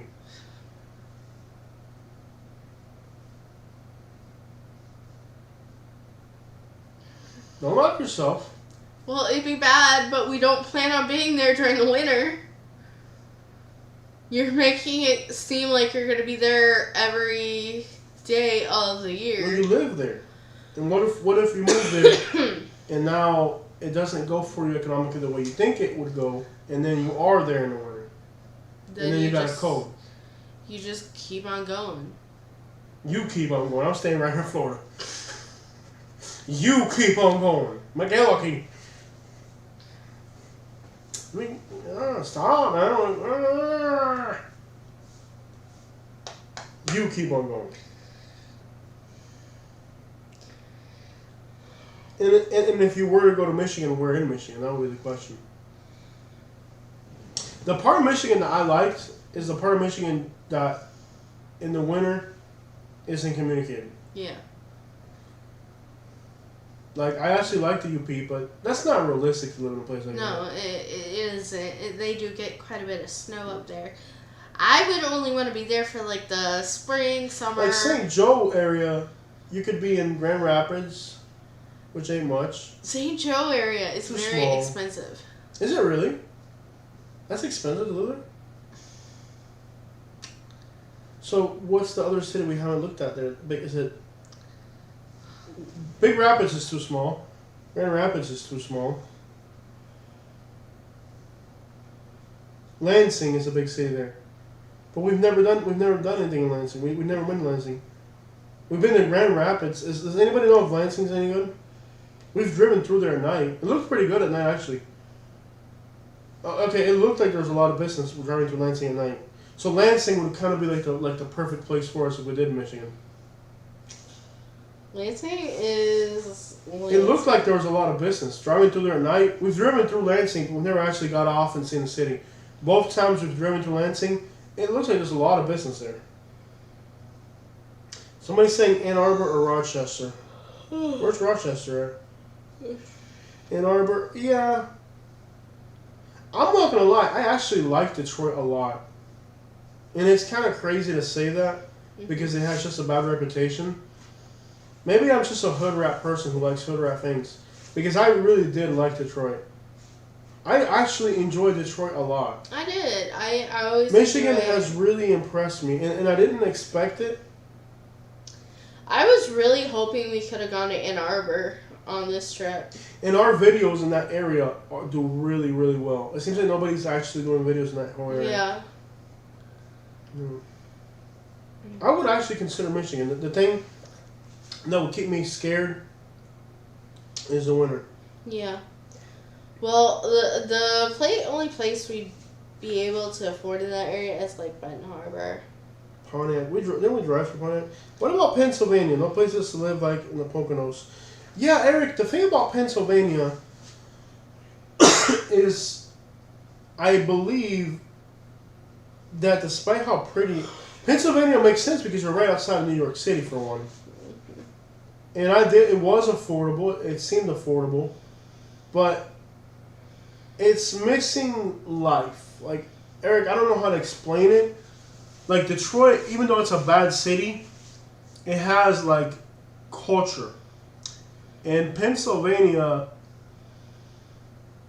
it's missing so much fiber. I need to be in a place that has like ethnic foods and just kind of like minority groups and it has more diversity to it because I like I think it's life, you know.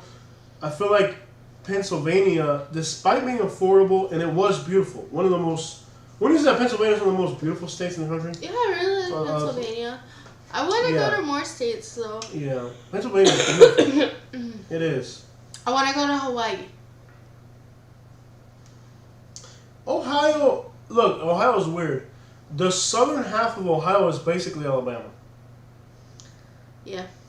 And then the northern half of Ohio seems to be better. Yeah. So Ohio, the southern half of Ohio is West garbage. Virginia part 2. Yeah. Southern Ohio is Alabama, basically. And the northern Ohio is a little bit better. Yeah. Like, I want to go to different states. That little town we went to in Ohio, Greenville, Mm-hmm. they got some nice small towns in northern Ohio. Now, why? Why is northern Ohio better than southern Ohio?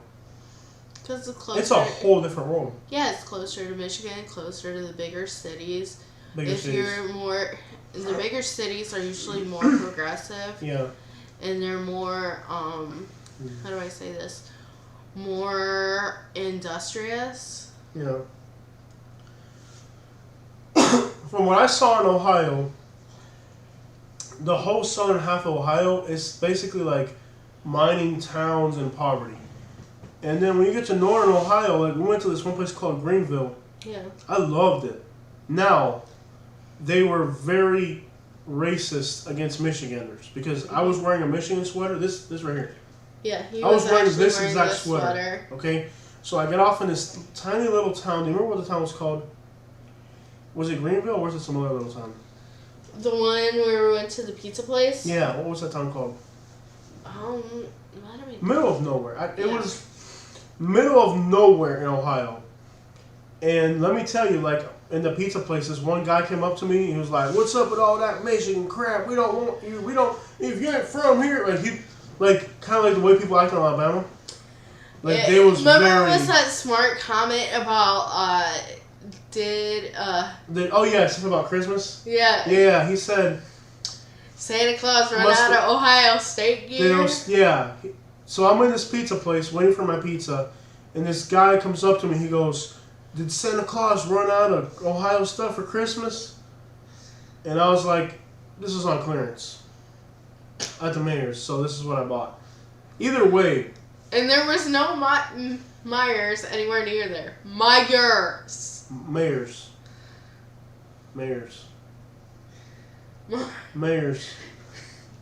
Don't pronounce it how your parents pronounced it. Oh, you're gonna go there now? Pronounce it how it's actually supposed to be you're gonna pronounced. go there now? Oh, okay, I see how this is. You gonna go there now? Your dad says Ballgreens. At Bolging? He's gonna go to at Bolging. What's wrong with going to you never been to a Bolging? A Ballgreen. Bolging, you know, I have CBA and then Bolging. Like the ball is green. Bolging and Bolging. You never shopping at a Bolging. You never go shopping to Bolging. She never go to a Bolging? Anyways, Northern Ohio, the towns seem to be a lot nicer. As long as you're not from freaking Michigan, you're okay. If you're from Michigan, they will kill you.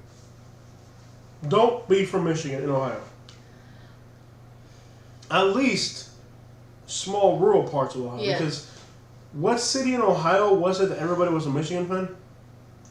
Columbus. Columbus, Ohio? Was it Columbus? Yeah. No, it wasn't Columbus. It was Columbus.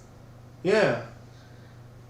And isn't the Buckeyes based out of How's that work? We invaded. You know that Michiganders are like Mexicans to Texas and Ohio? They're just like, you ain't from here. Hi. Michiganders are like the Mexicans of Ohio. Yeah. They have like their own hoods. I couldn't believe in Columbus, Ohio, where the Buckeyes play, there's a hood of Michiganders. We made it. I don't know you. Go Buckeyes. I'll buy you the sweater. The Buckeyes knows I'm not that committed to the cause. Ball game. They've never been to a ball game. Ball game.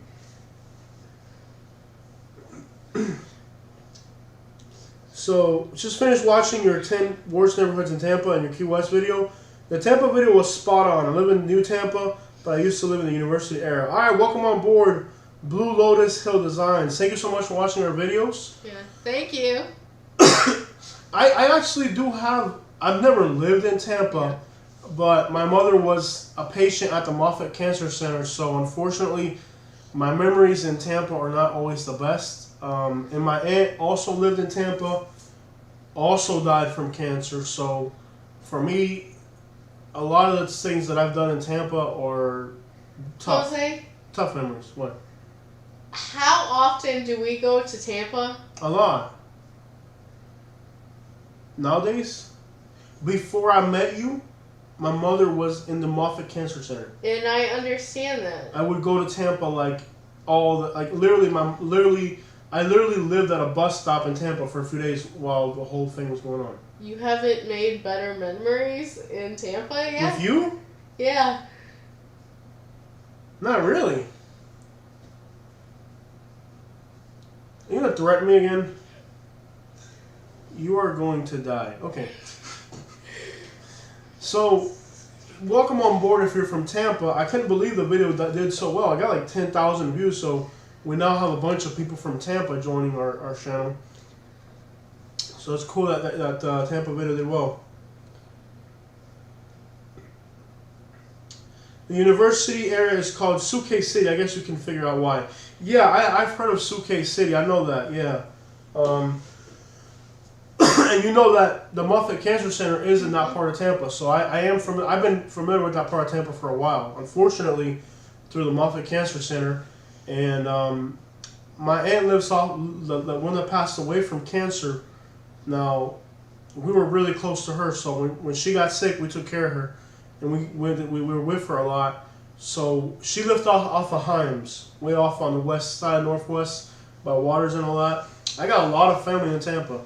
I'm not like, when I go to Tampa, I don't visit them, but I got a lot of family in Tampa. I don't care about your toes. No, your toe sliced my leg.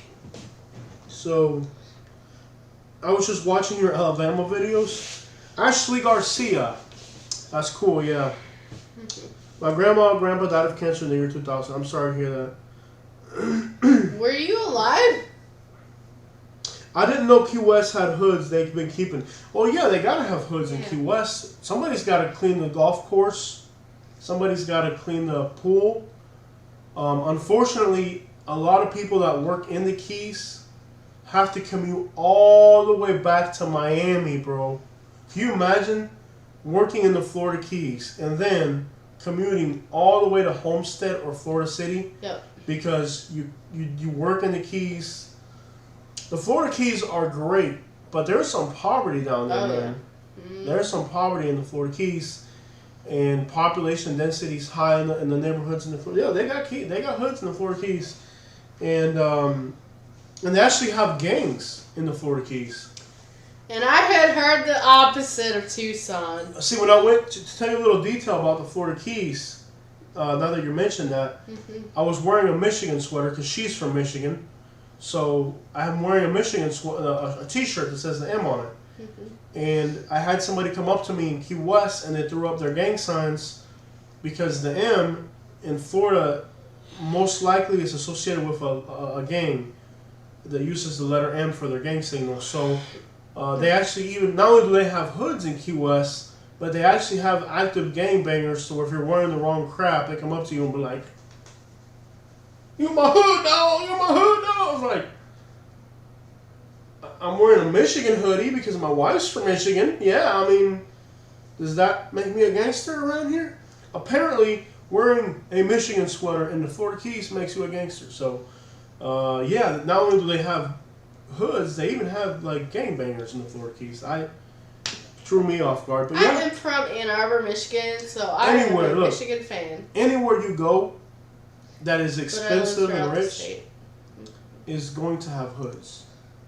Mhm. Now, in places like Naples and Key West, they have to hide it. You know what I mean? It ain't that suitcase city where it's out in the open. It ain't that apartment complex of, by the main road where you can see the rotation of people. Okay? But every place that is rich and fancy in Dubai, you know in Dubai they have like closets for people living, like their servants and stuff. Scary. Yeah. Everywhere you go, like Key West, everybody ain't rich down there. Somebody's got to work at the restaurant. Somebody's got to work as a police officer and all those normal jobs. And those people can't afford to live in a beachfront home. They have to live somewhere. So, yeah, they got hoods in Key West. Which area is gangsta free? I don't know anymore. I was really surprised to find gangbangers in Key West. That was odd. Where are we traveling to next, Sandra? We don't know yet. Probably Florida. It'll happen when it happens. It'll happen when it happens. You'll see. And you'll find out about it. Yeah, you'll see the uploads. We don't even know half the time where we're gonna end up. E-ticket says come to Hoods, California for more hoods. Yeah, we won't go to California. Yeah, I want to see Skid Row. Didn't they start tearing Skid Row down? No matter what I do, no, they clean it up, but they keep coming back. They clean it up. Pretty much in Skid Row, they'll come and they'll clean it, and like 20 minutes later. 20 minutes after they clean it, they're already putting their tents back up. It's so disrespectful. Where are you from originally? I was born in Cuba. I am from Ann Arbor, Michigan. Michigan, Cuba. We good? Ann Arbor, home of this. Garbage. It's not as good as Ohio. Go Buckeyes. Let me get a O-H-I-O, Ohio.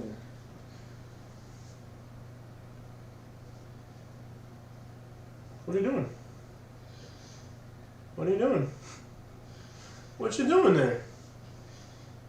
What you doing?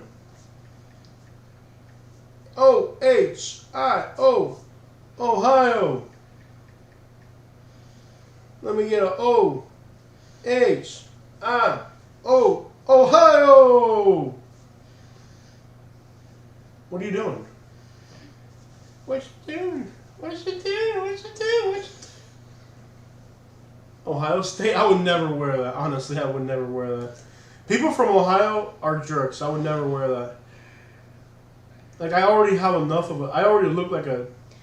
This is the one I'm buying you. No, do not buy that. I will never wear it. I might play around like that, but I would never wear that. I would never wear that. No. No. Please, stop. No, I would never wear that. I would never wear that. Viva Cienfuego, okay. Ohio. I would like to get an RV and travel, yeah. It's actually very tiring to be on the road, Sandra. Take a road trip for 20 days and see how you like it first. And you'll find out it's actually very exhausting to be on the road nonstop. Despite how much of a traveling soul you think you are, you'll find out it's actually not that fun.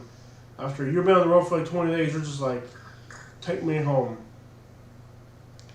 Finally, you see my comment.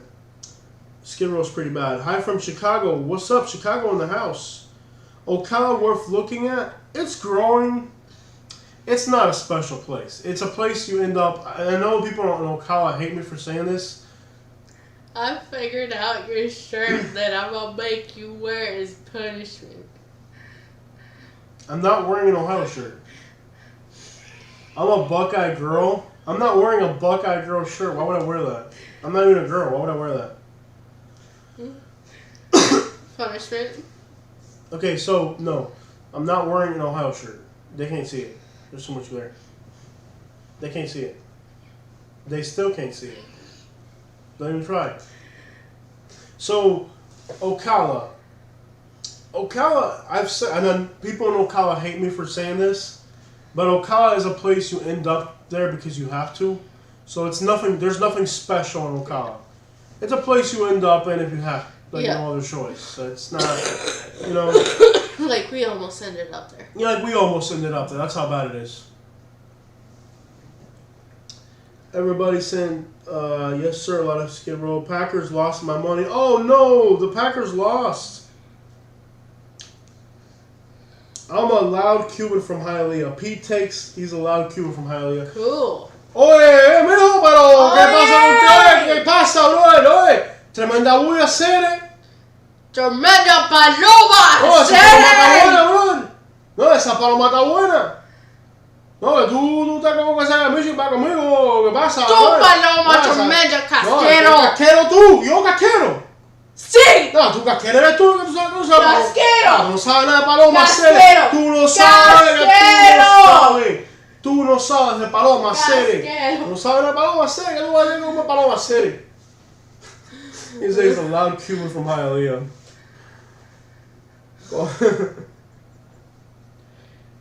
That's how loud Cubans from Hialeah be. That's how if you go to Miami and you go to a restaurant, it's just like, what the hell is going on here? That's how Cubans talk in Miami. Oh my gosh. You're just like, I had never. can I just get a coffee? Yeah. I had never really spent time with Cubans before I found this one. Before I found this one. Ike, Alan. And I Cubans speak really fast and loud to each other. Yeah, And Cubans are a trip, bro. I didn't understand that. So he'd be like talking with his dad, and I'd be like, Why are you arguing? "Why are you arguing?" Why are you arguing? Mm-hmm. Well, we're not arguing, we're agreeing with each other. Even to this day, I'll be like, "Why are you arguing with him?" We're not arguing. By the way, he's probably mad I never called him back. Oh, he will wait up He'll till wait till like 1 in the morning until I call him back, yeah. yeah, he'll wait even later. I've seen him But wait side till hack, I 3 hate in the those morning. Cuban once. restaurants, yeah. RV, Cubans sound like they have a potato in their mouths. I can say that because I'm Cuban, yeah. Mm-hmm. I can't believe how many messages it's blocking. I would love to get an RV and travel state to state and make YouTube content. It's not it as sounds easy as pretty. It's not as pretty as it sounds, man.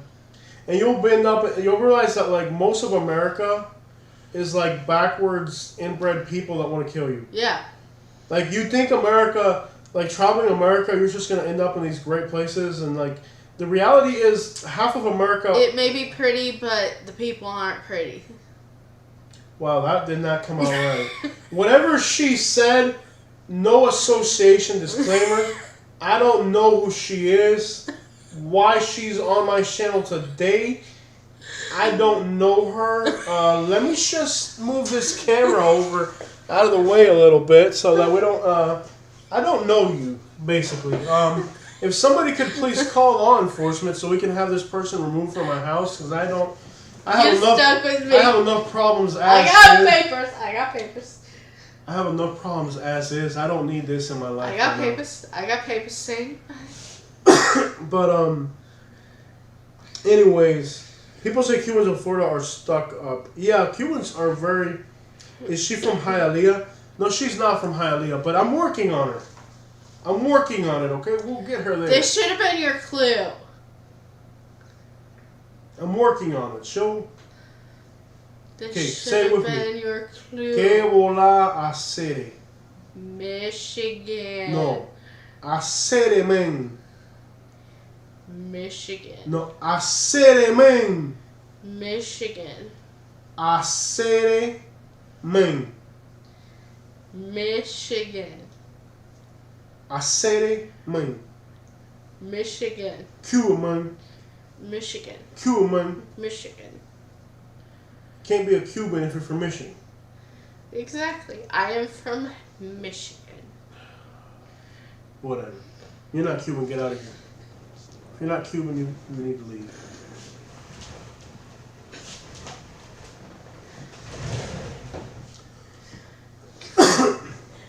You can't I get hope rid of so. me that easy. I live in Coral Gables, just a few minutes away from Hialeah. You gotta take the expressway from Australia. Katie from your Madonna state. Yeah, Madonna is from Michigan. Can you give us your opinion on Madison, Alabama to live? Ashley, mira, primero, Ashley Garcia. Madison, Alabama is like one of the nicest places in Alabama. You know what the problem is? It's in Alabama. It's in Alabama. Okay, so your last name is Garcia. So if you want to relive the clan rally that we live, you can go right ahead and do that. Madison is very nice, and there's one Cuban restaurant.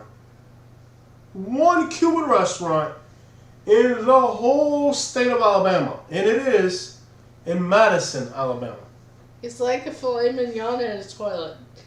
The cut is good, but the placement is bad. Yeah, so that's the thing about Madison, Alabama. It's like a filet mignon inside of a toilet. Yes, it's a filet mignon, but it's in a toilet. So, I would not buy a house there right away. I would rent and see how it goes. The Huntsville area is really nice, and Madison's really nice. Once you get outside of Madison in Huntsville, and you go into those small little towns, you're Mexican. Now, you might be from Cuba or Puerto Rico or Colombia. I don't know where you're from. And I'm a Mexican Yankee. Okay, so it's still Alabama. So, good luck with that. It is a nice place to live overall. It is safe. It's clean. There's lots of new businesses. And it is a more progressive part of Alabama. It's definitely the better part. Like if there's two places in Alabama that are better, it would be the Huntsville area, Madison, Huntsville, and Auburn. And in the rest of Alabama, I don't know what the crap they got going on, but these are the better parts of Alabama. So, but it's still Alabama, and I don't know where you're from, but excuse me.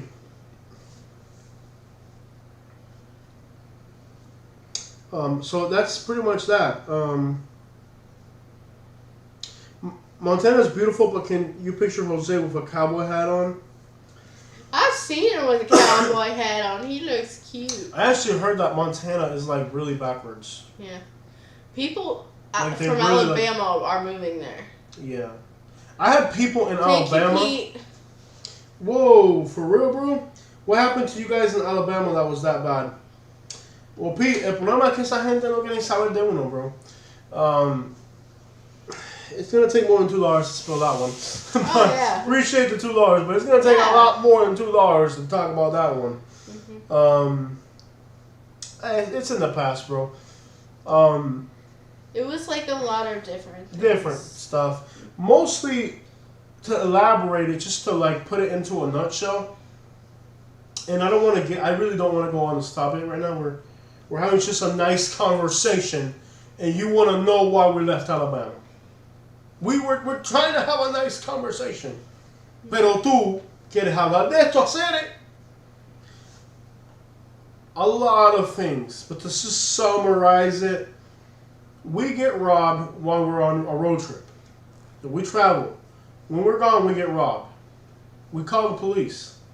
The police tells us, well, you're not really from here, are you? So we're not really we're not really gonna spend our resources protecting a Mexican. Okay? So I should have gone to the police department with you that day. it didn't matter. It didn't matter. It wouldn't change anything. It didn't matter. So basically, some black people came and they robbed us while we were gone on a road trip. Which, by the way, at that point, screw Alabama. Okay? If we get robbed while we're out of town because you're watching our YouTube channel and rob us, at that point, we're done with you. Okay? So at that point, it was already over. You robbed us while we were gone, it was already over, right? At that point, it's over. We're disenchanted. Then I go to the police, and the police tells me, well, you're a Mexican, so we're not really going to invest in protecting you. Besides, those are black people, and we're afraid to go after black people because, well, we don't want to make the black people angry. So the cops told us that they weren't going to arrest the people who robbed us. And by the way, we knew who they were blatantly. evidence, everything. Blatantly, we knew who they were. Like, they would have just Yeah. had to just... Yeah. The evidence was there. The black people were so confident. The black people that robbed us were so confident in that the police wasn't going to go after them that they didn't even make an effort to hide who they were. It was like, we robbed you, and we're black, so the cops aren't going to come get us because we're black. And then you're a Mexican, so you're not supposed to be here. So you think that I'm going to stay in a place that's that backwards? Métetela. En, ya tú sabes por dónde. Métete tu whole entire chismoso yo soy. Thanksgiving me. He said, I'm going to pay you enough money till you tell me. Gracias, hermano. Pero Pete, that's what happened, bro. Y lo que pasa con los cubanos es que cuando nosotros move to a place like Alabama or a place like that, they don't want us there. They don't want to see a Cuban buying a house cash, starting a business, living better than them because they eat hot dogs from a gas station.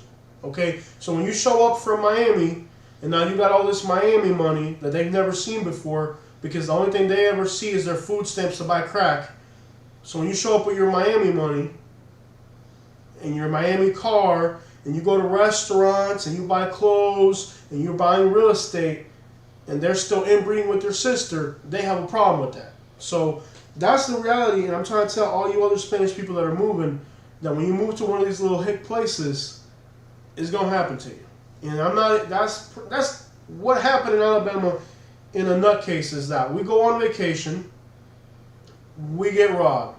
We call the police, we show the police the evidence, and the police is like, well, you're a Mexican, we're not going to protect you. And then they're like, well, the people that robbed you are black. There's like 400 of them black people. We can't go after them. There's only one of you. So, obviously, Alabama doesn't give a crap about protecting you when you move there. So, screw them. They're not going to protect me. I'm going to get robbed, and then you're going to tell me that I don't belong there, and that's why I'm getting robbed. Really? Screw you. Keep your freaking hick inbred state. Métetelo por las nalgas. Pretty much. Sorry for the language. Pero métetelo bien metido por ahí para allá.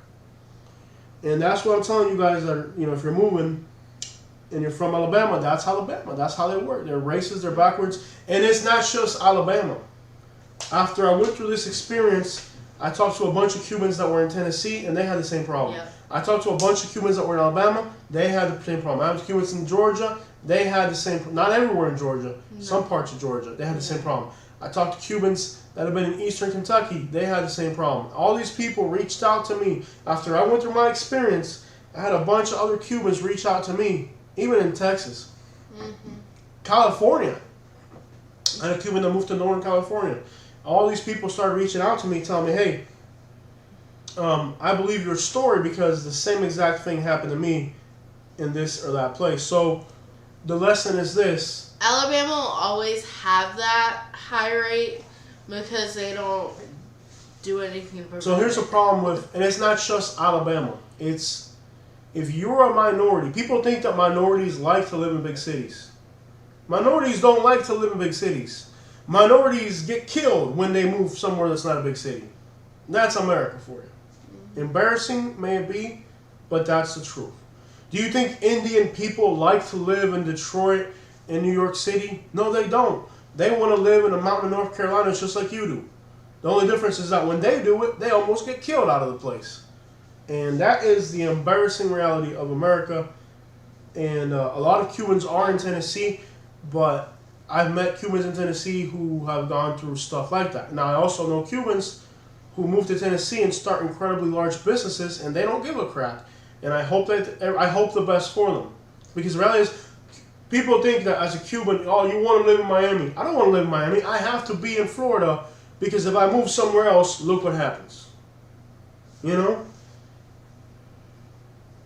Alabama is one of the poorest and most uneducated states. It is, man. It's not the place you want to end up. They slow as crap, man. Yeah. But that's really what it comes down to. Do I hate Alabama as a place? No. I wasn't the one that... I went there. I invested everything that I had into this place. And what do I get paid back with? So I got all my reason. Can't nobody tell me nothing. Yep. I went there and I invested everything I had into this freaking place. And understand me? I invested everything, my whole freaking life into this place. You know what I mean? I invested everything I had into that place. And I had to run away from my life. Sorry we were in this topic again. For some reason, this is what you guys want to ask. Yeah. The empty lot is going good. I don't really care for it too much right now. It in my mind, I thought it was just gonna go like it's gonna be worth $1 million one day, but that day has not come as quickly as I thought it would. And it needs. It's actually starting to get overgrown right now. I need to get somebody in there. Hey, Katie. How about I got a job for you? You ever done some landscaping work? I know an empty lot. No, that's not going to work. You're not going to threaten your way out of this. I have an empty lot that I purchased. It's part of my holdings. Jose's holdings. I have an empty lot that I purchased as an investment. And it's starting to get a little bit overgrown. And I was thinking, since you're unemployed and, well, you look healthy to me, you could run over there and start picking some weeds for me. The lot's going good. I don't want to hear your threats. No? I don't want to hear your threats. You're not going to threaten me. Why don't you go clean the lot? Katie, they want to know why you're not clearing my lot. They want to know about the empty lot we bought. It's like I got some papayas growing. I got some mango. My neighbor gave me a mango tree. That was pretty nice. Katie answering you. Katie's not answering you. I'm actually going to show this message. Normally I wouldn't show something that vulgar, but I'm just going to let it slide today.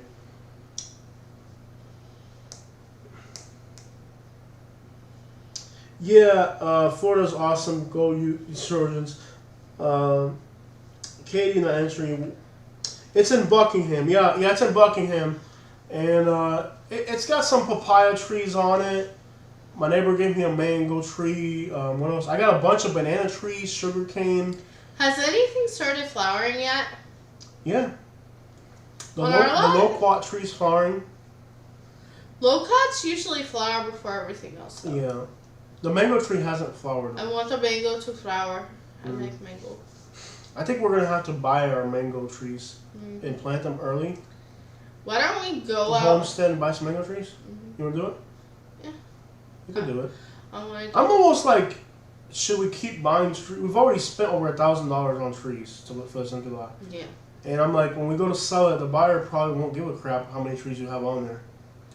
There's an empty lot right here in Buckingham. Somebody bought it. It was an acre. It was $75,000. And it was coconut, mango, banana, everything. It was a tropical garden, man. And the people that bought it cleared everything down. So Eric says, bring your quad over there and rip out the weeds.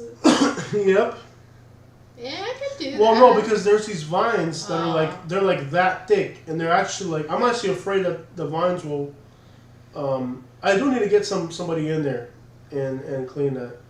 Hey, Katie, would you like to? I'll pay you one Starbucks. Let's see, $1 an hour. So if you work for 4 hours tomorrow picking weeds on my empty lot, I'll buy you 4 Starbucks this week. 4 Starbucks. $1 an hour. Okay, so 3. 3 Starbucks an hour. I can't pay you $36 an hour to pick weeds. No, that's too much. 1 Starbucks an hour. 3. No, I've seen how you work. I'm not gonna. No, you never know. I'll hire a Mexican. I'll go to Fort Myers and pick up some Guatemalans to do it for me. I'm 2. good. I'm good. Really. I'm really good. I'll do the original deal. Yeah. Hey, Katie, just bring your quad there and rip through the weeds. No, but I do need to. Honestly though, I do need to get out there and eventually and clean up the lot a little bit. I am Kirk Riley's daughter. How do they know that? No, they're like, you look like you could be John Candy. Who's John Cannon? I don't know. Port Charlotte crappy. Port Charlotte is like it's boring. It's just for old people. There's a lot of Puerto Ricans moving in there though. Yeah. There's a lot of Puerto Ricans moving into Port Charlotte now. Yeah, Port Charlotte, a lot of Puerto Ricans moving in. Starbucks is low on. Hey, I heard Starbucks is low on employees, Katie. Like, I could see you with a green hat, green apron, mask, and I'll visit. I'll go every morning to see you. I will. If you get a job at Starbucks, I will make it a point every single day to go to the drive-thru to see you take my order. I want to say something, but I don't know if I should. Oh, like your brother visited me at McDonald's every day? Yeah. He's a jerk. He gets a power trip from that. What are you doing? Taking your chair. I'm gonna take your share. This shirt is burning out. This is like the longest live stream ever. Yeah. How many hours have we been I've on this had thing? fun doing this. I think we've been on for like 4 hours. I don't know. This is like the longest live stream ever. But again, since we didn't travel, I figured we could do live stream. Puerto Ricans is Orlando, New York. Yeah, I think Port Charlotte. There's a lot of Puerto Ricans there now. Yeah. A lot of Puerto Ricans in Port Charlotte. I don't like Port Charlotte though. It's like kind of boring. I've been wanting to go to It's East affordable. LA. I was born in East LA. That is like the funniest movie ever. Mhm. Born in East LA. Mhm.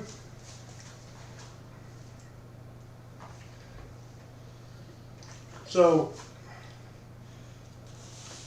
I might buy another empty lot though. Not here. I'm looking to see if I can find a lot in North Florida. Like $4,000 to $5,000 maximum. But it's gotta be in the right area. And I looked up one today, but I guess it was pending already. Yo, we got Toronto in the house. We got East LA in the house. Toronto in the house. New York. Talk about Palm Coast. But tell me more, single lady. What do you think about Palm Coast, Katie? It seemed like it was estates like type thing. Yeah.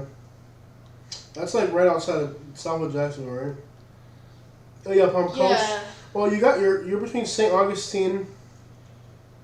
I heard the town of Bono's really bad.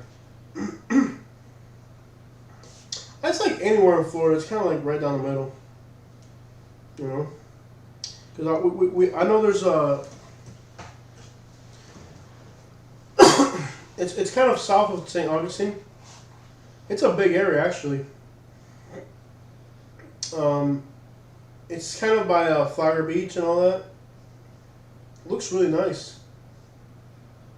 We should definitely do some videos there when we get a chance. It's next to Bono. Didn't we do a video on Palm Coast? We did, right? Mm-hmm. It all looks the same to me. Like after a while, all these Florida East Coast towns, they all look the same. Like I'm pretty sure we did a video there, and like the place called Bono, that's right outside of it, it's really bad. There's a place called Bono, and it's right outside of Palm. We actually gotta do a hood drive when we go there. It's really hood. But you're close to St. Augustine, you can't beat that. Yeah. I'm dying to get up there. We'll probably go up there and do some videos in that area in a little bit. It looks accessible. Yeah, we are on Instagram, but look, our social media, our Instagram, our Facebook, Family only. family only. Okay, we don't do we do live streams, and how much closer do you want to get to us in a live stream? So we don't do that. If you have business inquiries, you can email me at southernlifeyt. southernlifeyt@gmail. You can email me for business inquiries. If it's not business related, don't talk to me. A while back, we were doing a lot of consulting. We haven't done too much of that lately, but we were doing, when I moved back to Florida, I did a lot of consulting for people that were moving, and I think I might have to start promoting that again because... Yeah. Eric, I looked at the house that you sent me, and there's one thing I did notice about that you might want to check into. Mm-hmm. In Florida, they usually require you to have a pool cage, so you may want to check what the county requires because I've seen. Can you see it? Do you pull it up? Yeah, I've seen where they've like tried to condemn a house because of it. So look into that. They may want you. Oh, it looks gorgeous. Yeah, it does look gorgeous. Mm-hmm. That's the only thing I can say about it is look into that. Oh yeah, you gotta have a pool cage. Yep. Yeah, you're insured. You won't even be able to insure it without a pool cage. Yep. Yeah, although the yard is fenced in, and if the yard's fenced in, it might work as a. Yeah. You gotta have a pool cage. Yeah. That thing is gorgeous. Yeah. That house is gorgeous. Pool cage. Yeah. I love the glass box. That's pretty. Yeah, you gotta have a pool cage. Look into that. Yeah, in some counties, the county will fine you, or now that county may not have that. That's a lot of money, you should though. look into it. Yeah. That's $600,000. Mhm. By the time you put this pool cage on, you're at $600,000. Mhm. I think that's too much. Is it on the water? Hold on, let me look at where it's It's at. not. It's not. It does look like it's No. very accessible to 95, but it does. No, that's too It much money. probably is not. That's overpriced. Yeah. I wouldn't buy that. Yeah. I think it's overpriced. 600, almost, by the time you throw the pool cage, you're at $600,000. And it's not even by the water. Like, you can do so much. Even in Naples, you can get a house for $600,000. I don't know about that. Yeah. I don't know. You gotta have the pool cage. How much does the cage go for? I don't know right now, but I do know that it's gonna depend on permitting and stuff. You should be able to knock it down for 18 to 20,000, depending on the size of it. It'll be about 4,000 in materials, 3,800 in materials. So you're talking about, in theory, somebody could do it for less, but I don't know what the permit process is going to be. I would guess, and this is a guess, I would guess like 12,000 would be a good price, and like 18 would be like I don't know, somewhere between 12 to 18,000. I'm not sure. Materials are like 3,000 to 4,000, but it's not the materials; it's the labor that's going to get you, and also it's probably going to have to be inspected. Yeah. And so the person that's building it might have to have it engineered or something. I don't know how that works in that county there, but so you're probably looking at like an engineering fee. Probably, I'm just guessing. Don't quote me on this. If I was doing it for my house, I would pay like 10,000, 12,000. But I don't know what that costs. I really don't. I do know you got 3,000 to 4,000 easily in material. Okay, and then you got and you can find out how much the materials are going to be from the whatever. But you got materials. I don't know if it has to be engineered. It might have to be engineered, so you might have like a $250 or $300 fee for an engineer. Because probably the builder's going to have that already. I'm not sure, but I would not pay more than 18,000 would be like absolutely the most I would pay for that. I'm not sure what it costs. I've seen smaller jobs. Well, they quoted us 3,000 for that carport. Yeah. So that's kind of an indication. I don't know. I would say not to pay more. If it's more than 18,000, I would be very skeptical. And I'm not sure. I'm just guessing. I don't know what that costs.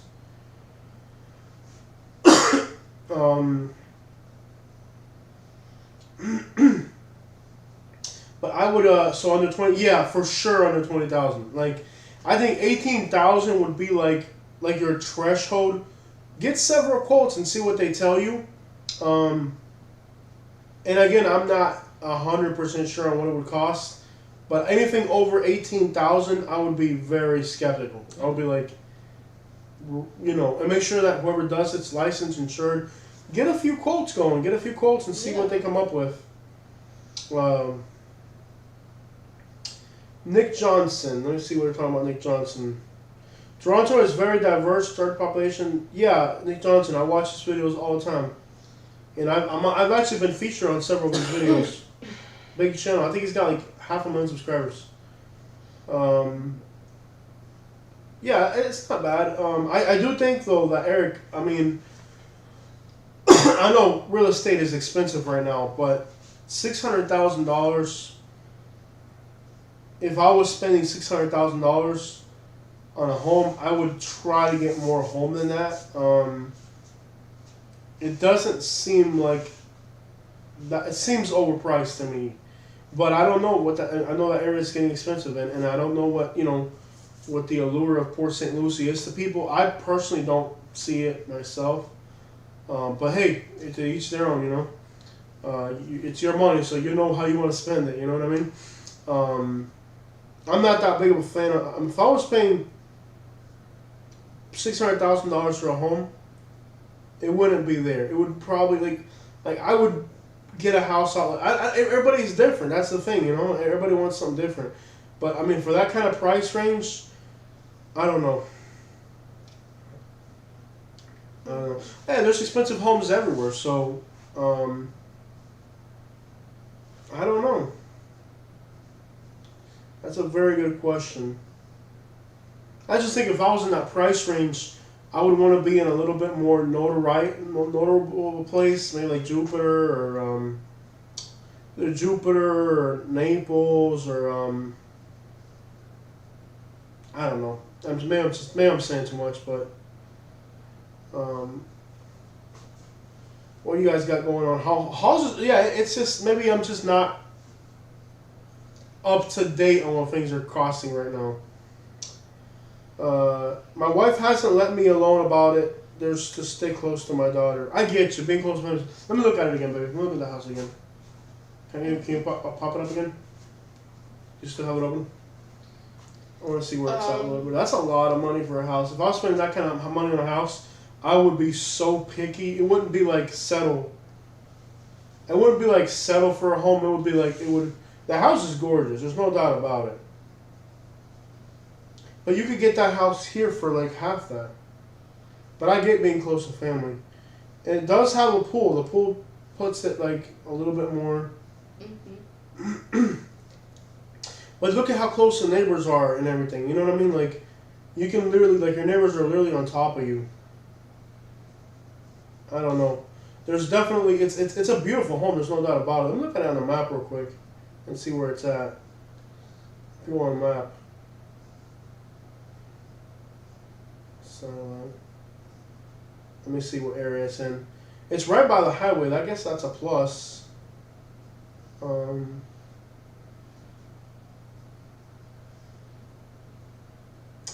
I'm not 100 on this one. It's a good area. But if I was spending that kind of money, I would have better expectations. It's not bad. But I would want for that, for $600,000, I would make my money work a little bit. I would be more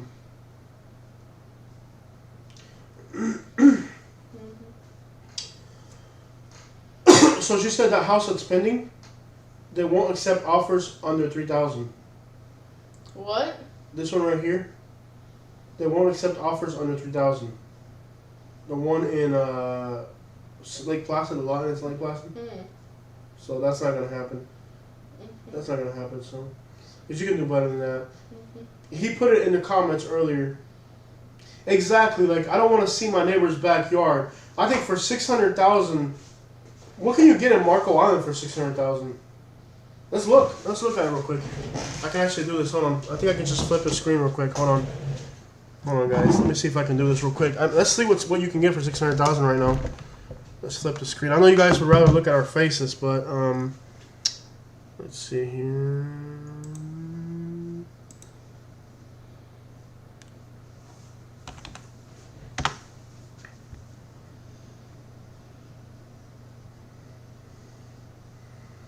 Let's see if you guys are seeing what I'm seeing. Okay, so let's look at this real quick. Let's see what you get in Marco Island. But again, I guess it's just comparable to better areas. Obviously, you want to be in a specific place. I get that. Like, there's no need to explain that. You want to be in a specific place. Let's see here. Property type. Single family home. Let's see what's out there, guys. Do you think Naples is better than Sarasota? Yeah, by far. By far, Naples is better than Sarasota. Because look, you can get a house on Marco Island for $600,000. $700,000. It's not a fancy house, but it's on freaking Marco Island. You get what I'm saying? Like, let's see here. It's a very bland looking house, but it's on Marco Island. I just it's just comparable when I look at that area. This is not a fancy house, but it is on Marco Island. You get them? It's not a fancy house at all, but it's on Marco Island. You get what I'm saying? Like it's a normal house, but it's on freaking Marco Island. You get what I'm saying? So, like when I look at a house that's $600,000 and it's in Port St. Lucie, it's kind of like, I get what you're getting us. It's a big house. It's not on a canal. Oh, I've worked on this house right here. I've worked in this area. Let's see here. See, you can get a house for $600,000 on Marco Island. So, even though it's not as fancy of a house, it's on freaking Marco Island. You get what I'm saying? You know what I mean? Like, and even your neighbors, you have like, you know, like a church behind you, so you don't barely even have neighbors in a sense. You can walk to restaurants. You can walk to a Publix. You get what I'm saying? So, for $600,000, if I was going to spend $600,000, it would be like on this. I would buy this in a heartbeat. That's not a bad buy at all. You can be in the heart of Marco Island for $600,000. That's what I'm saying. So, that's kind of where I'm like a little skeptical about that price point. But let me see what's going on in Port St. Lucie. I mean, that's the way I shop. But I understand, like, if you need to be in a specific place and all that, I get all that. You know what I mean? But, like, when I look at... That's the way I look at real estate. I'm like, what can I get? Like, what's the most I could get out of this? You know what I mean? But let's see what things are going for in Port St. Lucie. Because here's, you know, $300,000.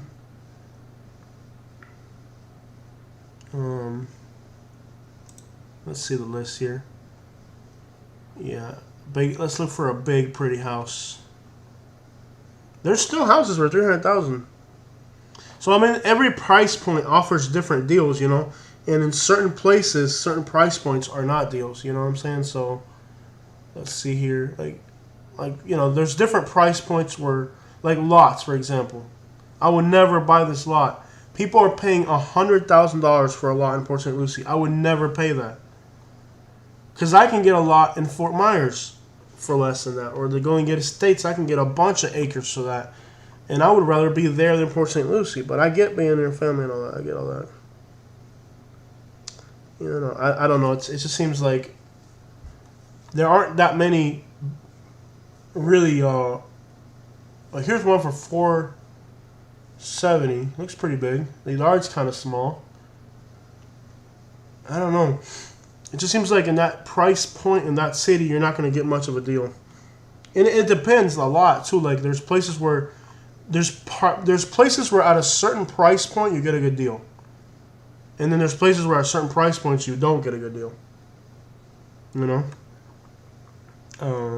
Let's see what they got going on in. Yeah, let's see here. Let's see Buckingham, where I live now. Buckingham, Florida.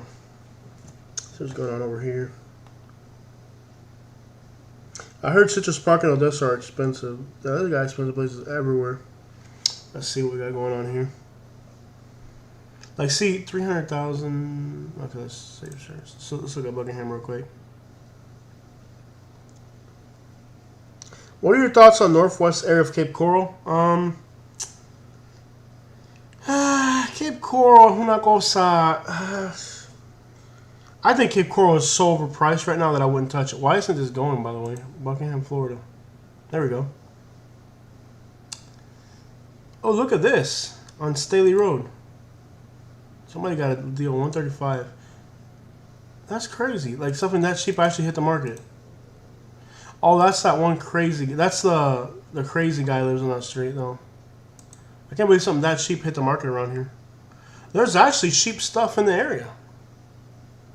See, that's too much right there. Like, see that right there? That's not a deal. A 3.2 for $500,000. That's not a deal in this area. But look at this one. This one, it's an ugly looking house. It's not pretty. 3.2 on an acre for 500,000. It's been sitting. It hasn't moved. It hasn't moved, so it's not like it's not like people are fighting for these houses. It's got a big shop. It's ugly though. It's got a real ugly design. I can see why it hasn't sold. It's ugly. It's got a pool, but it's all very utilitarian. It's not. Nothing of it is. It's very utilitarian. It's not like it's fancy. I can see why it hasn't sold. We'll find something here. Let's see what we got here.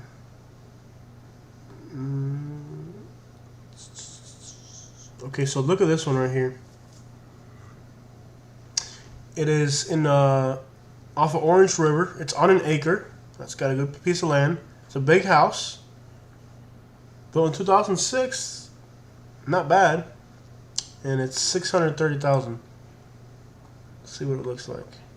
It's a big house, pretty. Very nice. It's not gigantic of a house. It's big, but it's not like monster. It's pretty decent. Kind of outdated interior. Not bad looking. It does have an acre though. It's a good chunk of land. Kind of like Florida looking rooms and kind of tropical vibes and feels to it. I'm not sure. Let's see what else we got here. I'm looking for that's crazy. So look at this. Almost 900,000 for a 3-3. I think that's overpriced. It's a good chunk of land too. The land value there is 100,000, 200,000. So when you put in the land value, it kind of levels out. 2018. So the land value kind of levels out. You know, it's not quite $1 million, but the land value really, it's almost 3 acres, so it's a lot of land, and everything's modern inside. So I can kind of see, well, this is worth that. I mean, it's just a different. It's a big house. It's a big house with a lot of land in a good area. So I can kind of get, 900,000 seems like a lot of money, but Florida's like any other state. You want to live in a low crime area that's going to be expensive. Exactly. Yep, that's exactly how it is.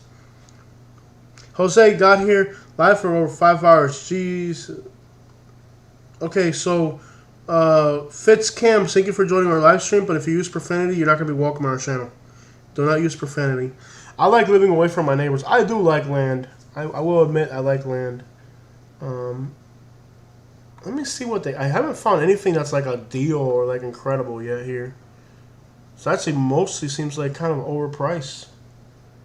Like look at this one, $520 on a quarter acre. That's crazy. So it's $520, and it's pending. It's not that big. It's only 2,600 square feet. It's just some of these prices are just insane right now. I haven't looked at real estate in a while. I really haven't. Yeah. I haven't looked at real estate in a while. Look at this one. So $700,000. It's in Fort Myers. It's pending already. It's in Buckingham where I live. It's a 4.3 on an acre. So the land value is $100,000, and it's only 2,400 square feet. But it is a 4.3 though. And so you're paying $500,000. How old is this house? It's a 2008. I don't know. Prices are, the lot alone is probably worth over $100,000. So that gets calculated into the price of the home. That $700,000 is a lot of money though. Hey Jose, I like your videos about Duck Key. I am building there. That's pretty cool, Manny. Yeah, man, you're very fortunate to be building in a place like that, man. Yeah, Duck Key.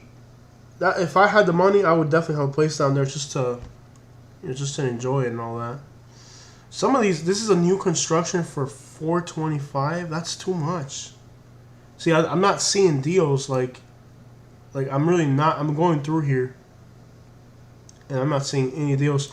This is $200,000, for a 3-2 on 2 acres in Buckingham. So this is a deal.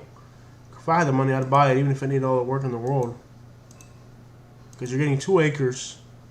So you're almost getting the house for free because it's $100,000 an acre out here. So, but it's been on the market for a while. Somebody's just now snatched it up. It's got a creek flowing through it and everything.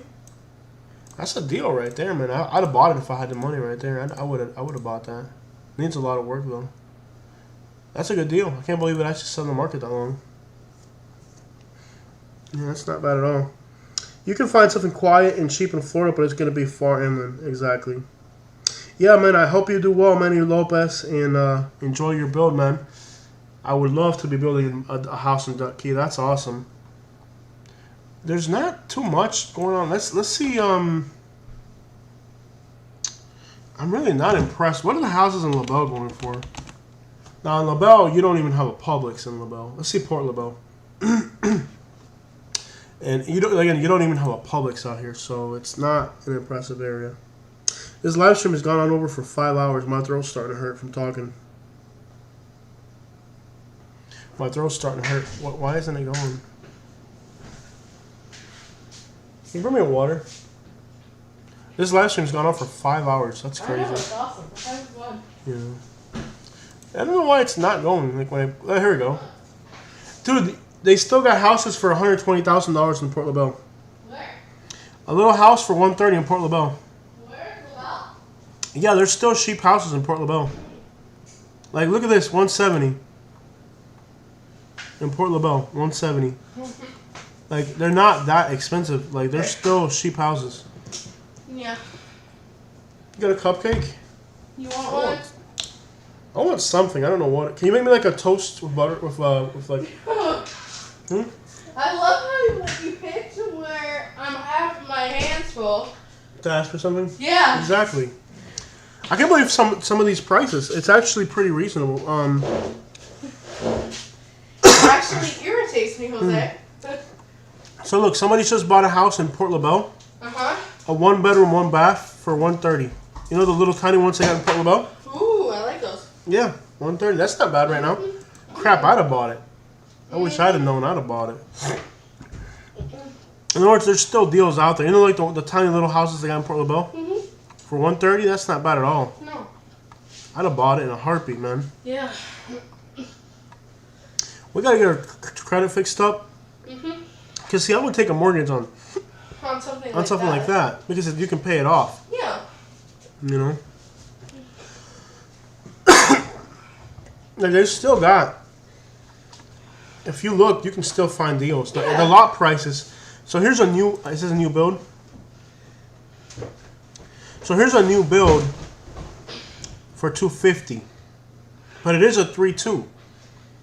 You know? But with a 1-car garage, it just seems like I would rather... It's just so small of a house. It's too small. Too small for that price tag. Yeah. I mean, the mortgage will be like $1,800 a month. I wouldn't pay that much. No. The blue house for $125 had a pool.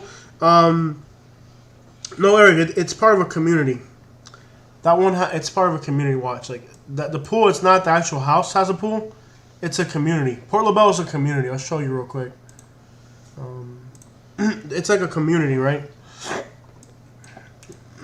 I'll show you real quick. So, Port LaBelle, it's like a community, right? But then they have like a community center. So, in the community, there's a pool for the community. Like, it's one of these in here probably, right? So, they pay like a $60 or $70 HOA. See right there? It's probably it. That might be it right there. So, that's it right there. So, like, the community has... Like, the community itself has a... I got the cash. So, yeah, there are deals out there. Like, there are still deals out there. You just got to know what you're looking at. You know what I mean? Like, there are... Look at this house for $170. It's a 2-bedroom, 2-bath, 1,000 square foot. It's a tiny house, okay? The HOA is going to be like, what, 70 or 80 a month? Because it's inside of a... They have an HOA, but it's not like a ridiculous HOA. It's like a really reasonable HOA. It doesn't show up on here, but there is a HOA here. It's not a lot. It's like $70 a month or something, I'm pretty sure. But it's a year or a month? A month or something. It's not a lot either way. But it's a decent little house for $170. You can't beat that, man. It's a little house with a little yard. some palm trees. You know, like I would buy this if I could get a mortgage right now. I would buy this in a heartbeat. We're still not ready for a mortgage. We gotta get our crap together. But I would buy this in a heartbeat because at 170, you could one day pay it off. You know what I mean? Well, they said like once you have your thing for 6 months, you can start applying. we gotta start. We have to start using our credit. We gotta get back on fixing our credit. Yeah. The kitchen is so outdated. Oh my gosh! Look at how outdated that kitchen is. So it's a deal if you don't have any other options. But it's still a concrete block house. I mean, I could see the house with a new roof, painted, you know, some gardening work, updated, and maybe one day it'll be worth $250. You know.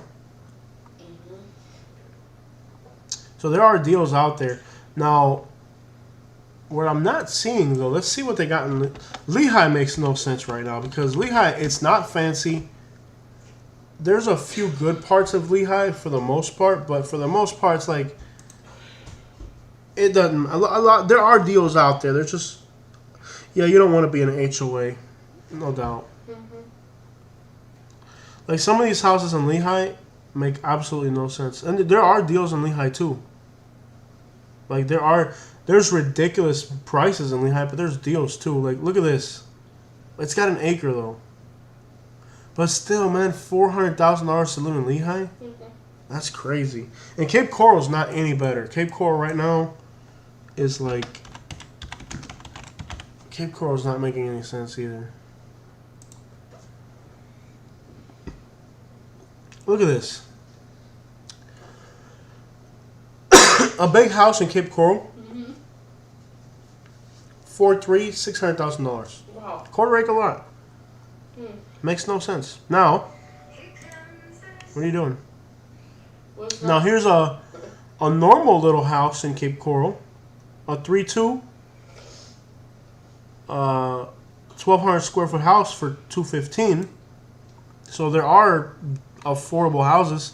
The kitchen's not ridiculous. It's outdated, but it's not ridiculous. It's livable. You know, looks livable. It's you know, it's livable. It's a livable house for $215 in Cape Coral. That's not bad at all either. So there are deals. It's just you're gonna have to square footage and all that. What do you think about townhomes in Naples? Run. I wouldn't touch them right now. It's a hard time to buy. You know, it really is. You just have to look at comparables in other places before you buy something that's overpriced. Because, like I said, you can get a house in Cape Coral for $200,000. Here's a new build in Cape Coral for $415,000.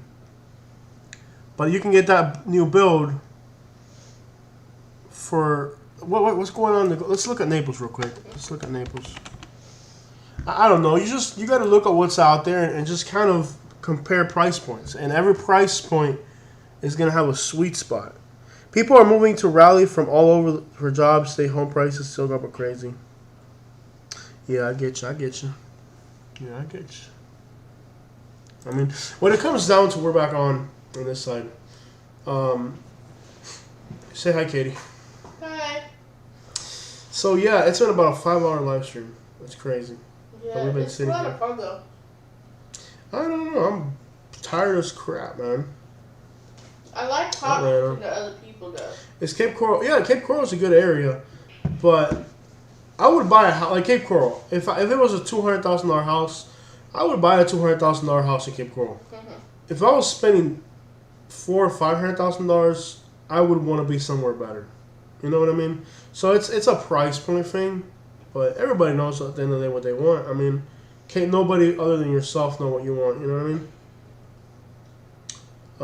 Let's run back over there real quick and just for a second run through this again and let's see what's going on in Naples. Not sure why it's taking so long.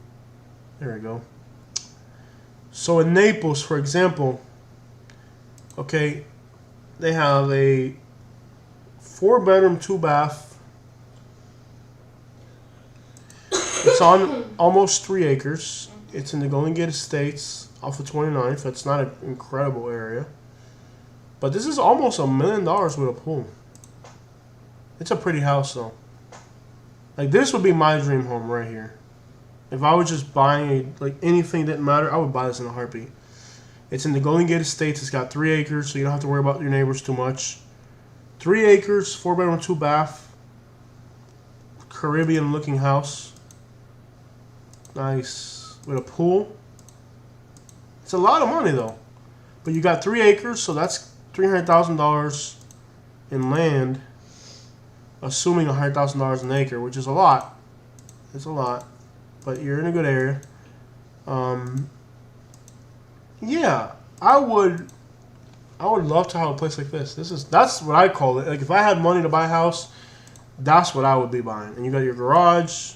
And this house looks so familiar. I think I've worked in that house. But here's another one right here. $355 for a 2-bedroom, 2-bath. I would not pay. Okay, it's got an acre, which is a good chunk of land. But to pay $355,000 for a 2-2, it is fenced in. I don't know what street is it off of. Right on Everglades. I don't know about that. I'm not sure. I would pay almost $400,000 to be off of Everglades. I don't know. Your neighbors are right there. Like, you can literally, you're paying $400,000 and your neighbors are right on top of you. It's one of the skinny lots. When you see these 1.17, these are called the skinny lots. So that's what's called a skinny lot. I don't know. Now here's something. It's got 8 acres. That's what I'm talking about. 8 acres is a lot of land. Built in 96. You got 8 acres in Naples. So that's special. There's not too many places in Naples where you're going to get 8 acres. The house doesn't look all that great. Just a normal looking house to me. But again, with 8 acres, that's a lot of freaking land. I love how they got old Florida decor. I like this. Very Naples decor. Like historic Florida, beachy kind of feel. I like this house a lot. This is freaking awesome, man. Like it a lot. Not bad. Again, finding 8 acres in Naples. What's the property got? Let's forget about the inside. What's the yard look like? So you got 8 acres. So you got buildings to store stuff. You got a building. You got some carports. You got another building. Nice long driveway. And it's on a canal. Oh, yeah. Because you're on a canal. That means you'll never have to ever worry about neighbors anywhere. Like, see that? It's got a big canal. You can fish right there on your property. That's a dream home right there. With a big canal on the side. 8 acres. That's what I'm talking about right there. If I were to buy any type of house, that's what I'm talking about. 8 acres in Naples. When you got black bears coming through your yard, a canal coming through. Yeah, I actually know where this house is. I fished this canal. I'm pretty sure I know where. Let me look at the map real quick. Let me look at the map. I'm pretty sure I know where this is. Yup, sure enough. Let me see. Yeah, this is where we fish. Mm-hmm. Yeah, I know this house. This is where we fish. I fish this canal with my buddy's boat all the time. I actually know this house. Yep, we fish right here. Yep, exactly. There's Randall. Yep, I know exactly where this is. I fish this canal all the time. Yep, good fishing. Like, they got peacock bass. I've actually fished right through here. That's a deal right there. That's a house, man. How much is that? Is there a gator? Oh, yeah, there's gators in that canal, no doubt. There's a lot of gators in those canals. Those canals are infested with gators. Yeah, we fish those canals all the time. I mean, big gators. Oh, yeah. But they don't bother you. I mean, we go fishing there, and my buddy's got a John boat, and we go out there and we fish that canal. Tiny little John boat. By the way, I haven't really thought about getting a boat since I came back to Florida. Mm-hmm. I don't think it's either the ATV or the boat. Mm-hmm. I think the ATV is better than the boat though. ATV or boat, I'm not sure. I like it. Jet ski would be kind of cool. Jet ski? Yeah. Yeah. Do exactly what we do on land in our In water. In Yeah. water. No, I like the ATV too much. Mm-hmm. Yeah. Money can buy some great things, man. You can do some great things. We need to get some money. We ain't living right. Yeah. It's like we need to get some money. Start your We are not donation. living right. That's why I don't even look at real estate anymore because it's so disappointing. Yeah. It's like so disappointing. Like it's just like for now, I don't even want to look at it. I really don't. It like bothers me to look at it. Yeah. Screw people who live better than me. No. I'm not that hateful, but yeah. I have a razor. I'm supposed to. More people don't have any. And I'm from Raleigh in Atlanta. Yeah. That's crazy. That's a nice deal right there. Once you get some money and you start looking at real estate with some money, it changes everything. You know. Yeah. Like that right there, $900,000 with almost 8 acres. Hey, it's just a jet boat instead of a jet ski, so both of you can enjoy. Yeah, boat. No, I'm not gonna get rid of the ATV, and I don't have time for boating. Yeah, we tested negative. Yeah, we came up negative. Mhm. We still feel like crap either way. Yeah. I think we got pneumonia.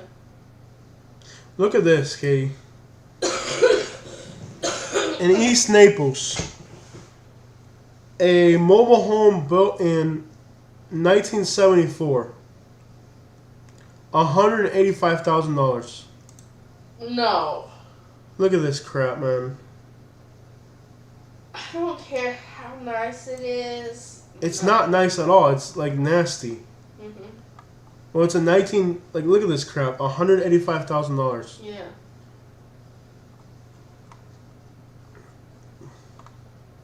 That's crazy. Yeah.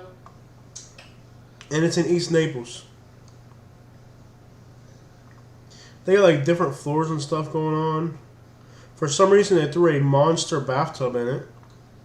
Why? Who knows? Some of the bedrooms don't even have floors; they just have like plywood. But you had enough money to put a monster bathtub. They got in a your 6-foot wood fence all the way around it. Oh my gosh. That lets you know how bad the neighborhood is. That lets you know how bad the neighborhood is when they gotta have a 6-foot fence all the way around it. Bro, Naples makes no freaking sense. This is why we left Naples right here. This is like a prime example. It's on Caffey Lane. That must be like really ghetto. Let's see what it looks like on Street View. Well, it's right off of US 41. Oh, you know where the gas station where we get the tacos? Yeah. You know when you come out of the Everglades and we used to get tacos and arepas and stuff? Yeah. It's behind that gas station. Oh. Yeah, that's hot back there too. Yeah. $185,000 to live there. It's across from the First Haitian Baptist Church. We get right by that's the gas station where they sell like arepas and stuff. Yeah. It's like the first gas station when you come into Naples from the Everglades. Yeah. Yeah. No sinks. Mhm. I'll pass on that one. The Everglades, yep. Yeah, pretty much. It is. East Naples is the Everglades. Look. By the time you get out there, you're pretty much in the Everglades. East Naples is the Everglades. Look, watch. East Naples is right there. That's East Naples. It's right around here. Right there, that's the Everglades right there. That is the Everglades right there. Look, that's the Everglades. All that's the Everglades. East Naples is literally the Everglades. Look, like right there it is. Ew. We used to go out in the Everglades, and then like that's like the first gas station you hit when you come into Naples is right there. It's like the first gas station, and they be having like food trucks outside and everything. And yeah, we used to go there a lot. Mhm. Makes no freaking sense. Naples prices make no sense. It's high right now. It really doesn't make. I bet we'd have got $200,000 for our mobile home by now. Yeah. But owning crappy real estate is just a bad deal. Yeah. Let me look at. I don't see anything like. I've yet to see anything. Look at this on Johnny Cake, baby. Oh my gosh. $700,000 to live on Johnny Cake. Oh my goodness. No. No. Didn't that used to be like less than 2? Yeah. That's crazy that somebody would pay $700,000 to live in Palm River. There's nothing special about this house at all. Nothing special about it. $700,000. Insane. It's a nice house. Might have even worked on this house. I worked on a house on Johnny Cake. Oh my gosh, I think I worked on this house. I think I know this house. No, it's not the house I worked on. But look at that. $675,000 Insane. for a 3-bedroom house in Palm River. That's insane. Like, so that neighborhood has appreciated $500,000. here's a $4 million house. Where's it at? Let me see what neighborhood it's in. In the last 10 years. Quail Creek, North Naples. Between Bonita exit, so North Naples. Even that seems insane to me. Quail Creek, I guess. $3.4 million for a house in Quail Creek. It's pretty. Big yard. I used to work in these houses all the time in Naples, man. I've worked in places like this all the time. Yeah. All the time I used to work in places like this. They have a zebra. Are you kidding me? They have a real zebra carpet. That may not be real. It probably is real. It's in freaking Quail Creek. I don't know. That's a lot of money. I worked in houses like that all the time, though. I wonder what the most expensive houses in Naples are right now. Let's see what the most expensive.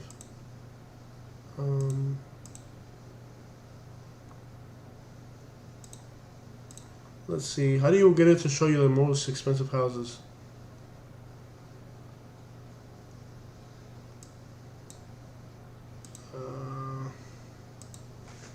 Let's see what's over 20 million in Naples. Let's see what they got for over 20 million. There's actually houses in Naples right now for over 20 million, like a bunch of them. Not even like one or two, like I mean like a bunch of them. Insane. Let's see where they're at. Probably they're new construction. So New here's one. Construction, $20 million. Yeah, a lot of them are new construction. So check this out.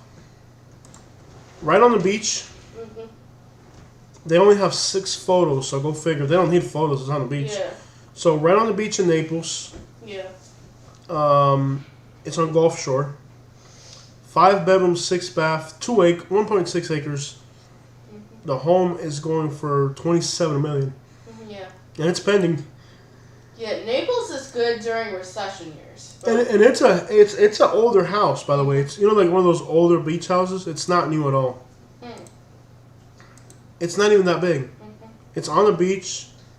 The pool's not that big. It's got several pools though. So it's not even that impressive of a house. You can see the Naples Pier in the distance. Yeah. It's an older house, but it's on the beach.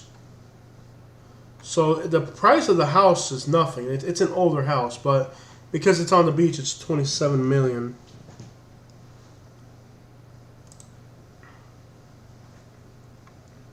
Here's one for $30 million on Gordon. Now this one's also pending, by the way. 5,000 square feet, acre and a half. This looks cool. They don't even have photos. Like these houses in Naples, like that are that expensive. There's one on Galleon. Oh, I wonder if it's one of the ones I've worked on. $22 million. Now that's expensive. Would you pay $22 million and you're not even on the beach? You're just on one of the finger streets? No. Port Royal, $22 million. It's not even on the beach. It's just on a finger street.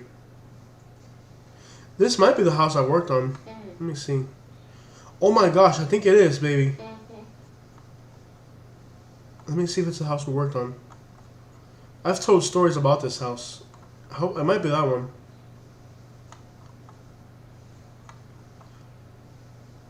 Is this the house that we worked on where the boat, where we got to ride the guy's boat? Where the Russian guy owned it? No? No. No, that's not it. No, that's not it. It's an older, outdated house. Like, it's not that modern. But it's $22 million because it's in Port Royal. It's a finger street. $22 million.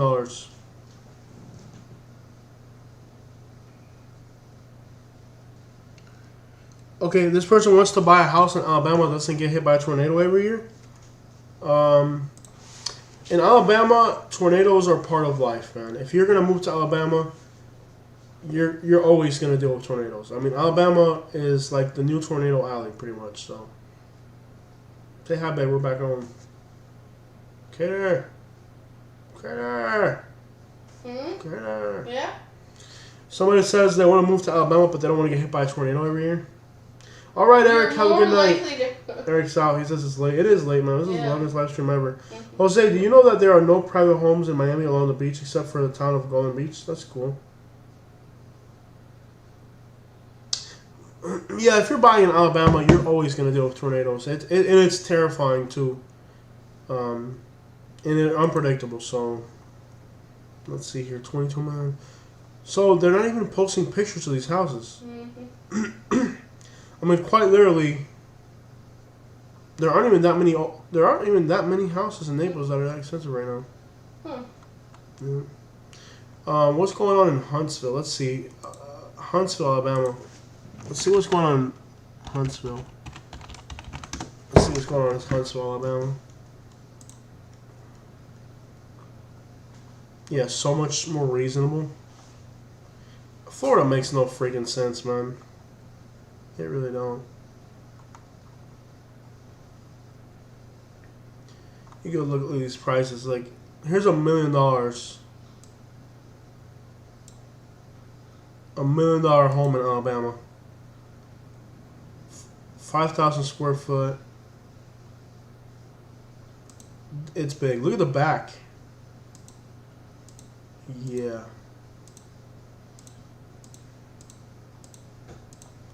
Yeah, your money goes a whole lot further in other places.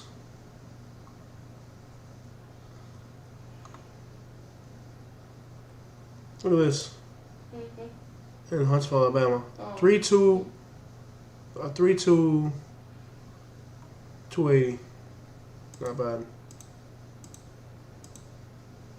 Big houses, man. And even Huntsville is getting expensive in some spots. Like, here's a... I don't know. Even Huntsville's getting expensive, but then, you know, they figured that one out already, so it's gonna get expensive. It's definitely gonna get expensive. Insane. Let's see what else they got here. That's kind of ugly. I don't know. They're not pretty looking houses. I don't see anything that catches my eyes yet. Well, let's see what's going on in Hialeah, man. We got one in Hialeah.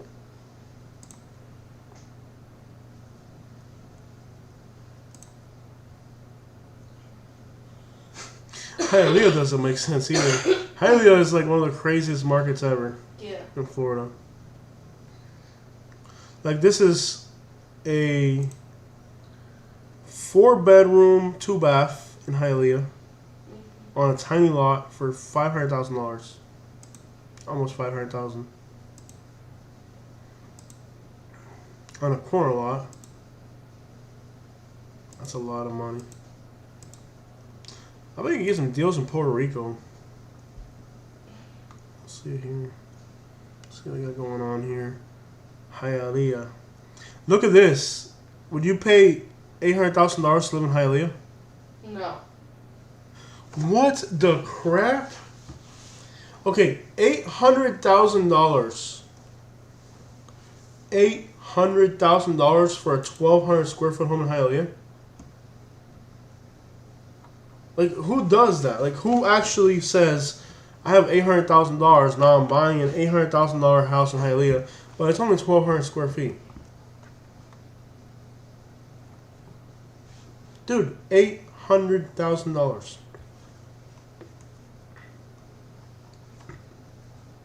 That is insane. Let's see, it's like not that special. It's just like a normal looking house. Obviously, the walls are white, the floors are white, everything's white because they're Cubans. Everything, the whole house is white, obviously. Expected for Cubans. Everything is white inside the house. The whole thing is white. Floors, everything. And they have stainless steel accents.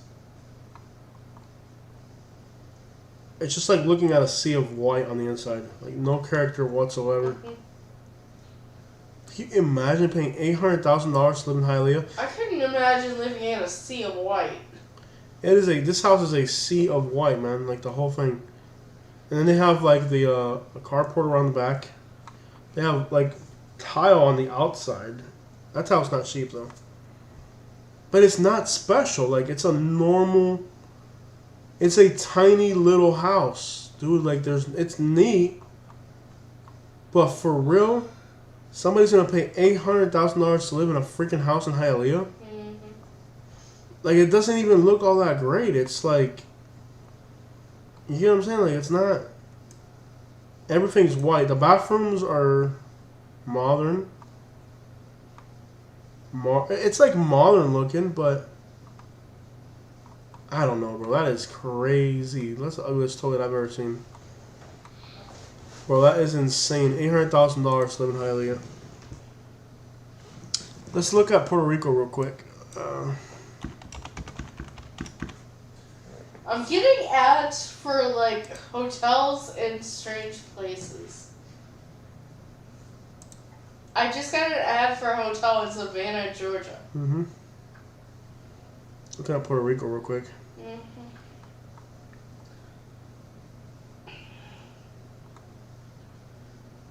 So this is $260,000 in Puerto Rico. Not impressed. It is affordable. Here's one for $460, but it's the view you're paying for on that one.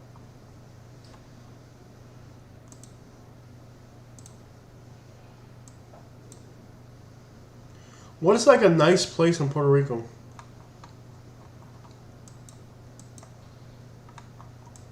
Like San Sebastian is like out in the country. I guess. I don't know. What would be like, where do rich people live in Puerto Rico? San Juan? I don't know. Where do rich people live in Puerto Rico? Mm-hmm. I don't know. Where would like Fajardo? Isn't there like a suburban rich area in Puerto Rico? I don't know. Like where do rich people live in Puerto Rico? I don't know. Find out. Like what's like a rich? Like where the Ponce. rich? Ponce? You just looked that up. Someone just commented it. Ponce. Okay. So that's supposed to be where's like the rich area, of course. Ponce. Let's see what Puerto Rico's got going on. Cheap as crap. I mean, you can buy a 4-bedroom, a tiny lot though. We could buy a house in Puerto Rico. With what we have? Yeah. Why don't we? Do you want to do it? We could literally buy a house cash in Puerto Rico. What's the weather like in Puerto Rico? Like Cuba. But probably hotter. And more hurricanes. And stronger hurricanes. I don't know. Like, there has to be a rich, fancy area. Like a really ritzy, fancy area. I'm trying to find like some like expensive real estate in Puerto Rico. How would we make money? Isla Verde, El Condado. That's it right there. El Condado. Let's look up El Condado. How would we make money in Puerto Rico? How would we make money? Mm-hmm. YouTubing. Sure. Okay, but these are all condos. Mm-hmm. So this is like El Condado. It's kind of like right up here. It's like a fancy area of San Juan. There it is, right there, Condado. So El Condado, it's like It's like a fancy area.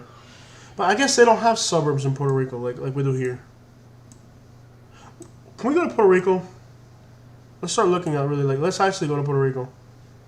What do you I would want to go? love to go to freaking Puerto Rico. Like you and me? Just me and you. Let's go to Puerto Rico. When? Like start looking at plane tickets and stuff. Like Next week. Tuesday? Yeah, maybe Wednesday or Tuesday. Look at the weather too and everything. We gotta look at everything. I'm dying to go to Puerto Rico. We'd have to get a hotel like somewhere. We'd have to rent a car. It looks like it'd be nice weather here the weekend. Yeah. That's the problem with Puerto Rico, the economy. Yeah, but we'd have to make a living off YouTube. Well, here's $1 million house in Puerto Rico. It's in historic San Juan. It's got 8 bedrooms, 8 baths. Let's see what $1 million gets you in Puerto Rico. Let me zoom out real quick. There we go. That's better. Let's see what $1 million gets you in Puerto Rico. Great view. Got a garage. Mega car garage. Would we need a car in Puerto Rico? Yeah, you definitely need a car in Puerto Rico. We'd have to rent a car. Okay, there are no direct flights. Not even from Orlando? From Orlando, yes. Couldn't we fly from Southwest Florida to Orlando? Yes, this is what it has to do. Yeah.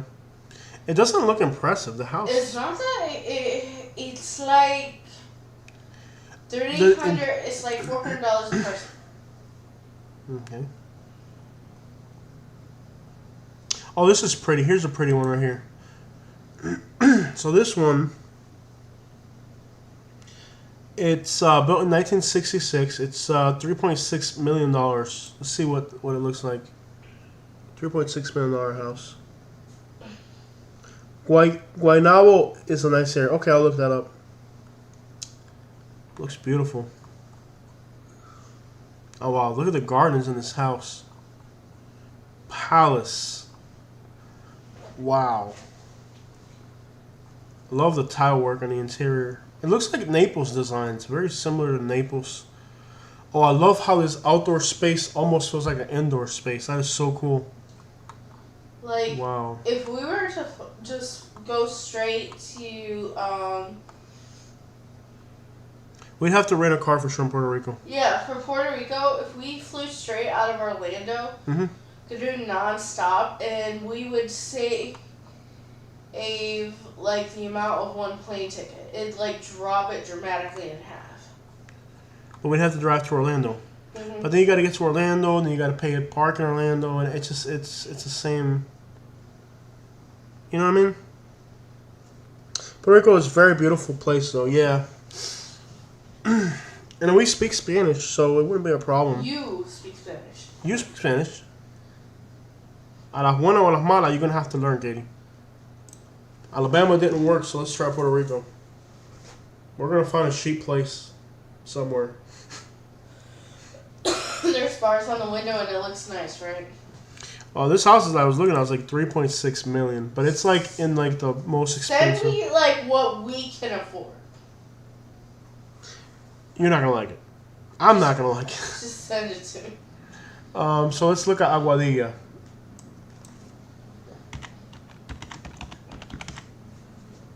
Now, I actually know people here, so it would make it... I would actually know people in Aguadilla.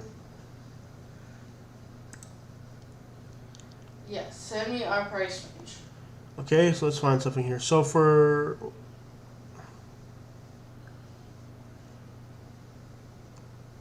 So look at this one. For $85,000,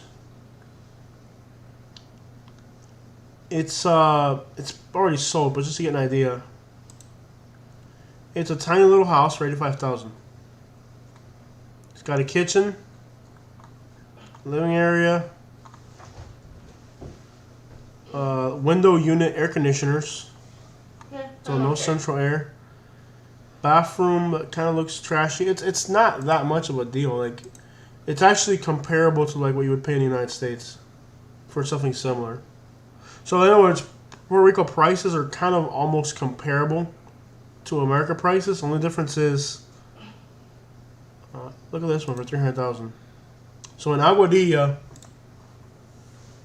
for 300,000, you're talking 5-bedroom, 3-bath for 300,000 on a small lot.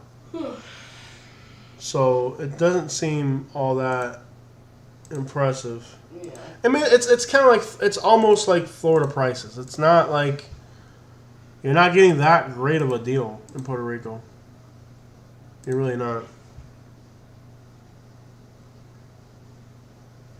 That's why so many people from Puerto Rico came over here. It doesn't even make sense. So here's a house for 47,000. It's in Aguadilla. It's got metal bars on the windows. It's got a tiny lot. I mean, it's basically like a shotgun. It's a shotgun house. Kitchen's all ripped up. Bathrooms look deplorable. Outdated as crap, too. So for $46,000, we could buy a house in Calle Mercado, Aguadilla. 46,000. 46,000. You can buy like barely inhabitable house in Aguadilla. We could make it more than inhabitable. It's literally like in the hood. Like it's next to a shanty town. Like it's not in the shanty town, but there's like a shanty town right next to it. How's the bathroom look? Okay, so like it's part of the city's grid pattern, Yeah. but you're 1 block away from a shanty town. Like Okay. there's literally a shanty town a block away. Okay. So it's probably very high crime. I didn't know they had shanty towns in Aguadilla. But you're close to Sunset Tropical Bar, which doesn't have photos, but it's rated good. And there's Caloma Villalobos. Is it near a grocery store? Oh, dude, this is like straight up like hood. Like it looks very hood. They gonna be like, who's this white woman? Yeah. It looks very... I didn't realize Aguadilla was that hood. It looks like the type of stuff you see here in Lehigh. Oh, wow. But, like, more authentic. Yeah. I didn't know. They had, like, literally got shanty towns. Like, straight up shanty towns.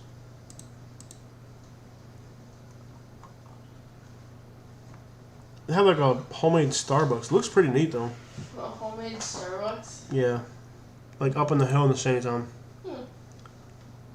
Is it from the Starbucks company? No, it's not. So yeah, it's not like in the hood, but it's right like hood. It's like adjacent to a shanty town. So, I'm gonna guess crime out here would be like crime in this area would just be like outrageously high. I'm gonna guess. Little John Pizza. I would love to visit Puerto Rico, bro. I am dying to get out there. I don't know about living there, but I would love to visit freaking Puerto Rico, bro. It looks so freaking cool. It really does. Puerto Rico still has to recover from Hurricane Maria. Really? Wow. Somebody says they still haven't recovered from Maria. Wow. That's bad.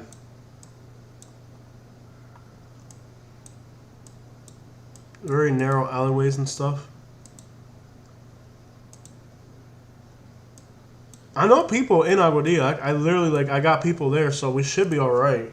And they know we YouTube, so we should be alright with we're pretty much good to go on that one. Like, we'll be straight up. They have a Walmart, though. They have a, they have a mall, believe it or not. They actually have a mall. They have an actual mall. Looks like Alabama right here.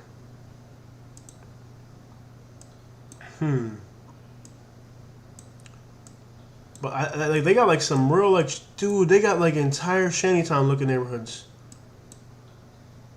and you can tell there's a lot of blue tarps from the hurricane. So it looks like there's still a lot of like recovering from the. Yeah, this is like real authentic. Like I would love to come out here, bro. This would be so cool to explore. Lots of murals and stuff.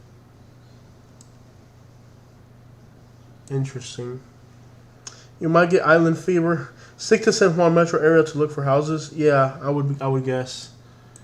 Yeah, these small little towns like this, you know, I would figure like it might be difficult if you're not from there. Yeah, I would guess stick to San Juan if you're looking at houses. Yeah, I didn't realize how like hood it looked. I thought it would be kind of nicer, but it does look kind of run down and scary looking. I didn't realize it would be like that. So what else is interesting with real estate? Florida. I guess Puerto Rico would definitely be something like, if we really want to experience something unique, we should just do Puerto Rico. I want to do Florida a little bit before I do traveling because of obvious reasons. Right I hear now. this area is pretty. El Yunque National Forest is supposed to be really pretty. Carolina. Yeah. Okay, so let's look for hotels in Puerto Rico. Let's start planning this. Let's see what they got for hotels.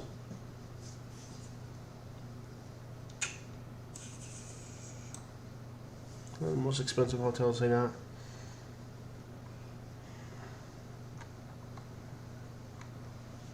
I guess if you stay in the historic core, you don't need a car, but I don't want to do that. I want to be able to get out and about.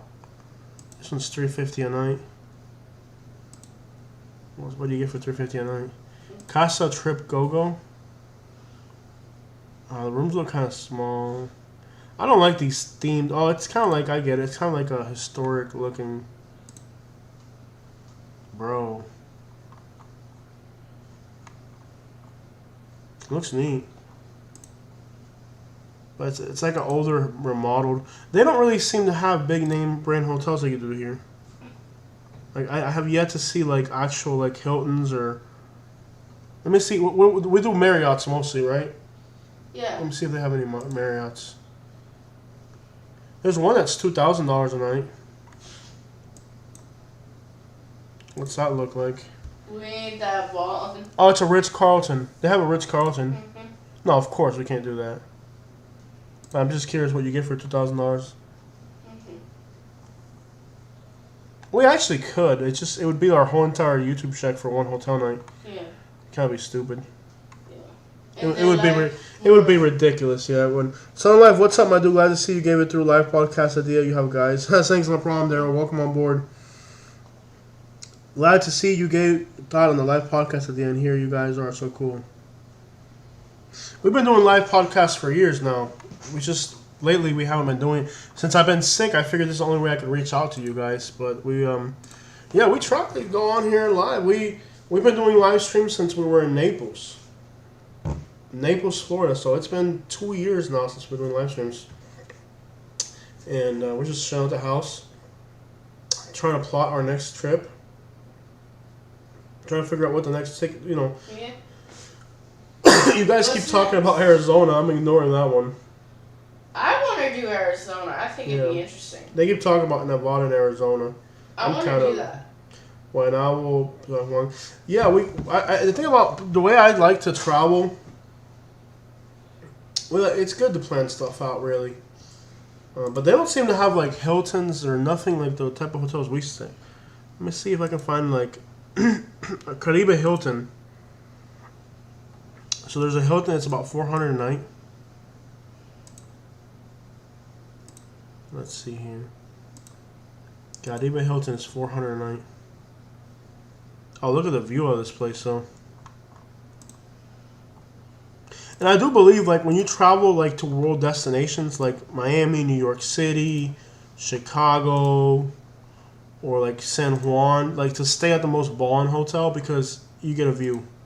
You know what I mean? Like, and you're going to have to pay for that regardless. I do believe in staying in like when I travel to places that are, like, significant, at least one night stay at a really fancy hotel for the view more than anything.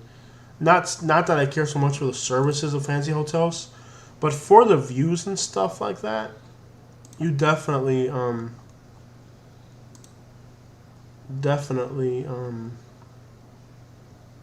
makes up for it. This looks great, this Hilton. Mm-hmm. I think you have your own, looks like you got your own private beach right there. And there's a Starbucks inside the Hilton. Starbucks? They have a Starbucks inside the Hilton. But is it like Fernandina Beach? So check it out. Okay, so the hotel's $400 a night. The beach is right there. And you have like a secluded beach. You have beaches right there. So to go to the beach is right in front of your hotel. And you got a Starbucks. So, and there's a park, which I'm going to guess people hang out at. So, not bad at all. And it's right on the entrance of San Juan, Miramar, and El Condado. So, it's like where the three big neighborhoods meet that you're going to hang out in. So, that's not a bad place to stay.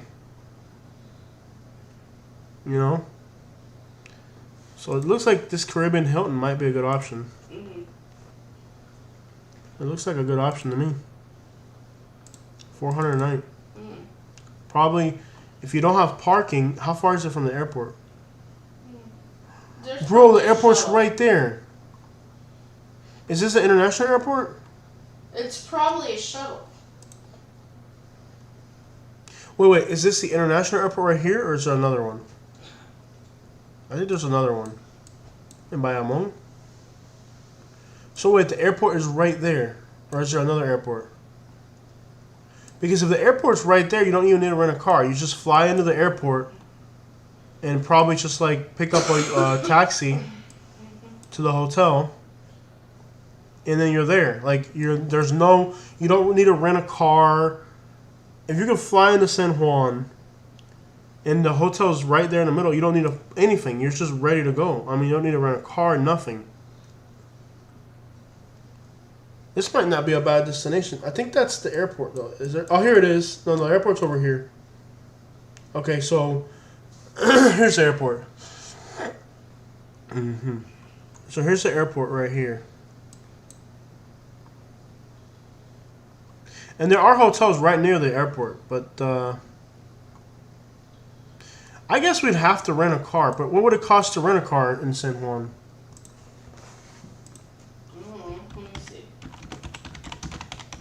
Are you looking? Let's look. We gotta find this out. Okay. We gotta figure this out.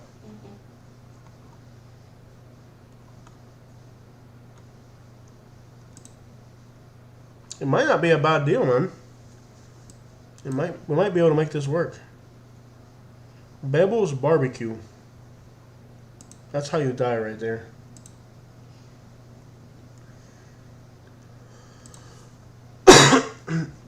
I got a friend. He said if I pay his plane ticket, he'll go with me.